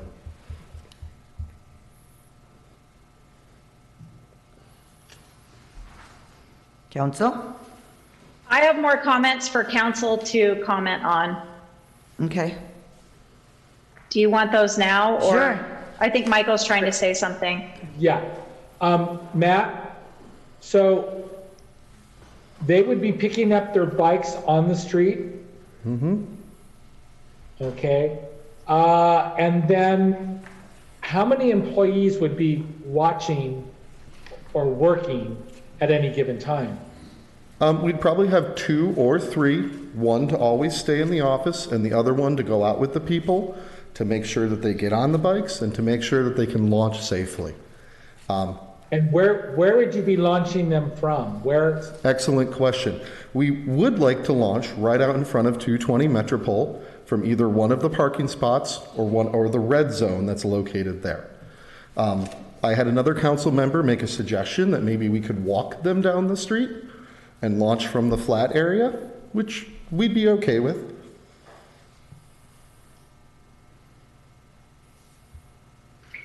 That was one of my concerns, is that red zone is right at the beginning entrance of the downhill to Parker Court.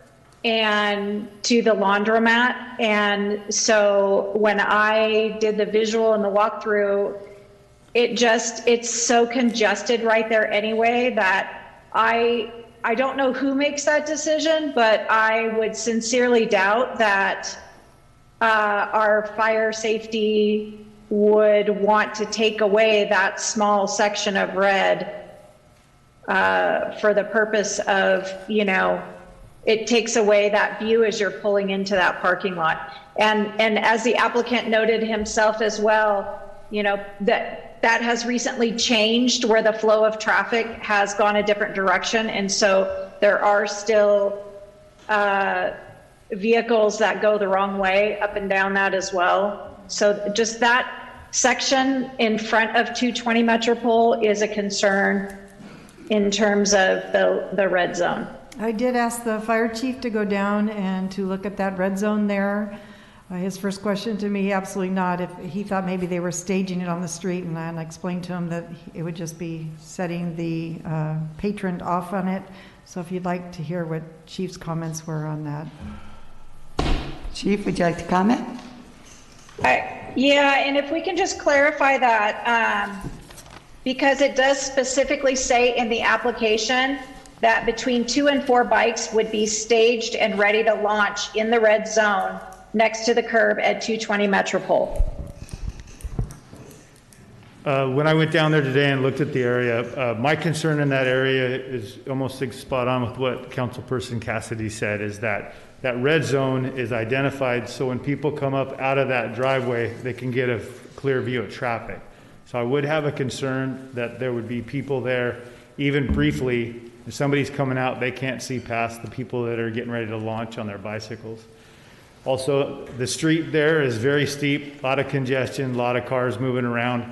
And I do think it's kind of subjective. I could see where a certain individual that's very familiar with bicycles could be put on a bicycle right there, and even though there's quite a bit of a crown to the street and a downgrade and traffic, that person might be very comfortable zooming right out. I can tell you that a lot of the calls that we go on for all manner of bicycles around town, not just electric, are people that are on vacation and they haven't been on a bicycle in 30 years. So somebody like that, it might be a pretty dicey operation to launch them out from that location. Any more questions of the chief? Chief, I'm just wondering, there's some spaces, and I was trying to mitigate and look at how those could be mitigated potentially to be able to operate from that location, and I brought up that concern at the last council meeting as well, of that particular spot doesn't make sense to me safety-wise. My idea had been to look at, would a space further down the road be a potential safety space where, as for most of the year, traffic is not as impacted on that street as it has been previously. There's still parts of the day, and there were definitely times this last weekend and the weekend before when I went down there to check on how things looked, where all of those spaces were utilized. But does it make sense to look at adding in a commercial space that is a golf cart space on either side of the street? What I'm trying to do is, my goal isn't to stop business. My goal is to see if we can make business happen in this community and provide it well and let the market take care of what the market will take care of. If there's enough work for 4 businesses, 3 businesses, 2 businesses, whatever that case is, that's up to the market to decide. Looking at congestion is part of what we're supposed to do, and looking at public safety and the public right-of-way is what we're supposed to do. So if there's ways to remove those roadblocks to allow business to happen, that's what we should be trying to do. So my question is, does it make sense to look at other parts of that space where they could walk someone down and safely launch? There's still the crown issue in that area, the drainage, the way that street curves, goes into the curbs. The very unfortunate circumstance of me driving on that street 2 Fridays ago at 5:30 in the afternoon and coming around the corner up from Vaughn's and around the corner, and a young lady on an electric bike happened to be wobbling like crazy, and she was having the roughest time and almost hit 3 different golf carts on her way down the hill, and I was like, I didn't want to see this today. My concern is that that's what we're going to see more of if we're launching from that location, and I don't want that to be the way that either of these businesses, if they were to be approved, to start out. So I don't know if anyone's open to looking at that as a solution. If a portion of the agreement of the ability to get these permits would be that you would have to have some place not in the location they're asking for currently to be able to launch from that is safer. But are you saying that would be public property? I'm saying, yeah, the street. So right now, Dave and Misa has more space because of the bike lot, and she's able to launch stuff from her bike lot directly. She doesn't have to do it on the public right-of-way, public sidewalk, public street. Dave has some space to stage in his property line, but is usually staging people on the street. It's a red curb. It's near a stop sign, so there's not as much traffic passing by. The ability for them to be able to do that safely is much higher because people aren't driving down a hill at a high rate of speed towards them or coming off of them. Well, sometimes at a high rate of speed. Yeah. Taxis worry me a little bit every once in a while, but most of the time people are fairly slow because there's the crosswalk and there's the stop sign and there's other things making them have to be slow in that space. That's not the case with either of these businesses' locations and where they are on the road. Mm-hmm. There's high speed going in both directions. People get excited about straightaways and hills and they just go for it. And the ability to stop someone from running into a person on a bike on that road is not, it's not going to happen. They're going to get hurt. So if we were to allow for a space down the road for them that's equal for both of them potentially to be able to launch from safely, is that something that would allow those safety concerns to be mitigated? They would need to have the staff to be able to do that.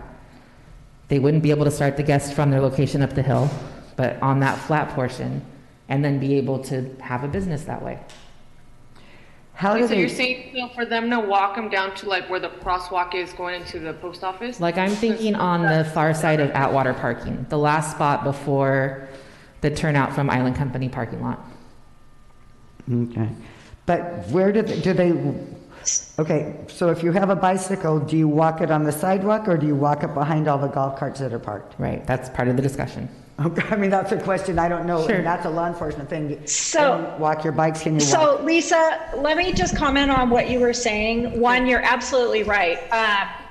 We should be looking at how do we support everybody to have an opportunity to have a business in town. I totally agree with that. What I am struggling with, and if we were to take this application into two parts, one being, would we allow the transfer of the permits from Tour Catalina to, I don't want to say it wrong, Island Bikes to Island Bikes? Would we be willing to do that? That's one decision that we need to make. The second decision would be how many. And the third decision would be where the location is. Right. And I'm just very vocally suggesting the location on Metropole, anywhere from the 200 block up of Metropole is an unsafe location. So we have also turned away other applicants for, and maybe turn away is not the right word. We have not moved forward other applicants to be able to do transportation related ideas until they had their place of business sorted out. And that is one of the cases with the next applicant that we're going to hear. So I guess if we want to say, would we want to allow the transfer? Yes. Do we want to transfer 30, 20, 10, 5, whatever that number is? That's a conversation. But I don't necessarily think that it's the council's responsibility to find how this person can operate in a safe manner. I think that we need to give the tools to help them make a decision. But this application, this business plan is no different than what was brought to us at the last council meeting. So I think that's where I'm having some hiccups with it.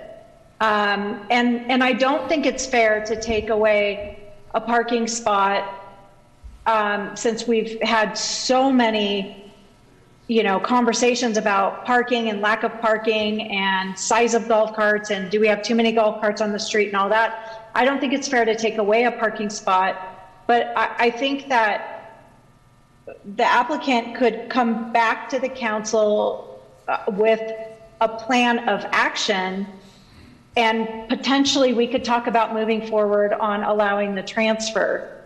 So I agree with half of what you're saying, but Yeah. I'm just have some concerns about our role in the other half of that. I understand that too, and I know that that's not necessarily our role either. So I'm definitely stepping out of what we normally would be doing, but also just wanting to, you know, there's enough things that we as government tend to do to make things move slower and take more time and have more regulation. And safety is a key reason for that. But if there's a way to allow for something safe to happen that we can help control, then maybe that's a good thing to do moving forward. But I understand that that's not our role. The role of the applicant is to prove that the space they're coming out of is safe.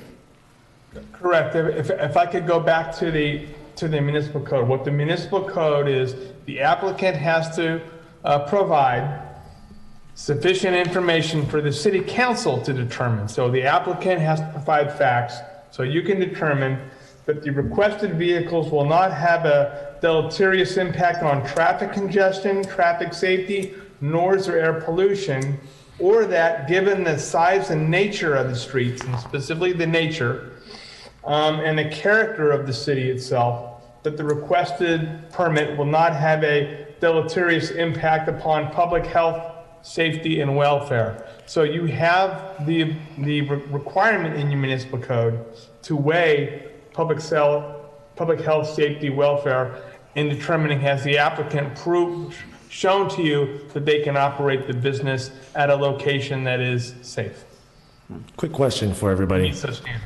I was just curious if we, because what I believe Mr. Campbell said at the last meeting, we postponed this 3 weeks, that I was well within my rights to go ahead and transfer it just as I did when we did it back in 2015. So I thought 2015 set a precedent as far as how we go about this matter. I know, Annie, you were there for that. I believe Cindy Cassidy was also the other council member. And there's a lot of things being said I'm a little confused on. At 228 Metropole Avenue, I launched a lot of bikes from right there out of the front. I didn't always launch it out of the back like we're talking about. And we had an excellent track record. You know, I'm one of the pioneers in the industry along with my other colleagues in the back. And if we're looking at safety and concerns, we did an excellent job at 228 Metropole, excellent job. And we never had any problems whatsoever. We had a great track record. We did an amazing job, my brother and I. Mr. Affolter's place at 220 is just a few doors down. And you know, it's actually a compliant location. So I understand that some lawyers might have chimed in as far as what that owner, the building isn't a commercial building. It's zoned, if you look in the Los Angeles Tax Assessor's Office, it was a single family residence. And that's one of the problems. There was no fire suppression systems. And when we have electric bikes, there's a possibility of fires and stuff. So Mr. Affolter's location is actually much safer because it does have fire suppression. It is a zoned commercial. So to move it a few doors down, I would like to think that if this transfer doesn't happen, because I thought we were here to go ahead and vote on I'm confused if we're voting on the transfer or how we're going to operate the business in the future. Because I'd like to think that if we don't transfer it, I'd like to keep my 30 permits and I'd like to go ahead and reopen. I'm trying to close this chapter of my life and move on to something else. And that's the reason why I'm doing this, because I'm going to be unavailable for the next 48 months. But if we don't go through with this process, I'd like to think that I'd be able to open up another business without having to jump through all the hoops again. Because I've done this, I've proved myself over the years. And I think that we're here to decide, can I sell and transfer my permits? I believe Mr. Campbell did an excellent job. Ms. Ratty asked some great questions at the last meeting. I think that's what Ms. Cassidy is saying here.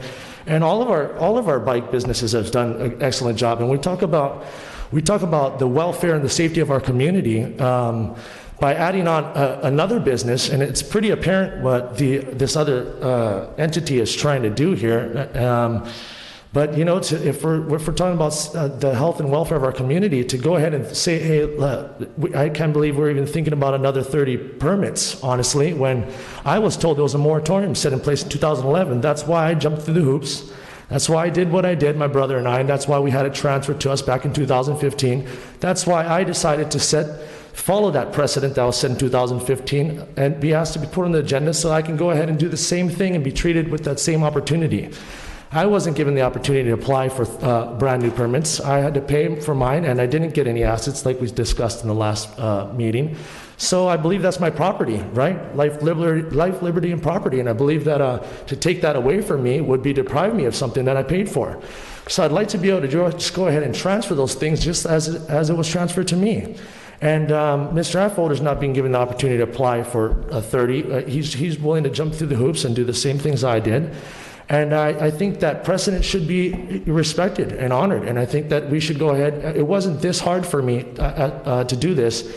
And this has been postponed 3 weeks longer than I think it's necessary. I think that we're here to decide whether or not Mr. Campbell is correct. And I trust Mr. Campbell and that we can go ahead and transfer the permits. But if not, I'd like to be able to keep my permits if we're not going to transfer them. And I'd like to be able to open up a business and not have to discuss how I'm going to operate that business. So all that being said, I'm just really getting a little confused as to what we're voting on here. And I'd just like to say that we had an excellent track record. We're one of the #1 ranked electric bike businesses over the years. If you look on Google, it speaks for itself. So I'm not sure what we're discussing here. It's getting a little confusing and muddled. And I believe we're here to say, can we transfer the permits? I believe that's why we're here. Let me just make a couple clarifications. Mr. Affolter mentioned at the last meeting that he was not purchasing assets. And so I just want to clarify that statement that you made. And I mean, I don't recall whether we were the council or it was the prior council that transferred your permits. I don't recall ever hearing your guys's proposals. So I am not saying that as gospel, but I don't believe that I was on the council when you transferred your permits. So I don't have any knowledge of whether what you paid for them. That's not something the council would know. We have no idea what you're charging Mr. Affolter for these. That hasn't been something that we feel is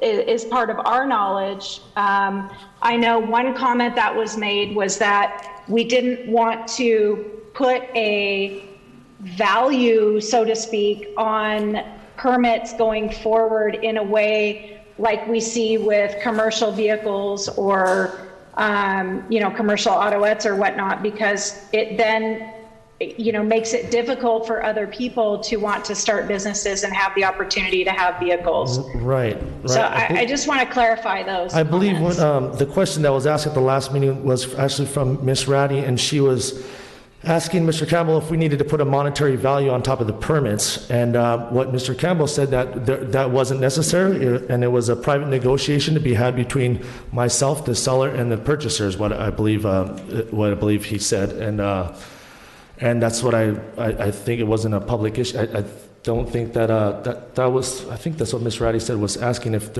we had to put monetary value as far as the city putting it on, but.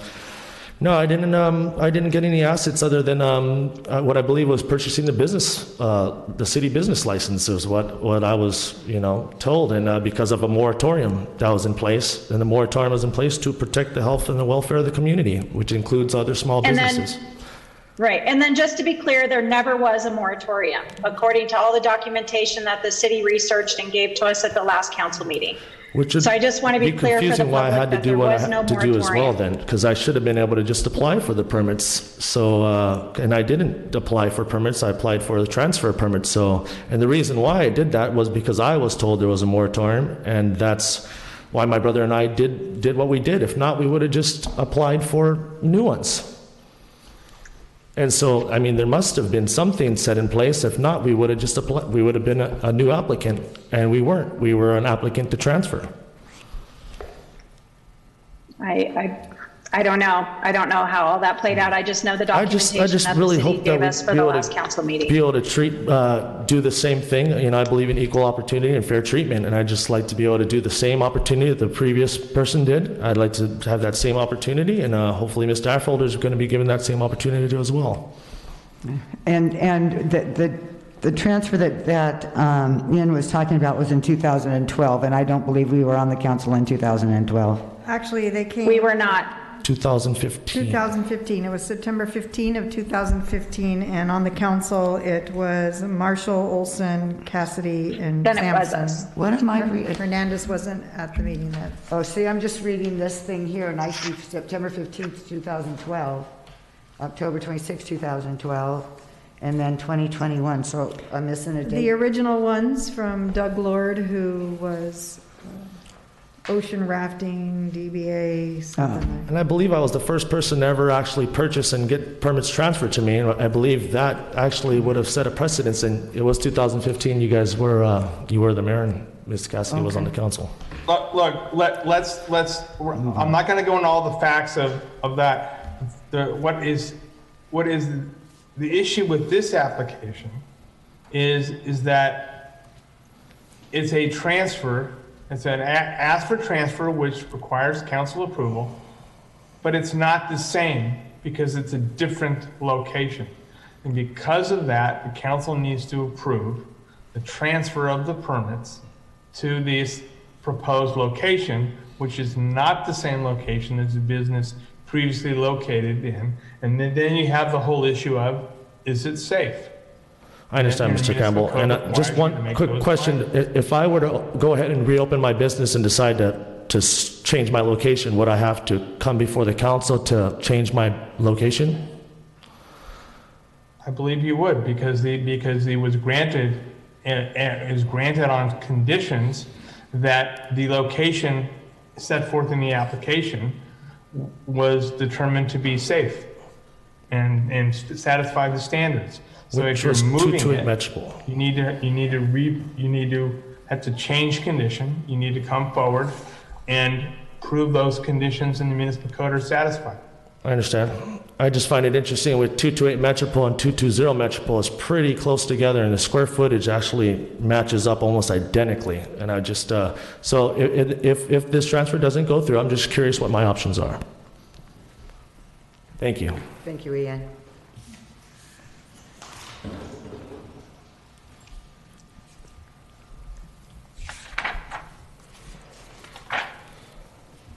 Annie, what was the date of that council meeting that you had? That you mentioned in 14? Didn't you? Yeah, this is September 15, 2012 on page 2, Denise, so that's why I'm confused about the 2015, but we sure could have been there. Who knows? On page 2 at the very top? I don't see 2015 anywhere.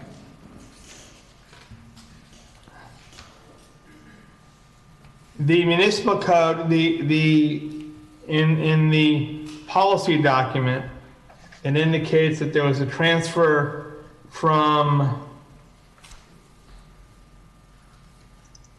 Doug Lord, Catalina Tours, Tour Catalina, to Ian and Patrick on September 15th, 2012. Yeah. Yeah. Oh, okay, thank you. Thank you. Where are you seeing 2012? I'm sorry. That is in the staff report on the policy, page 2. It's a timeline of all the transportation permits for bicycles. I think it was just an mistake. Top of page 2. That's on policy, okay, so that is incorrect. It is 2015. Oh, I it is apologize for the mistake. Oh, okay, that's The all right. timeline, that's on item 10. Yes. Timeline. Yes. Okay, it's 2015. Sorry, Ian, too.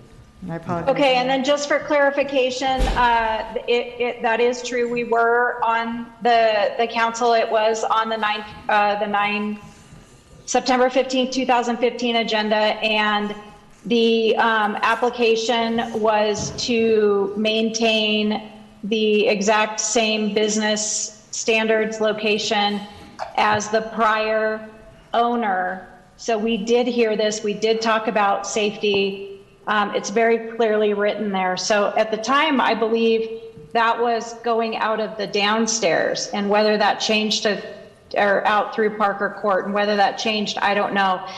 For me, the difference is going out of Parker Court.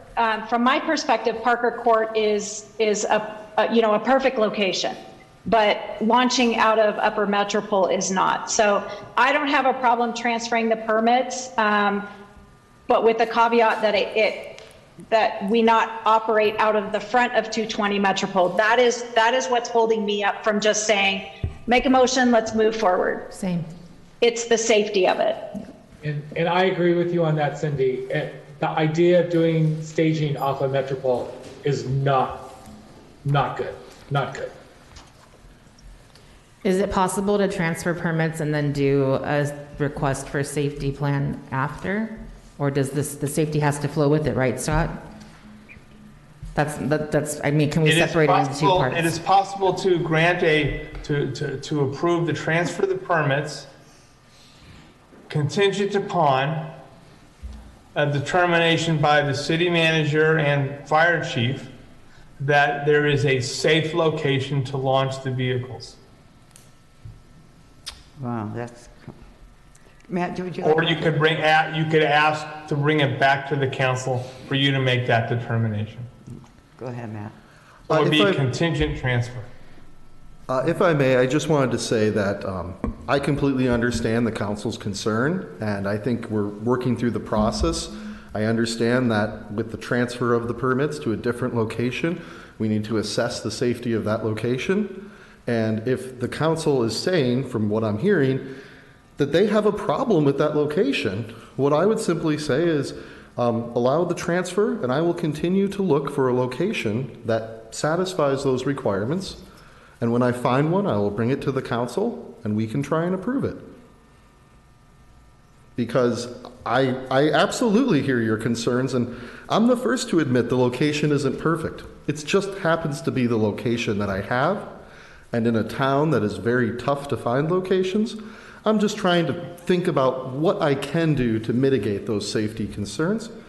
And so I'm open to conversations of launching in different areas. I'm open to conversations of what we can do to mitigate safety. I'm even open to the conversation of saying 220 will not work. You have to find a different location. And so I just wanted to let the council know I recognize that, and frankly, I appreciate it. Thank you, Matt. And then my last question to the city manager is, I very strongly want to be fair to all concerned. And I am of the understanding that another applicant has been turned away from coming to the council until they had an appropriate location. Is that true, or did I misunderstand that? That would have been, I think you're referring to Mr. De Albero and Martine, and that is because where they had originally proposed it, it was on Sumner Avenue, and I do not remember the address, but it was down in the downtown area in that brick public walkway area, and I didn't want them to get a no immediately because I know that is very congested. It's a public walkway, and so I suggested that they find some other place, and the suggestion perhaps where you did your Segway business. Does that answer your question, Mayor Pro Tem? Yeah, it does. Thank you. I just wanted it to be fair.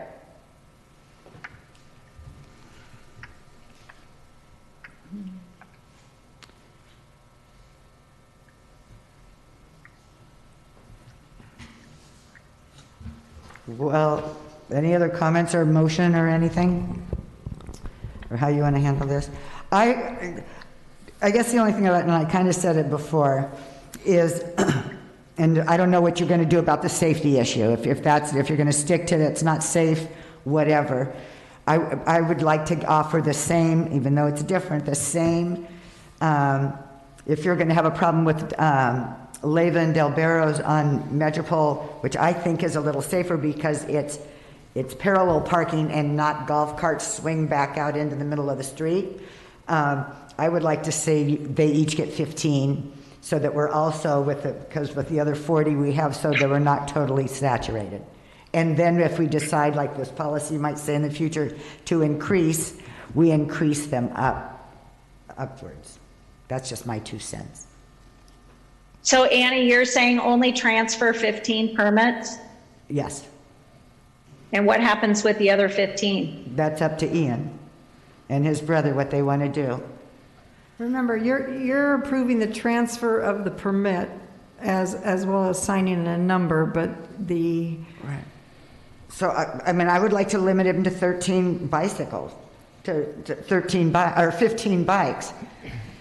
But just for because I would like to have, I don't want us to have 100 of those out there, so I was trying to think of a way to cut back a little bit and also allow other business to take place, because I know when Mr. Del Barro did the Segways, there were no problems with the Segways. He ran a good business then.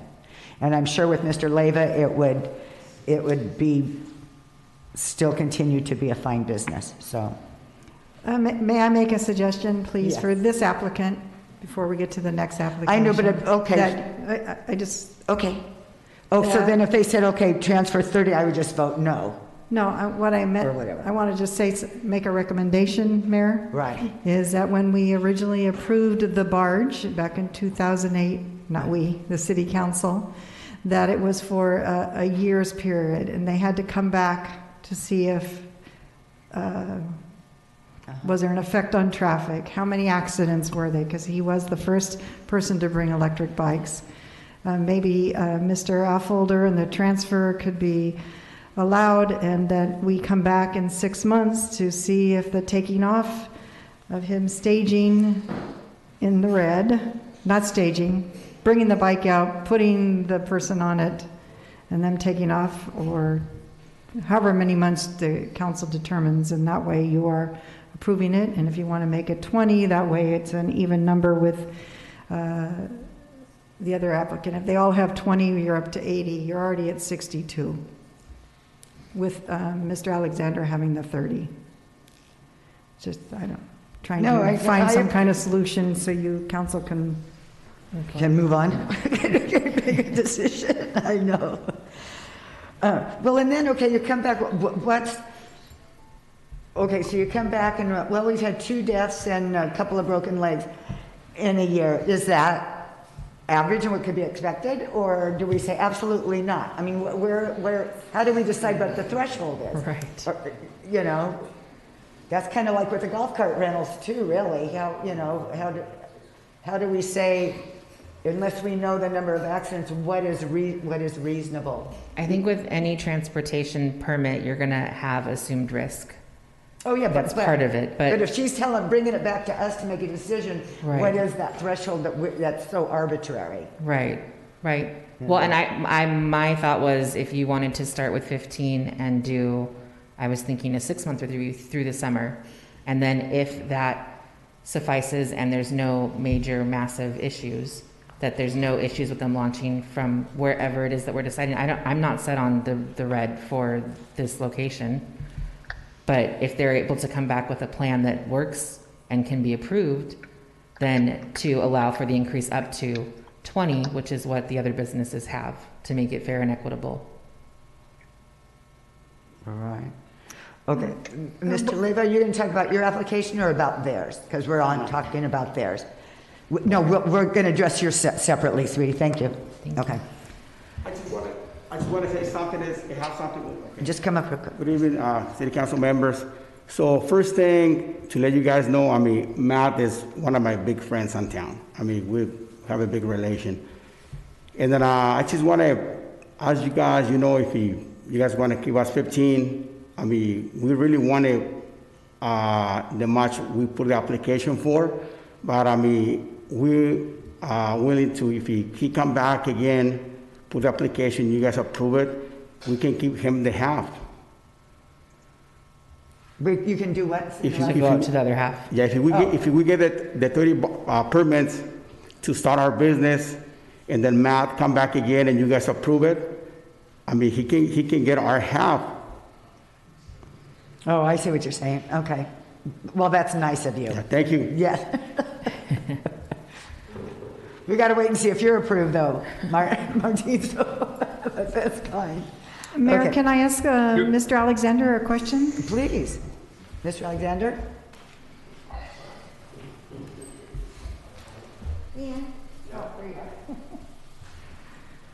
Tonight was the first time I'd heard that you were actually launching from Metropole. So was Parker Court strictly just to stage the bikes instead of inside of the building, and that's where you gave your safety lessons, and then they didn't take off from Parker Court? You brought the bike up the side of the building? We and used then both. took off? We used both locations, honestly, and we had the full support of the Island Company. We partnered with them. We never had a problem with them ever, and they actually even reached out to us to make a little zone out back, a little easement for us, and even give us parking stalls and everything. And I'm hearing different things, but I've never heard anything about them not approving us. And I remember we had a meeting one time about that parcel, and that parcel is very interesting, actually.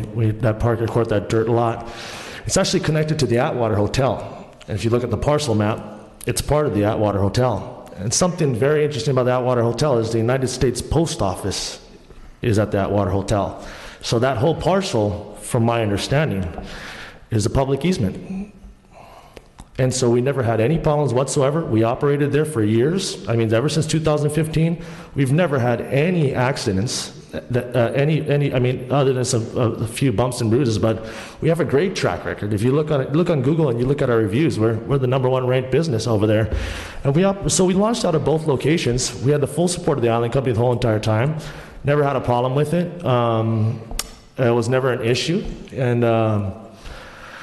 yeah, I don't think that, I believe it's a public easement from my knowledge of everything, but maybe I'm wrong, but I believe that when government funding goes into a parcel, like the United States Post Office, you can't say that there's trespassing on top of the property there. So we've never had a problem with that area whatsoever.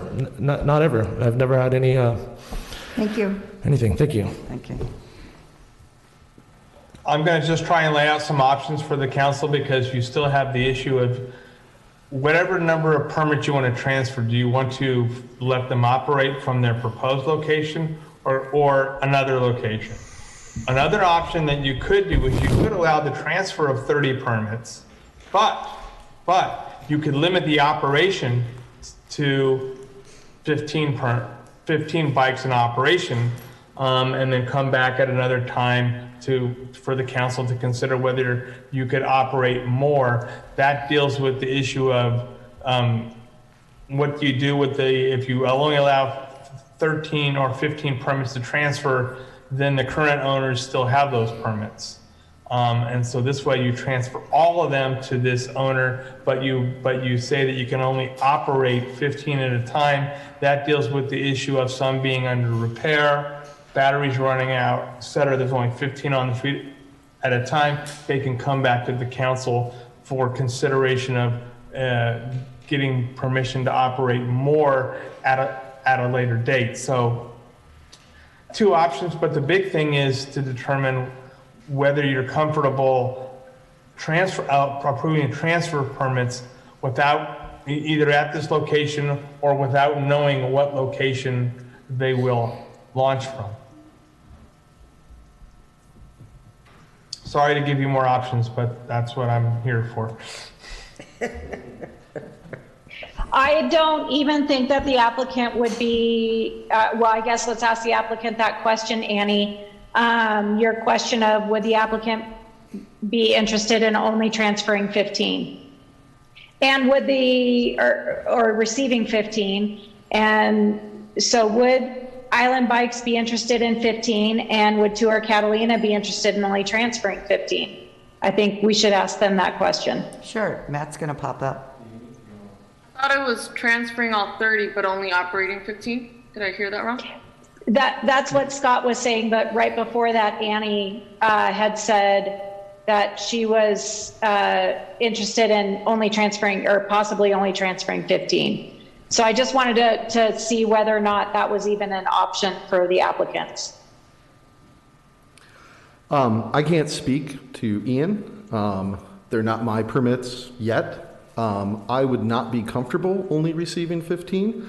I think not getting the property might lead to issues, and I'm not opposed to the idea of transferring 30 and only operating 15 and then coming back to the council and saying, oh, well, hey, I need to operate 5 more, or 15 is fine.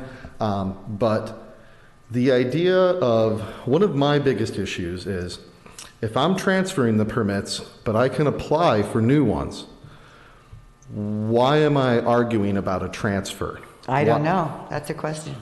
Well, it's the question I've asked the council and the city, and from what I understand, and it might be a miscommunication on my behalf, but that new permits typically aren't granted. Well, transferred permits are granted.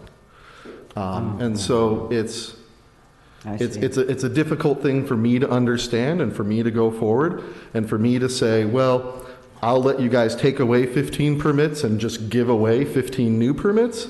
It puts me in a very difficult situation. And I don't have a clear answer for you on that, other than the minimum number that I think would be acceptable is the same as all the rest of them, which is a number that we should agree upon, and that should be the number of permits that's transferred. And that is simply my suggestion. Mm-hmm. Thank you. Yeah. For clarity, that statement he made about the ability to transfer versus applying never came from administrative office. So I'm not sure where that statement originated from, or even if it did. Yeah. Okay. Thank you for that clarification. Mm.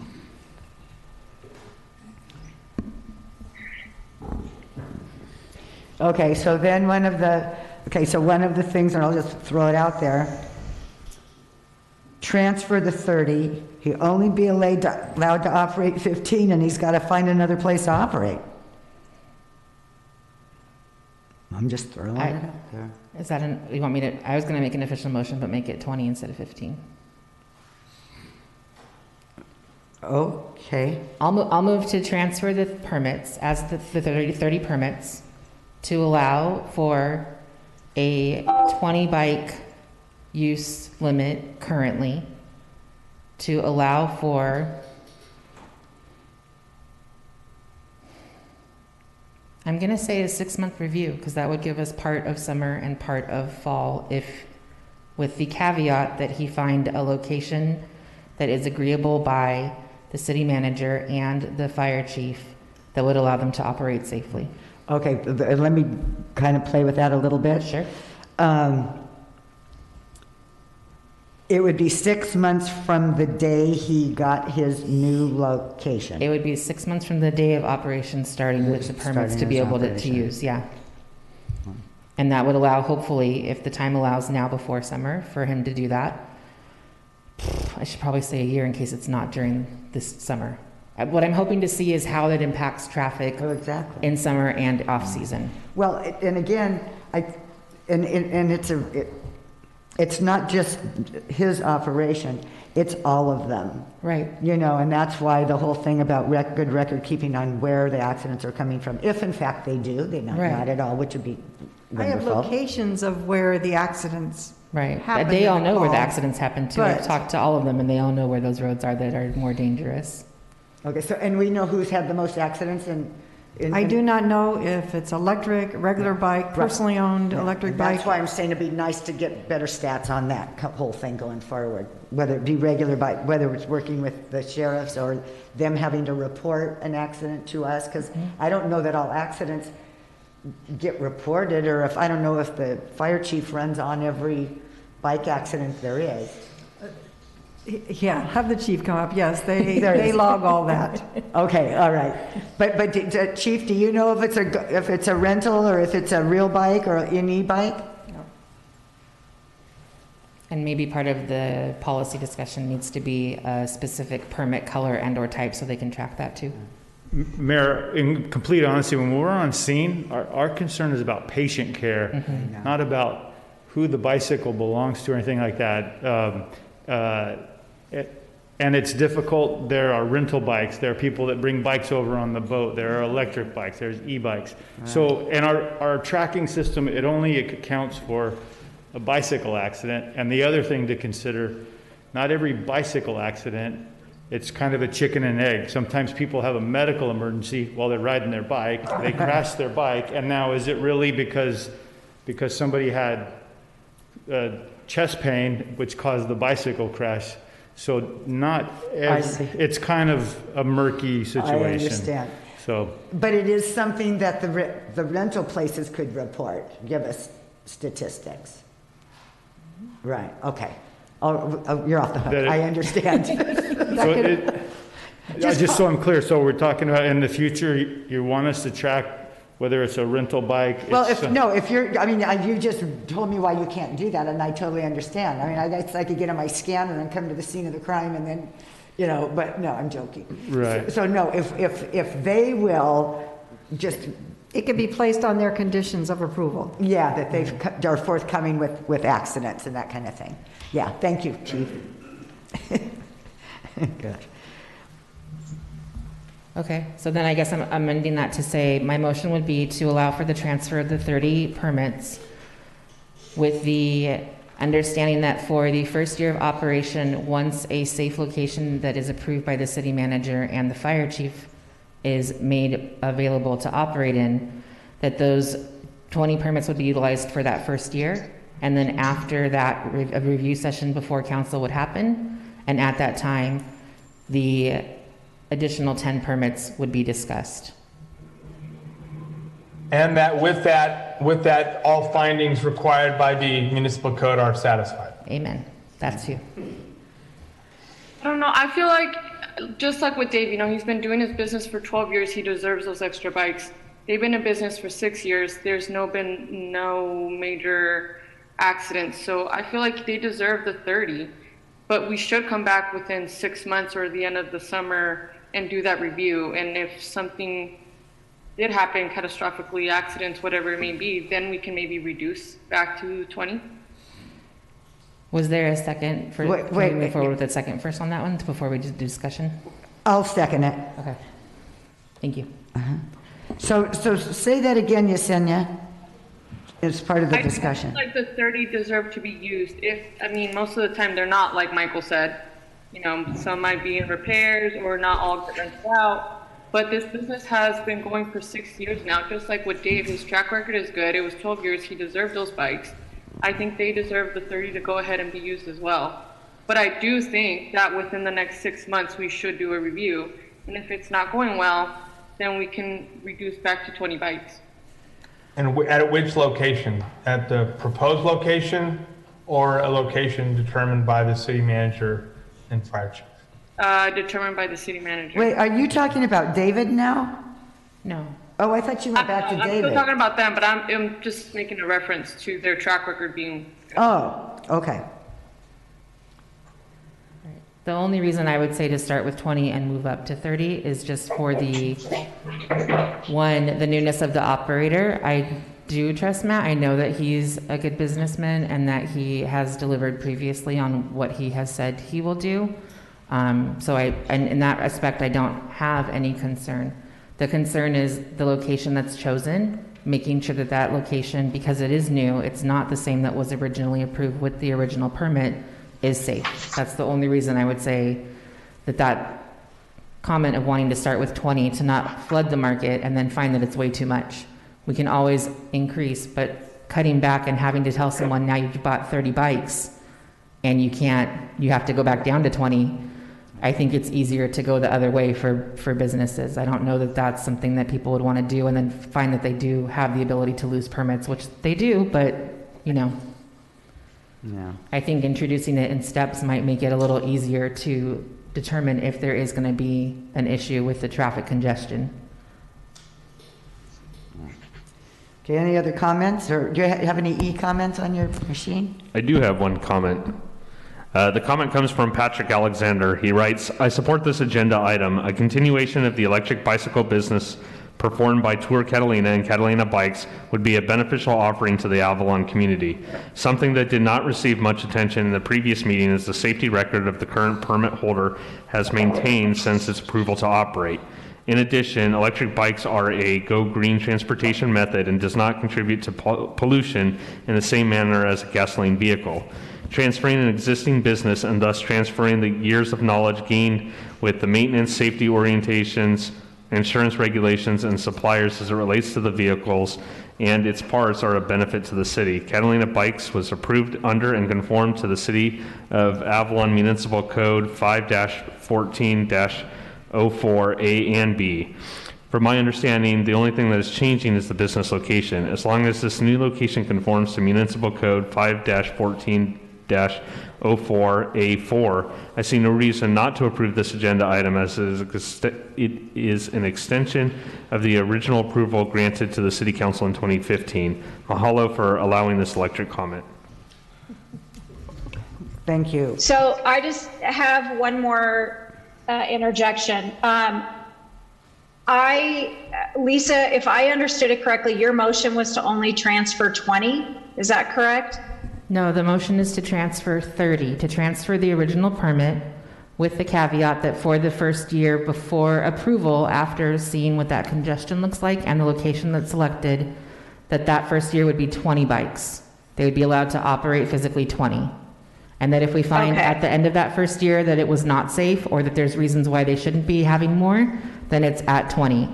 If we find that there's no reason for concern, no major increases in accidents or issues, then we allow for the additional 10.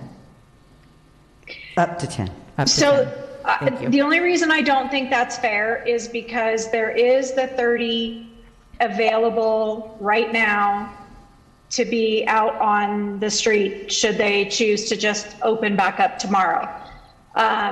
So I'm just saying my points before we vote, so it's on the record. Yeah. I am not in favor of the location. I'm in favor of transferring the 30 permits over in their entirety to Island Bikes, with the caveat that they have to find a different location to operate out of. The front of 220 Metropole, regardless of whether the prior operator, it's my understanding, we didn't know they were operating out of the front, so I don't, all I can go is by the application in front of us. So that's the reason why I'm gonna vote no, is because I believe they should be able to have all of the permits, all of the bikes to be able to run, and just the location is the only issue for me.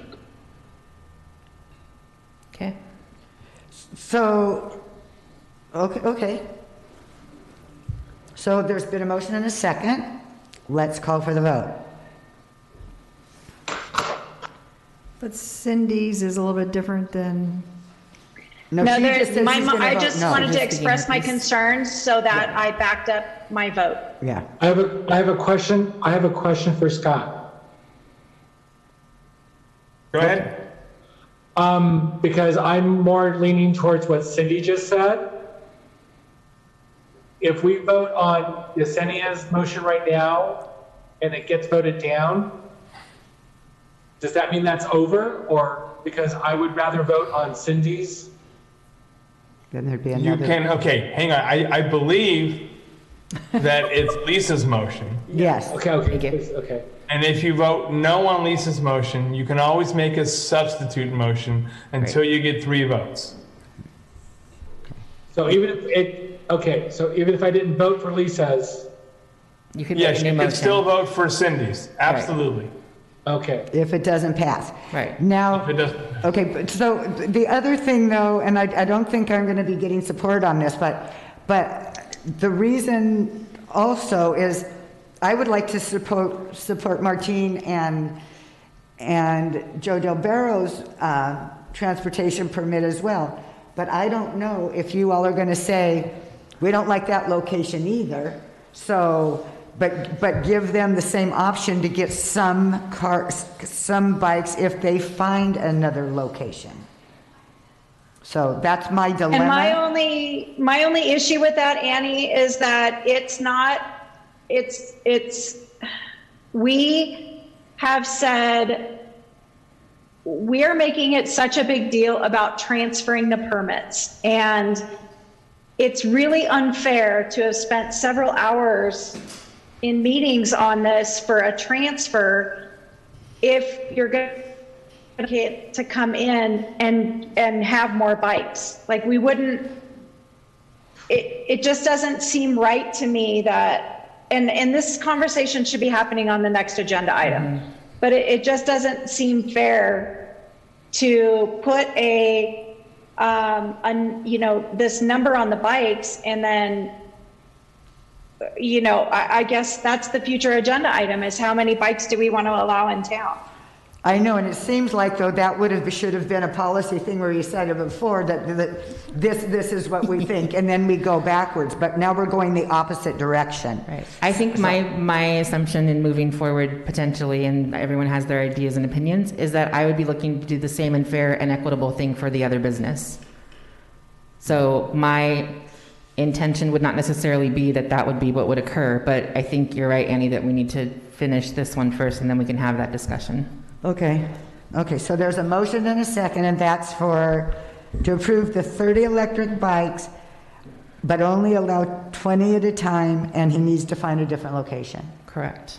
And a review after the first year to then approve the additional, to allow the additional to be utilized. Okay, so there's a motion and a second. Call for the vote. Councilmember De La Rosa? No. Councilmember Lavelle? Aye. Councilmember Ponce? No. Mayor Pro Tem Cassidy? No. Yes. Marshall. Okay, we have 3 noes and 2 ayes. On to the next. Okay, I'll make a subsequent motion. I will make a motion to allow for the transfer of the 30 bike permits from Tour Catalina to Island Bikes, with a caveat that Island Bikes comes back to the council with an appropriate and safe location to operate. Council or city staff and fire? I think with all this drama, I'd like to have the availability for the public to participate. So I'd like it to come back to council. Okay. So just we understand, legally speaking, then it's approving the transfer subject to coming back to the council with a location that satisfies the requirements of the municipal code for safety, et cetera. Right. Okay. And I'll second.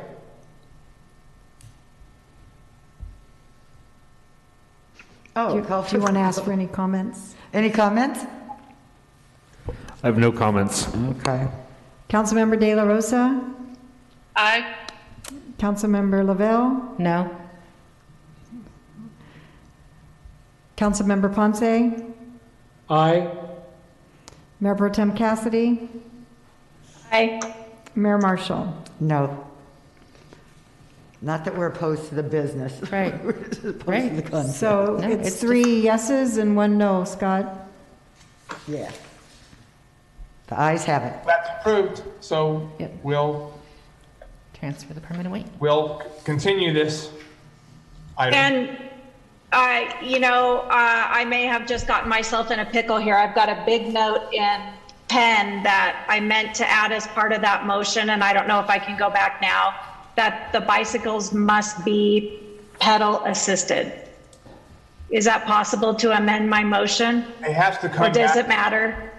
I don't think it matters because it has to come back to the council for final approval with the location anyway. Okay. So then just a heads up for Matt when looking at bikes that they have to be pedal assisted because they will need to be that, it sounds like. And are they Yeah. all already? David and Misa, are yours all pedal assisted? Electric bikes, are yours pedal assisted? All of them are. Yeah, okay. So, I just want the terminology in the documents is all. right, okay, Cindy, perfect.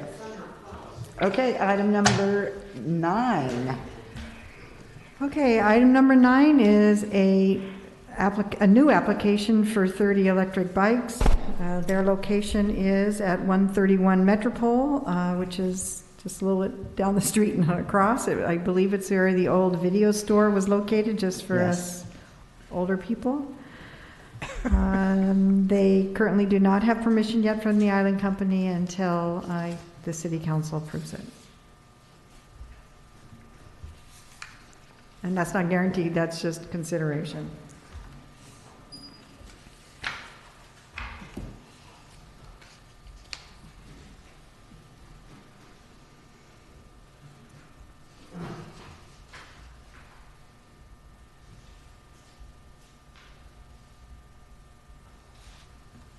And I do want to make a correction, Mayor. Yes. And Council, that on September 8th, 2020, so this September is when they submitted the application for the 30 electric bikes.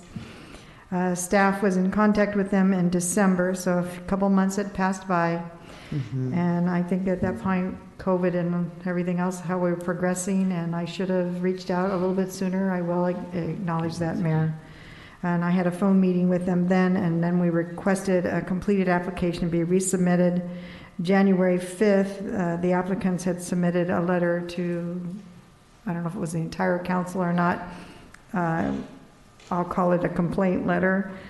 February 18th, the city responded to the complaint and reiterated what was required to place the item on the agenda.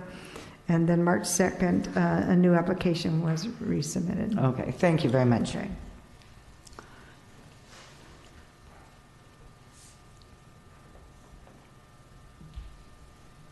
Who wants to start?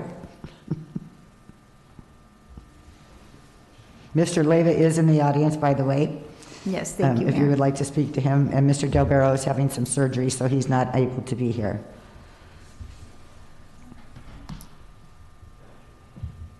Well, I'll just start. I don't know. I personally don't have as big a problem with that lower Metropole location. And him going uphill, because I was concerned with the golf carts backing out onto Metropole. When you're doing parallel, it seems an easier flow, and you can disagree with me if you want. That's just my opinion. And I would like to give somebody else a chance. Again, Mr. Del Barro had a very profitable and a very safe Segway business. And I don't know what, there's one more dangerous than the other, a Segway or an electric bike. I don't have a clue. But I would like to give someone else an opportunity. And I don't know if you would consider giving them that, but not like the location, if you would do something similar to what you're doing with Affolter, and maybe not even give as many bikes. I'm just throwing that out for discussion. Can I? Oh, yes, go ahead, Dave. Long night. One of the things that this has been on my mind for weeks is we're a 2.5 square mile town that wants to open up 4 e-bike rentals within that period, in that small zone, not considering some of the things that it takes to become an e-bike rental. I mean, we've been doing it so many years, there's so much to it, and we're talking about, in my opinion, these bike permits like candy bars, like, hey, you got some, you got some, you got some. And then you got us that have to operate, that make a living doing this for many years, and we're going to flood the demographics of this town. It just concerns the heck out of me. Joe is a good friend of mine, by the way. And Martine, I love. I have nothing but respect for these folks. But the intention wasn't to be the 4th business here. The intention was to be the 3rd. Both of these folks wanted to get into Ian's permits. It didn't work out that way. One got kicked off to the side, so they decided, you know what, I'm going to try to do it anyway. That's how this all happened. And I come from the real world on the mainland where demographics matter, where how many businesses are planted in certain areas matters for safety, for cohesiveness between the businesses that exist. What do you think happens to all of us in the wintertime? When this thins out, when we get back into hardly any visitors here? It's going to take us all down at the same time. What happens when people get taken down? Desperateness happens. There's lots of, I hear these numbers being thrown around. I've been the guy that's been doing it the longest, and I'm still short of what these other numbers are, and I'm okay with that, because I asked for what I got today. Super appreciative of it. But all the other models in this town are 1, 2, or 3 permits of recreational vehicles, the jet skis, the parasail, boat rentals, golf cart rentals. I don't see anybody with 4 businesses in this little town. And it's almost a slap in the face to me. I hate to say it, but it really is. Oh, I hate you. And I understand Joe's your friend, and I love him to death too, and I find something to do that there ain't 3 of them. You know, one of the things that I had talked to Joe about, and I'd even talked to Matt about, and even you, is everybody have an equal number, but my equal number wouldn't have been 20, or it wouldn't have been 30, because I was concerned with the congestion. But if Right. someone else wants an opportunity, and I don't even know, I guess price fixing, does everybody end up charging the same amount of money for a? Well, that's another problem that could happen. I mean, And that's, but look at the golf carts, they do that, you know? right. I love that. I think that's what we should be doing for Right. sure. So then everybody prospers. So. I guess what my point is that there's three of us, two of us that ran through COVID and survived and Right. stayed loyal to it. One of them returned, which is trying to return. Right. And then to add a fourth one, to me, is what about the guys that have been loyal, that have done it right, that have been around a long time? I mean, if any of you were in my shoes, you would feel exactly the same way in this teeny little demographics that we have here. Yeah. I mean, it's not over town where there's, miles and miles and miles between businesses. You're talking about cramming it all into one little. Doug Lord did not easily get his permits from the beginning. I was a part of all of it. He was next door to me. He somewhat hoodwinked the system by getting you guys to believe he was going to cater to hotels and then changed it to a rental.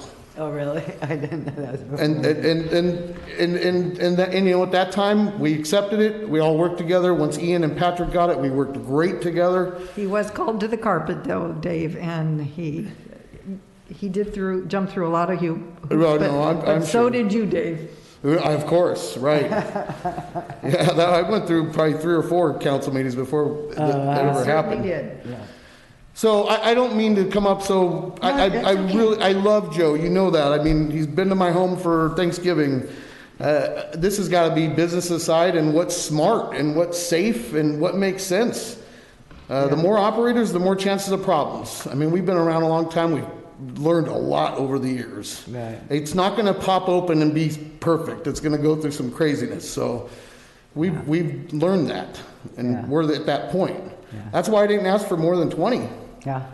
It's not really doable, by the way, these numbers that we're getting up into. Those aren't real numbers. Well, but I'm hearing that they're not always out anyway, so that's where I'm confused.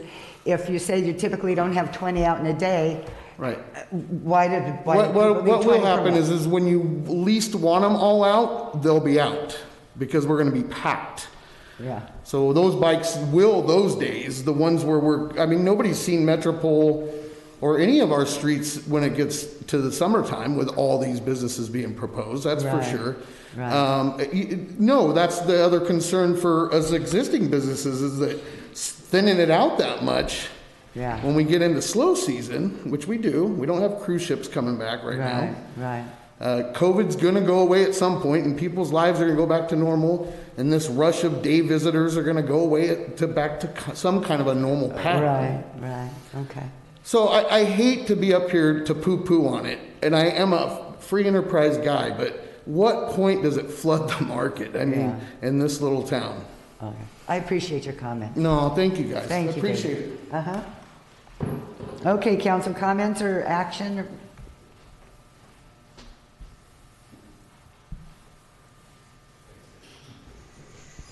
Awfully quiet.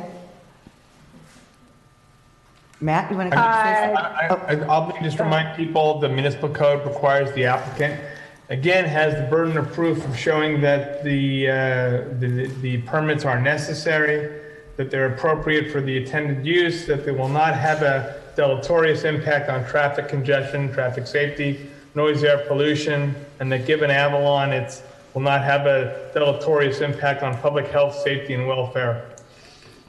Okay. Go ahead, Matt. Thank you, Council, and thank you for your time on this. I have a huge respect for Mr. Leyva. He's an excellent businessman. The word I'd like to talk about is saturation. We now have 70 approved permits. With an additional 20, we're now talking about 90. Or if the 30 are approved, we're now talking about 100 permits. This is almost a doubling of the amount of permits. We wouldn't consider doubling the amount of golf cart permits. We wouldn't consider doubling the amount of full-size vehicle permits, especially without a transportation study. And I don't want to see the health and safety of all the current operators or the people of the town be compromised because we want to see everyone have an equal chance. I believe very strongly in free enterprise, but what I don't want to see is a cannibalization of the industry where we are now so desperate to make sales that we're reducing prices.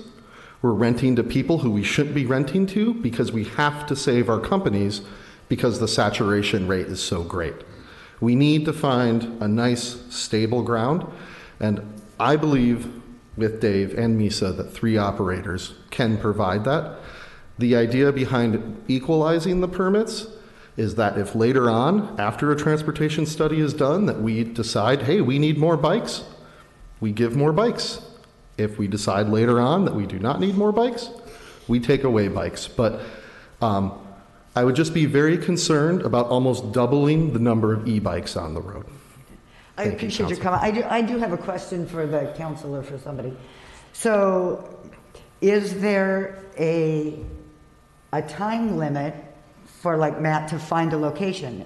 I mean, he can hold on to those permits for 3 or 4 years. In the meantime, if we deny somebody else, but somebody else finds a location, how does that work? I guess that's it. Scott, would that have, yeah, had to have been in the motion? It wasn't in the motion, but under the municipal code, the longest you can have a permit is 3 years without coming back to the council or a vehicle clerk for renewal. Okay, so he could hold on to those permits for 3 years and not have to worry about finding a location. I mean, he'd be looking, but okay. Well, he can't use them until he comes back. Back with the location, but he could hold if he, but if we issue, because right now we're going to issue to him. Okay, we're going to say come back with a location and then we issue it to him, or do we say? Wait a minute. So we're confusing agenda items here. I know, because now I am confused. But okay. I guess my point in confusing that item was if he doesn't find something in the meantime, we deny somebody else. What is that all about? Okay. But Annie, the other one else has to prove that their location is the right location and that their business model is the right business model. And I'm sorry, but their location is not a good location. No, okay, but that's what, okay, so let's say though, Wait, the Metropole location, Michael? Yeah. Yes. For the last one. In the old video store. Yes. Because and the owner has said, oh, we'll make accommodations, and you're gonna have to tear down part of your building to make accommodations to have bikes there, because you're gonna be going from the video store right across the sidewalk right into the street. There's no easement access or anything. It would all be on city property. No, no, because he could, just like Affolter would do, he'd walk the bikes into the street. It'd be the same thing, walking the bikes into the street. But we're telling him he can't do that. Why can't he walk them across the street, the sidewalk? How do they get to the street? It's not a good location, Annie. Okay, I'm not arguing that. I'm saying, my point being, if Mr. Affolter does not find a location, but I guess what it would be doing is putting Del Barro and Leyva on hold while he waits for 3 years. He has up to 3 years to use those. Or can we say, oh, we approve in concept, but you also have to find a good location? I guess that's my thing. Or then it's also the saturation issue. You follow me? Kinda? Yeah. Okay. So yeah, I don't think you're going to like this location either, and rightfully so. But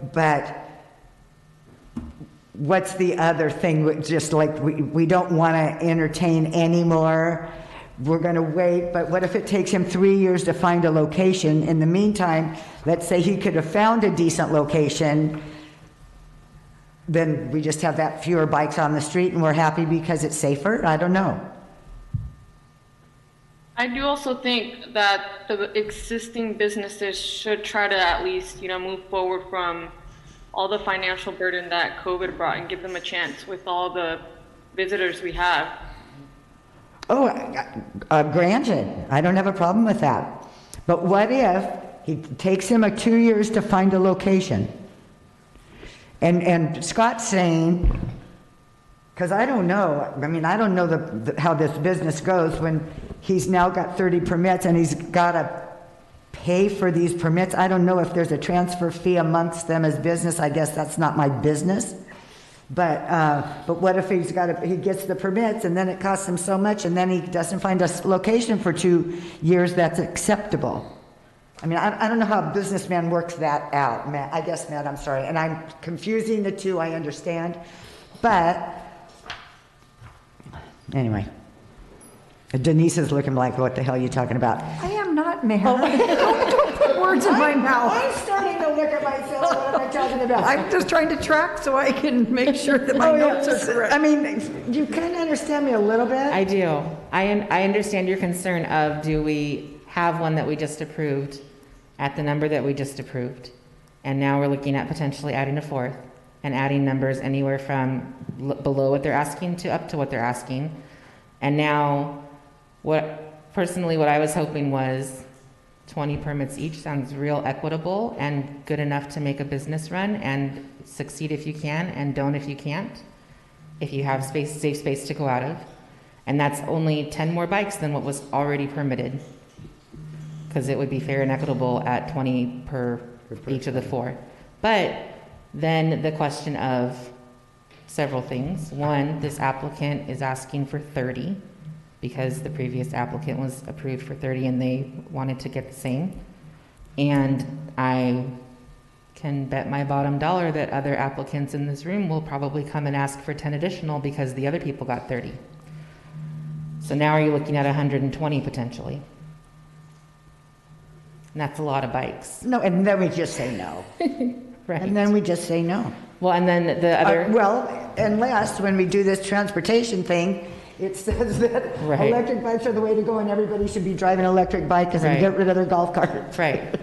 And the other issue the concern that I have, which I've mentioned before, is the location, unfortunately. Yeah. That location has the... It's similar to the other. It's basically similar to the other. The other location is similar. Sorry, guys. The other location is similar in that not only are you still dealing a little bit with the hill in terms of the location, Right. but you're then also in a full-size parking area that's usually heavily trafficked and impacted, because that's one of the only spots on that street where full-size vehicles can park and not autoettes. So you're having larger vehicles that are heavier on that side of the street. You also have the access point for the parking lot into the Island Company's parking directly across from them. So the number of people that cross the street right there to get to and from the Island Company parking lot in the Hermosa is significant all the time. Mm-hmm. I've never driven on that street and not had people cross the street in that location all the time. Yeah. So, the concerns I have are very similar in that I would be willing to submit the same motion that I originally did for Matt, which is to say I would like to see, if we're going to, this approved with the same caveats and with a 20 bike limit or 15 bike limit, and with the same caveat of finding a location that actually works and is safe to do so. Right. And 15 or 20, I don't... Mr. Leyva, oh, I'm sorry, Misa, go ahead. I just wanted to say that, I didn't think you would even consider giving people 30 bikes. Right. But if that's something you want to do, then I would apply for it too. I have to protect my business. Right. And so I think that, it would only be equitable that we all get... I've been in business a long time. Right. So, and I've been renting bikes a long time. So now my business is being devalued because you're giving other people more bikes than I have. Well, I would not agree to give him 30 bikes at all. Again, I didn't even want to give the last one 30, but... okay. So is there a further discussion or a motion?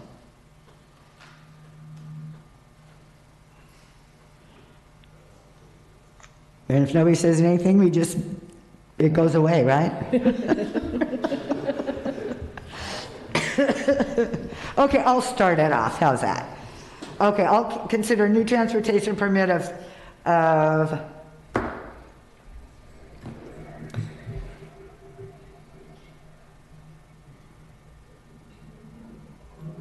15 bikes.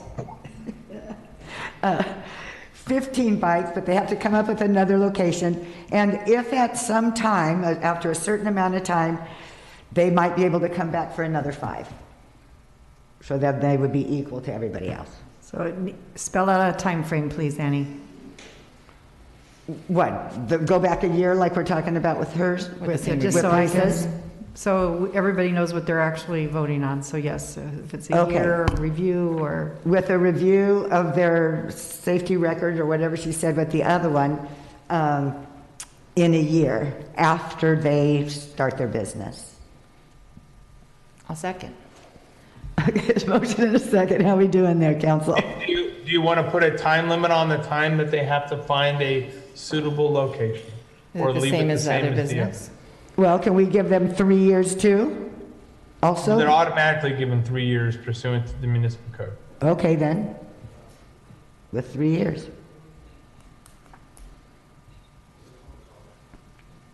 I'm sure Joel will give up by then if it takes 3 years to find a location, but, okay. So there's a motion and a second. Further comment? Call for the vote. Wait, no. Hold on. Oh, I'm sorry. I have 2 comments. Make it bigger. The first comment is from Joseph Delbero. He says, I've been trying to register to participate by phone, but I've been unable to. Please call during the meeting to allow this. I'm unable to personally attend due to scheduled surgery today. The second comment that I have is from Patrick Alexander.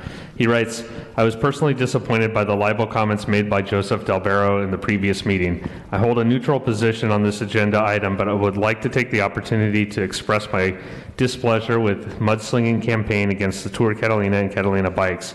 In the years that I managed the business, we faced many challenges, whether it be funding, permitting, commercial space, or many other factors. These are things you expect. What you don't expect are the malicious attacks made by community members with no intention but to thwart your efforts and your opportunities. What I find completely perplexing is someone who chooses to mudsling against a small business, yet submitted an application to ask for support from City Council to receive transportation permits of their own. When a community member wonders why bullying takes place at the high school, all I can say is comments such as those made by Mr. Delbero in the last meeting are examples our children have to look up to. To think that actions such as that are an example on how one should garner support from their community or from their city council is just mind-boggling. I hope he learns, even at his age, that posting false claims and false allegations against people who wanted nothing more than to follow the American dream of owning their own business, taking care of their family, and trying to create a future for themselves is not classy and not appropriate. I wish him well with his scheduled surgery and his future endeavors. That was nice. That was nice, Patrick. For clarification, did he ask, did Mr. Delbero ask that we call him on a phone number? He said, please call during the meeting to allow this. Our website strictly says, I believe, Scott, for e-comment only, and call-in is not acceptable. Okay. Well, Mr. Leva, do you want to say anything else? Okay, all righty. Thanks, Martine. Okay. There's a motion and a second. Okay, Councilmember De La Rosa. No. Councilmember Lavelle. Aye. Councilmember Ponce. No. Mayor Pro Tem Cassidy. No. Mayor Marshall. Yes. Is it appropriate? Because I know I used to do it with either Richard or Ole. Why no? Since you haven't really commented much on this one. I don't have a problem sharing my thoughts. Honestly, a lot of Dave's comments were so prevalent, and they weren't necessarily, honestly, they weren't things that I had thought about until Dave came up to the podium, and I thought about how everybody's struggling right now, and I thought about all of the time and effort and just years of history that the other businesses have struggled through. Ian and Patrick have been trying to figure out what they're going to do for the last couple of years. And, it's just, that really weighed heavily on me. Additionally, I didn't love the location, but I could have made some, work around with that. But then also I was really, I think I know Mr. Leyva well enough to know that I have the highest regard for him. I think he is a wonderful businessman. And he's had some brilliant ideas of things to bring to town, some of which I wish that we could revisit. But at the end of the day, I was really put off by Mr. D'Albero's request to move this from the last council meeting and not even discuss it, because I think that we could have had some conversation about it and even carried it over, but he wanted Mayor Marshall to be there. And, I guess that was his prerogative, but that just really struck me as odd, not even to be able to entertain a conversation about it. So we're going to talk about it at the next item, but I'm not in favor of saturating the streets anymore either. I felt that Ian and I shouldn't name them by name, but Tour Catalina had the right to transfer their permits, and I wanted to see that through. But as we're going to discuss in the next item, I just am not comfortable seeing any more bikes on the road. So that was the basis for my no, and I'm happy to talk to Mr. Leyva and Mr. D'Albero separately offline tomorrow or the next day. And in that finding, then you're also looking at the municipal code, which says that there was not a facts demonstrating a need for the permits, which is the number one finding you have to make. So right. And Annie, I have to agree with Cindy, and back to Dave. Brown's Bikes and what was formerly called the Barge, they've worked hard to build up their reputations, and then to have somebody come in and kind of build a business off of what they've done, to me, just isn't fair, especially at this time of the economy. They should be able to come back strong. Location, bad location. And I have to agree with Cindy that Joe pulled the item so that you could be heard while you were here. To me, was kind of a slap in the face of the council making decisions. So that kind of bothered me there. That's not what made my decision. But, had I been able to discuss any of this in 2008, I would have said, hell no, we don't want electric bikes here. But they got here because I couldn't vote on that. And now they've become a little crazy. I sit here on this corner every day and watch some of these people, not just on bikes, but in golf carts, running the stop sign. I see locals run this stop sign. Mm-hmm. So this is a dangerous corner, and we don't need any more rental golf carts or bicycles coming through here. Mm-hmm. So that was my basis. We permitted what we permitted, and I think we're at a good saturation right now. Okay. I appreciate and respect all of your comments, both of you. That was great. Yesenia, did you want to comment? Or ditto I have or something? to agree with them both, of course. Yeah. I don't want the need for the existing businesses right now to go down. I would like to see the businesses that do have their permits at the moment to succeed and try to climb out of the financial burden from COVID. Yeah. I have nothing against Mr. Leyva at all. I absolutely love him, just like we all do in this community. Okay. No, I understand totally. Yes, thank you. Okay, we're going to go on to next item. The policy. This is a proposed electric bike policy. It's just to consider this policy, and there are 5 things listed for you to consider. Those are just thoughts from council, from staff, and it would be treated like our cruise ship policy, that it comes back to the city council for review every 2 years, but annually we come back and we report out if there's a number of bike accidents, the congestion, any operational concerns, and to assess the need maybe to remove or add any additional bikes. Those are just some staff thoughts, and you could take it or leave it. I appreciated this. I'll just throw out a couple quick comments. I would be happy to propose a maximum number of bike permits at 70. Specific approved routes I thought was great, but if possible, if we could add something in there that says about the gate up on Hogsback, only because I was coming back from the interior the other day and there was 3 rental bikes inside the gate going up the hill. So just that's why I'm just saying maybe we could add something in there about the gate. I'm not sure what its proper term is, but something about that. But I do think we need a policy. And also, just before I forget, if we can also have a separate conversation at another council meeting about segways. But I liked all the other items on the policy. Well, I would throw on the approved routes, make it like the golf cart routes, you know, because we've decided on those before, so maybe make it to be the same. And Annie?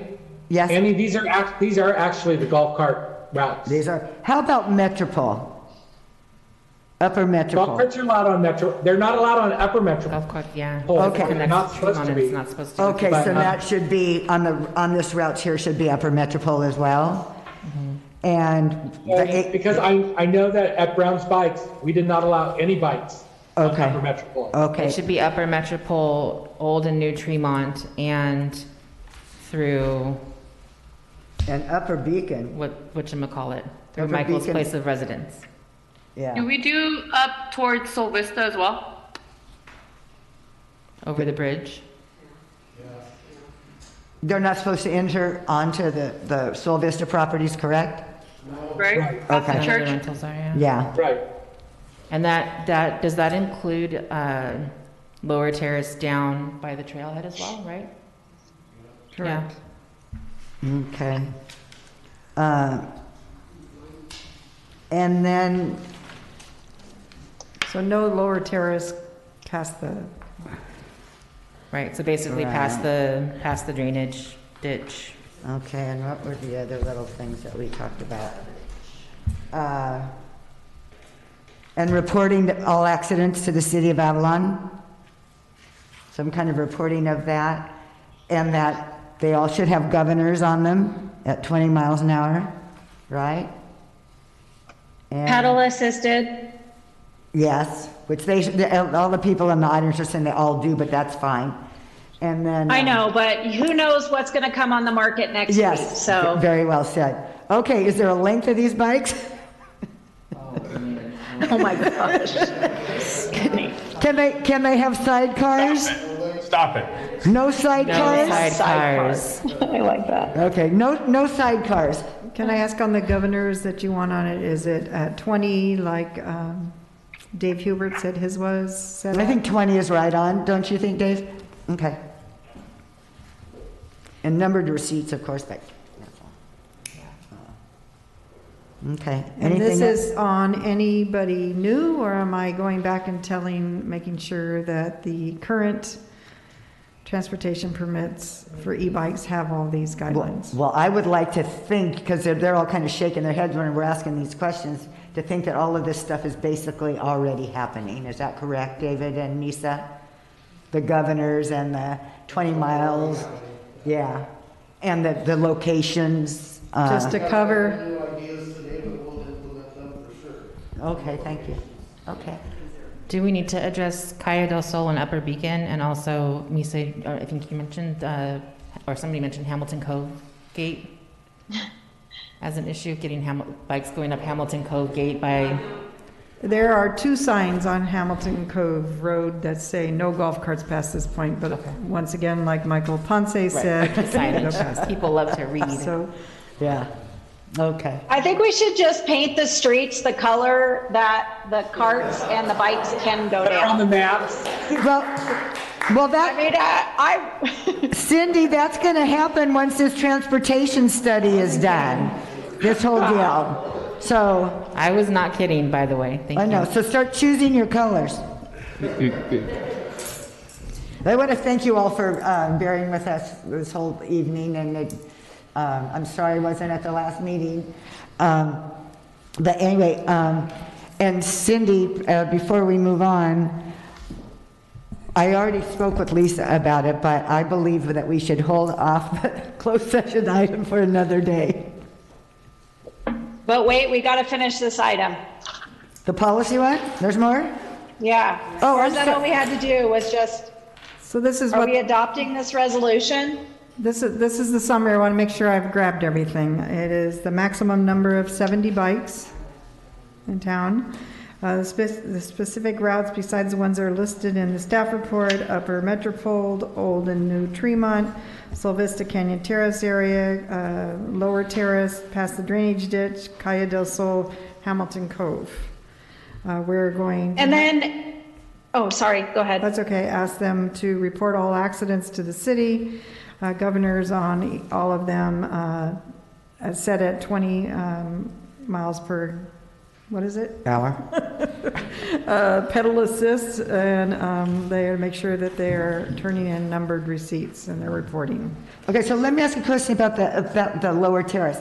So like I'm supposed to, so is it, I'm not supposed to cross the ditch and ride on lower terrace at all to get back to wherever, right? That's, okay, 'cause you don't want to go down that hill coming down. There's signs at the church that say. Is there? Okay, thank you. Okay, Misa? Okay, on my current map, I do allow them on Sorry. Lower Terrace, so I'll have to change that. But my other question is reporting accidents. I mean, somebody skins their knee, I don't know, do we have to report? No, I'm not so concerned about that. But I We mean, kind of need if to know what you mean by an accident. Yeah, is well, what you okay, want what's us the to most report. severe accident you've had? What? What's the most severe accident that has occurred on your bike? I mean, they've had to be medevaced off for an Okay. injury, so. Okay. I mean, if they're not capable of riding the bike back to you, you know, number one, I think those you should report that.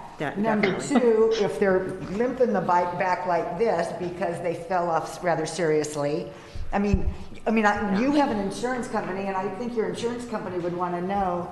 I mean, Right, so if it's something that I would report to my insurance company. is- right. So I think those are the kinds of things. Yeah, I mean, but I mean, people fall, they skin their toe, they stub their toe because everybody's wearing sandals. Oh yeah, no. But yeah, I appreciate you asking the question, but I don't think we're being unreasonable. It's just things that we're serious. Sometimes, we hand out Band-Aids, You're doing like a Yeah. medical report usually if it's something you have to report to your insurance and getting contact info Okay. and all that jazz, right? Like Okay. that level is what I was thinking we Yeah. were looking for, right? Yeah, exactly. Thank you. And then. And then Denise, can we add something in there about any changes in operations must be approved through the transportation permit? Or however, I don't know if it's a council or if it's city staff, but if somebody moves the location or wants to open a second location and split their bikes up, something like that, that it somehow comes back through so we can make sure it's safe.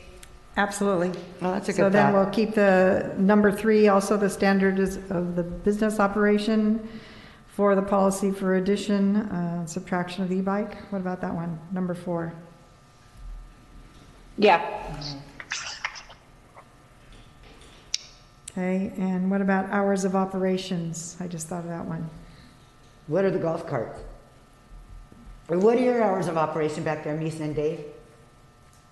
Right now, I'm 10 to 5, but we're gonna change that to 6 for sure. Okay. 8 a.m. to Okay. So you have horns on your, you have bells. You have some way so they can make a noise to somebody if there's a problem? Do they have to use hand signals when they turn? How do you do that? What do you tell them?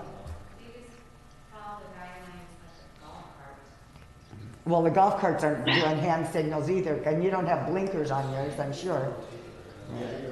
No, yeah.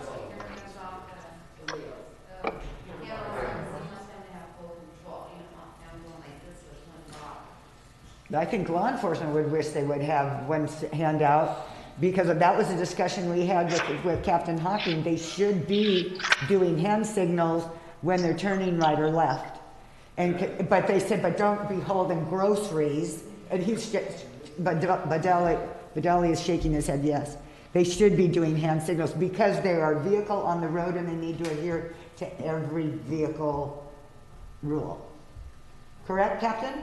Yes, it is the law that hand signals absent turn signals or electronic signals be used, but I understand that inherent dangers of having a novice driver or someone doing that, but it is the law that they use hand signals. Right. And I think that's safer for them because if somebody's coming, I mean, they need to know, anyway. And it means they have to make a decision on where they're going if they have to use a hand signal. So that's all. Okay. All right. Denise, are you? Yes, I would like to ask, Mayor, if I can bring back the resolution just under consent to make sure that I captured everything that the council's proposing. So a policy has to be a resolution? Yes, You I can't believe just do so. a policy and not a resolution? Correct, Scott, it has to be by resolution, the policy? Well, it's better if it's a resolution, otherwise it's a minute order and a resolution's better. Okay, thank you. And then I would also be providing that to all the other applicants. Excellent, okay. Permittees now. Okay. All righty, are we done with this one? Okay. So, close. Okay, then yes, I'm okay with moving our closed session items to the next meeting. Okay, thank you. And that's only coming to me because I requested them on the agenda. Well, wait a minute, we can vote on it. Michael? Can I make one comment? Sure. To the two newest members of the city council, happy anniversary for your first year on city council. Just meeting in April of last year when COVID and everything went, yeah. Thank you for the best year ever. Is that right today? Let me also point out, this is the longest meeting we have had in 1 year. Yes, it is. 10 or 11? It's 11 o'clock, Annie Oh Marshall. my God, it's 11 o'clock. It is way past my bedtime. Well, thank you all, and meeting's adjourned.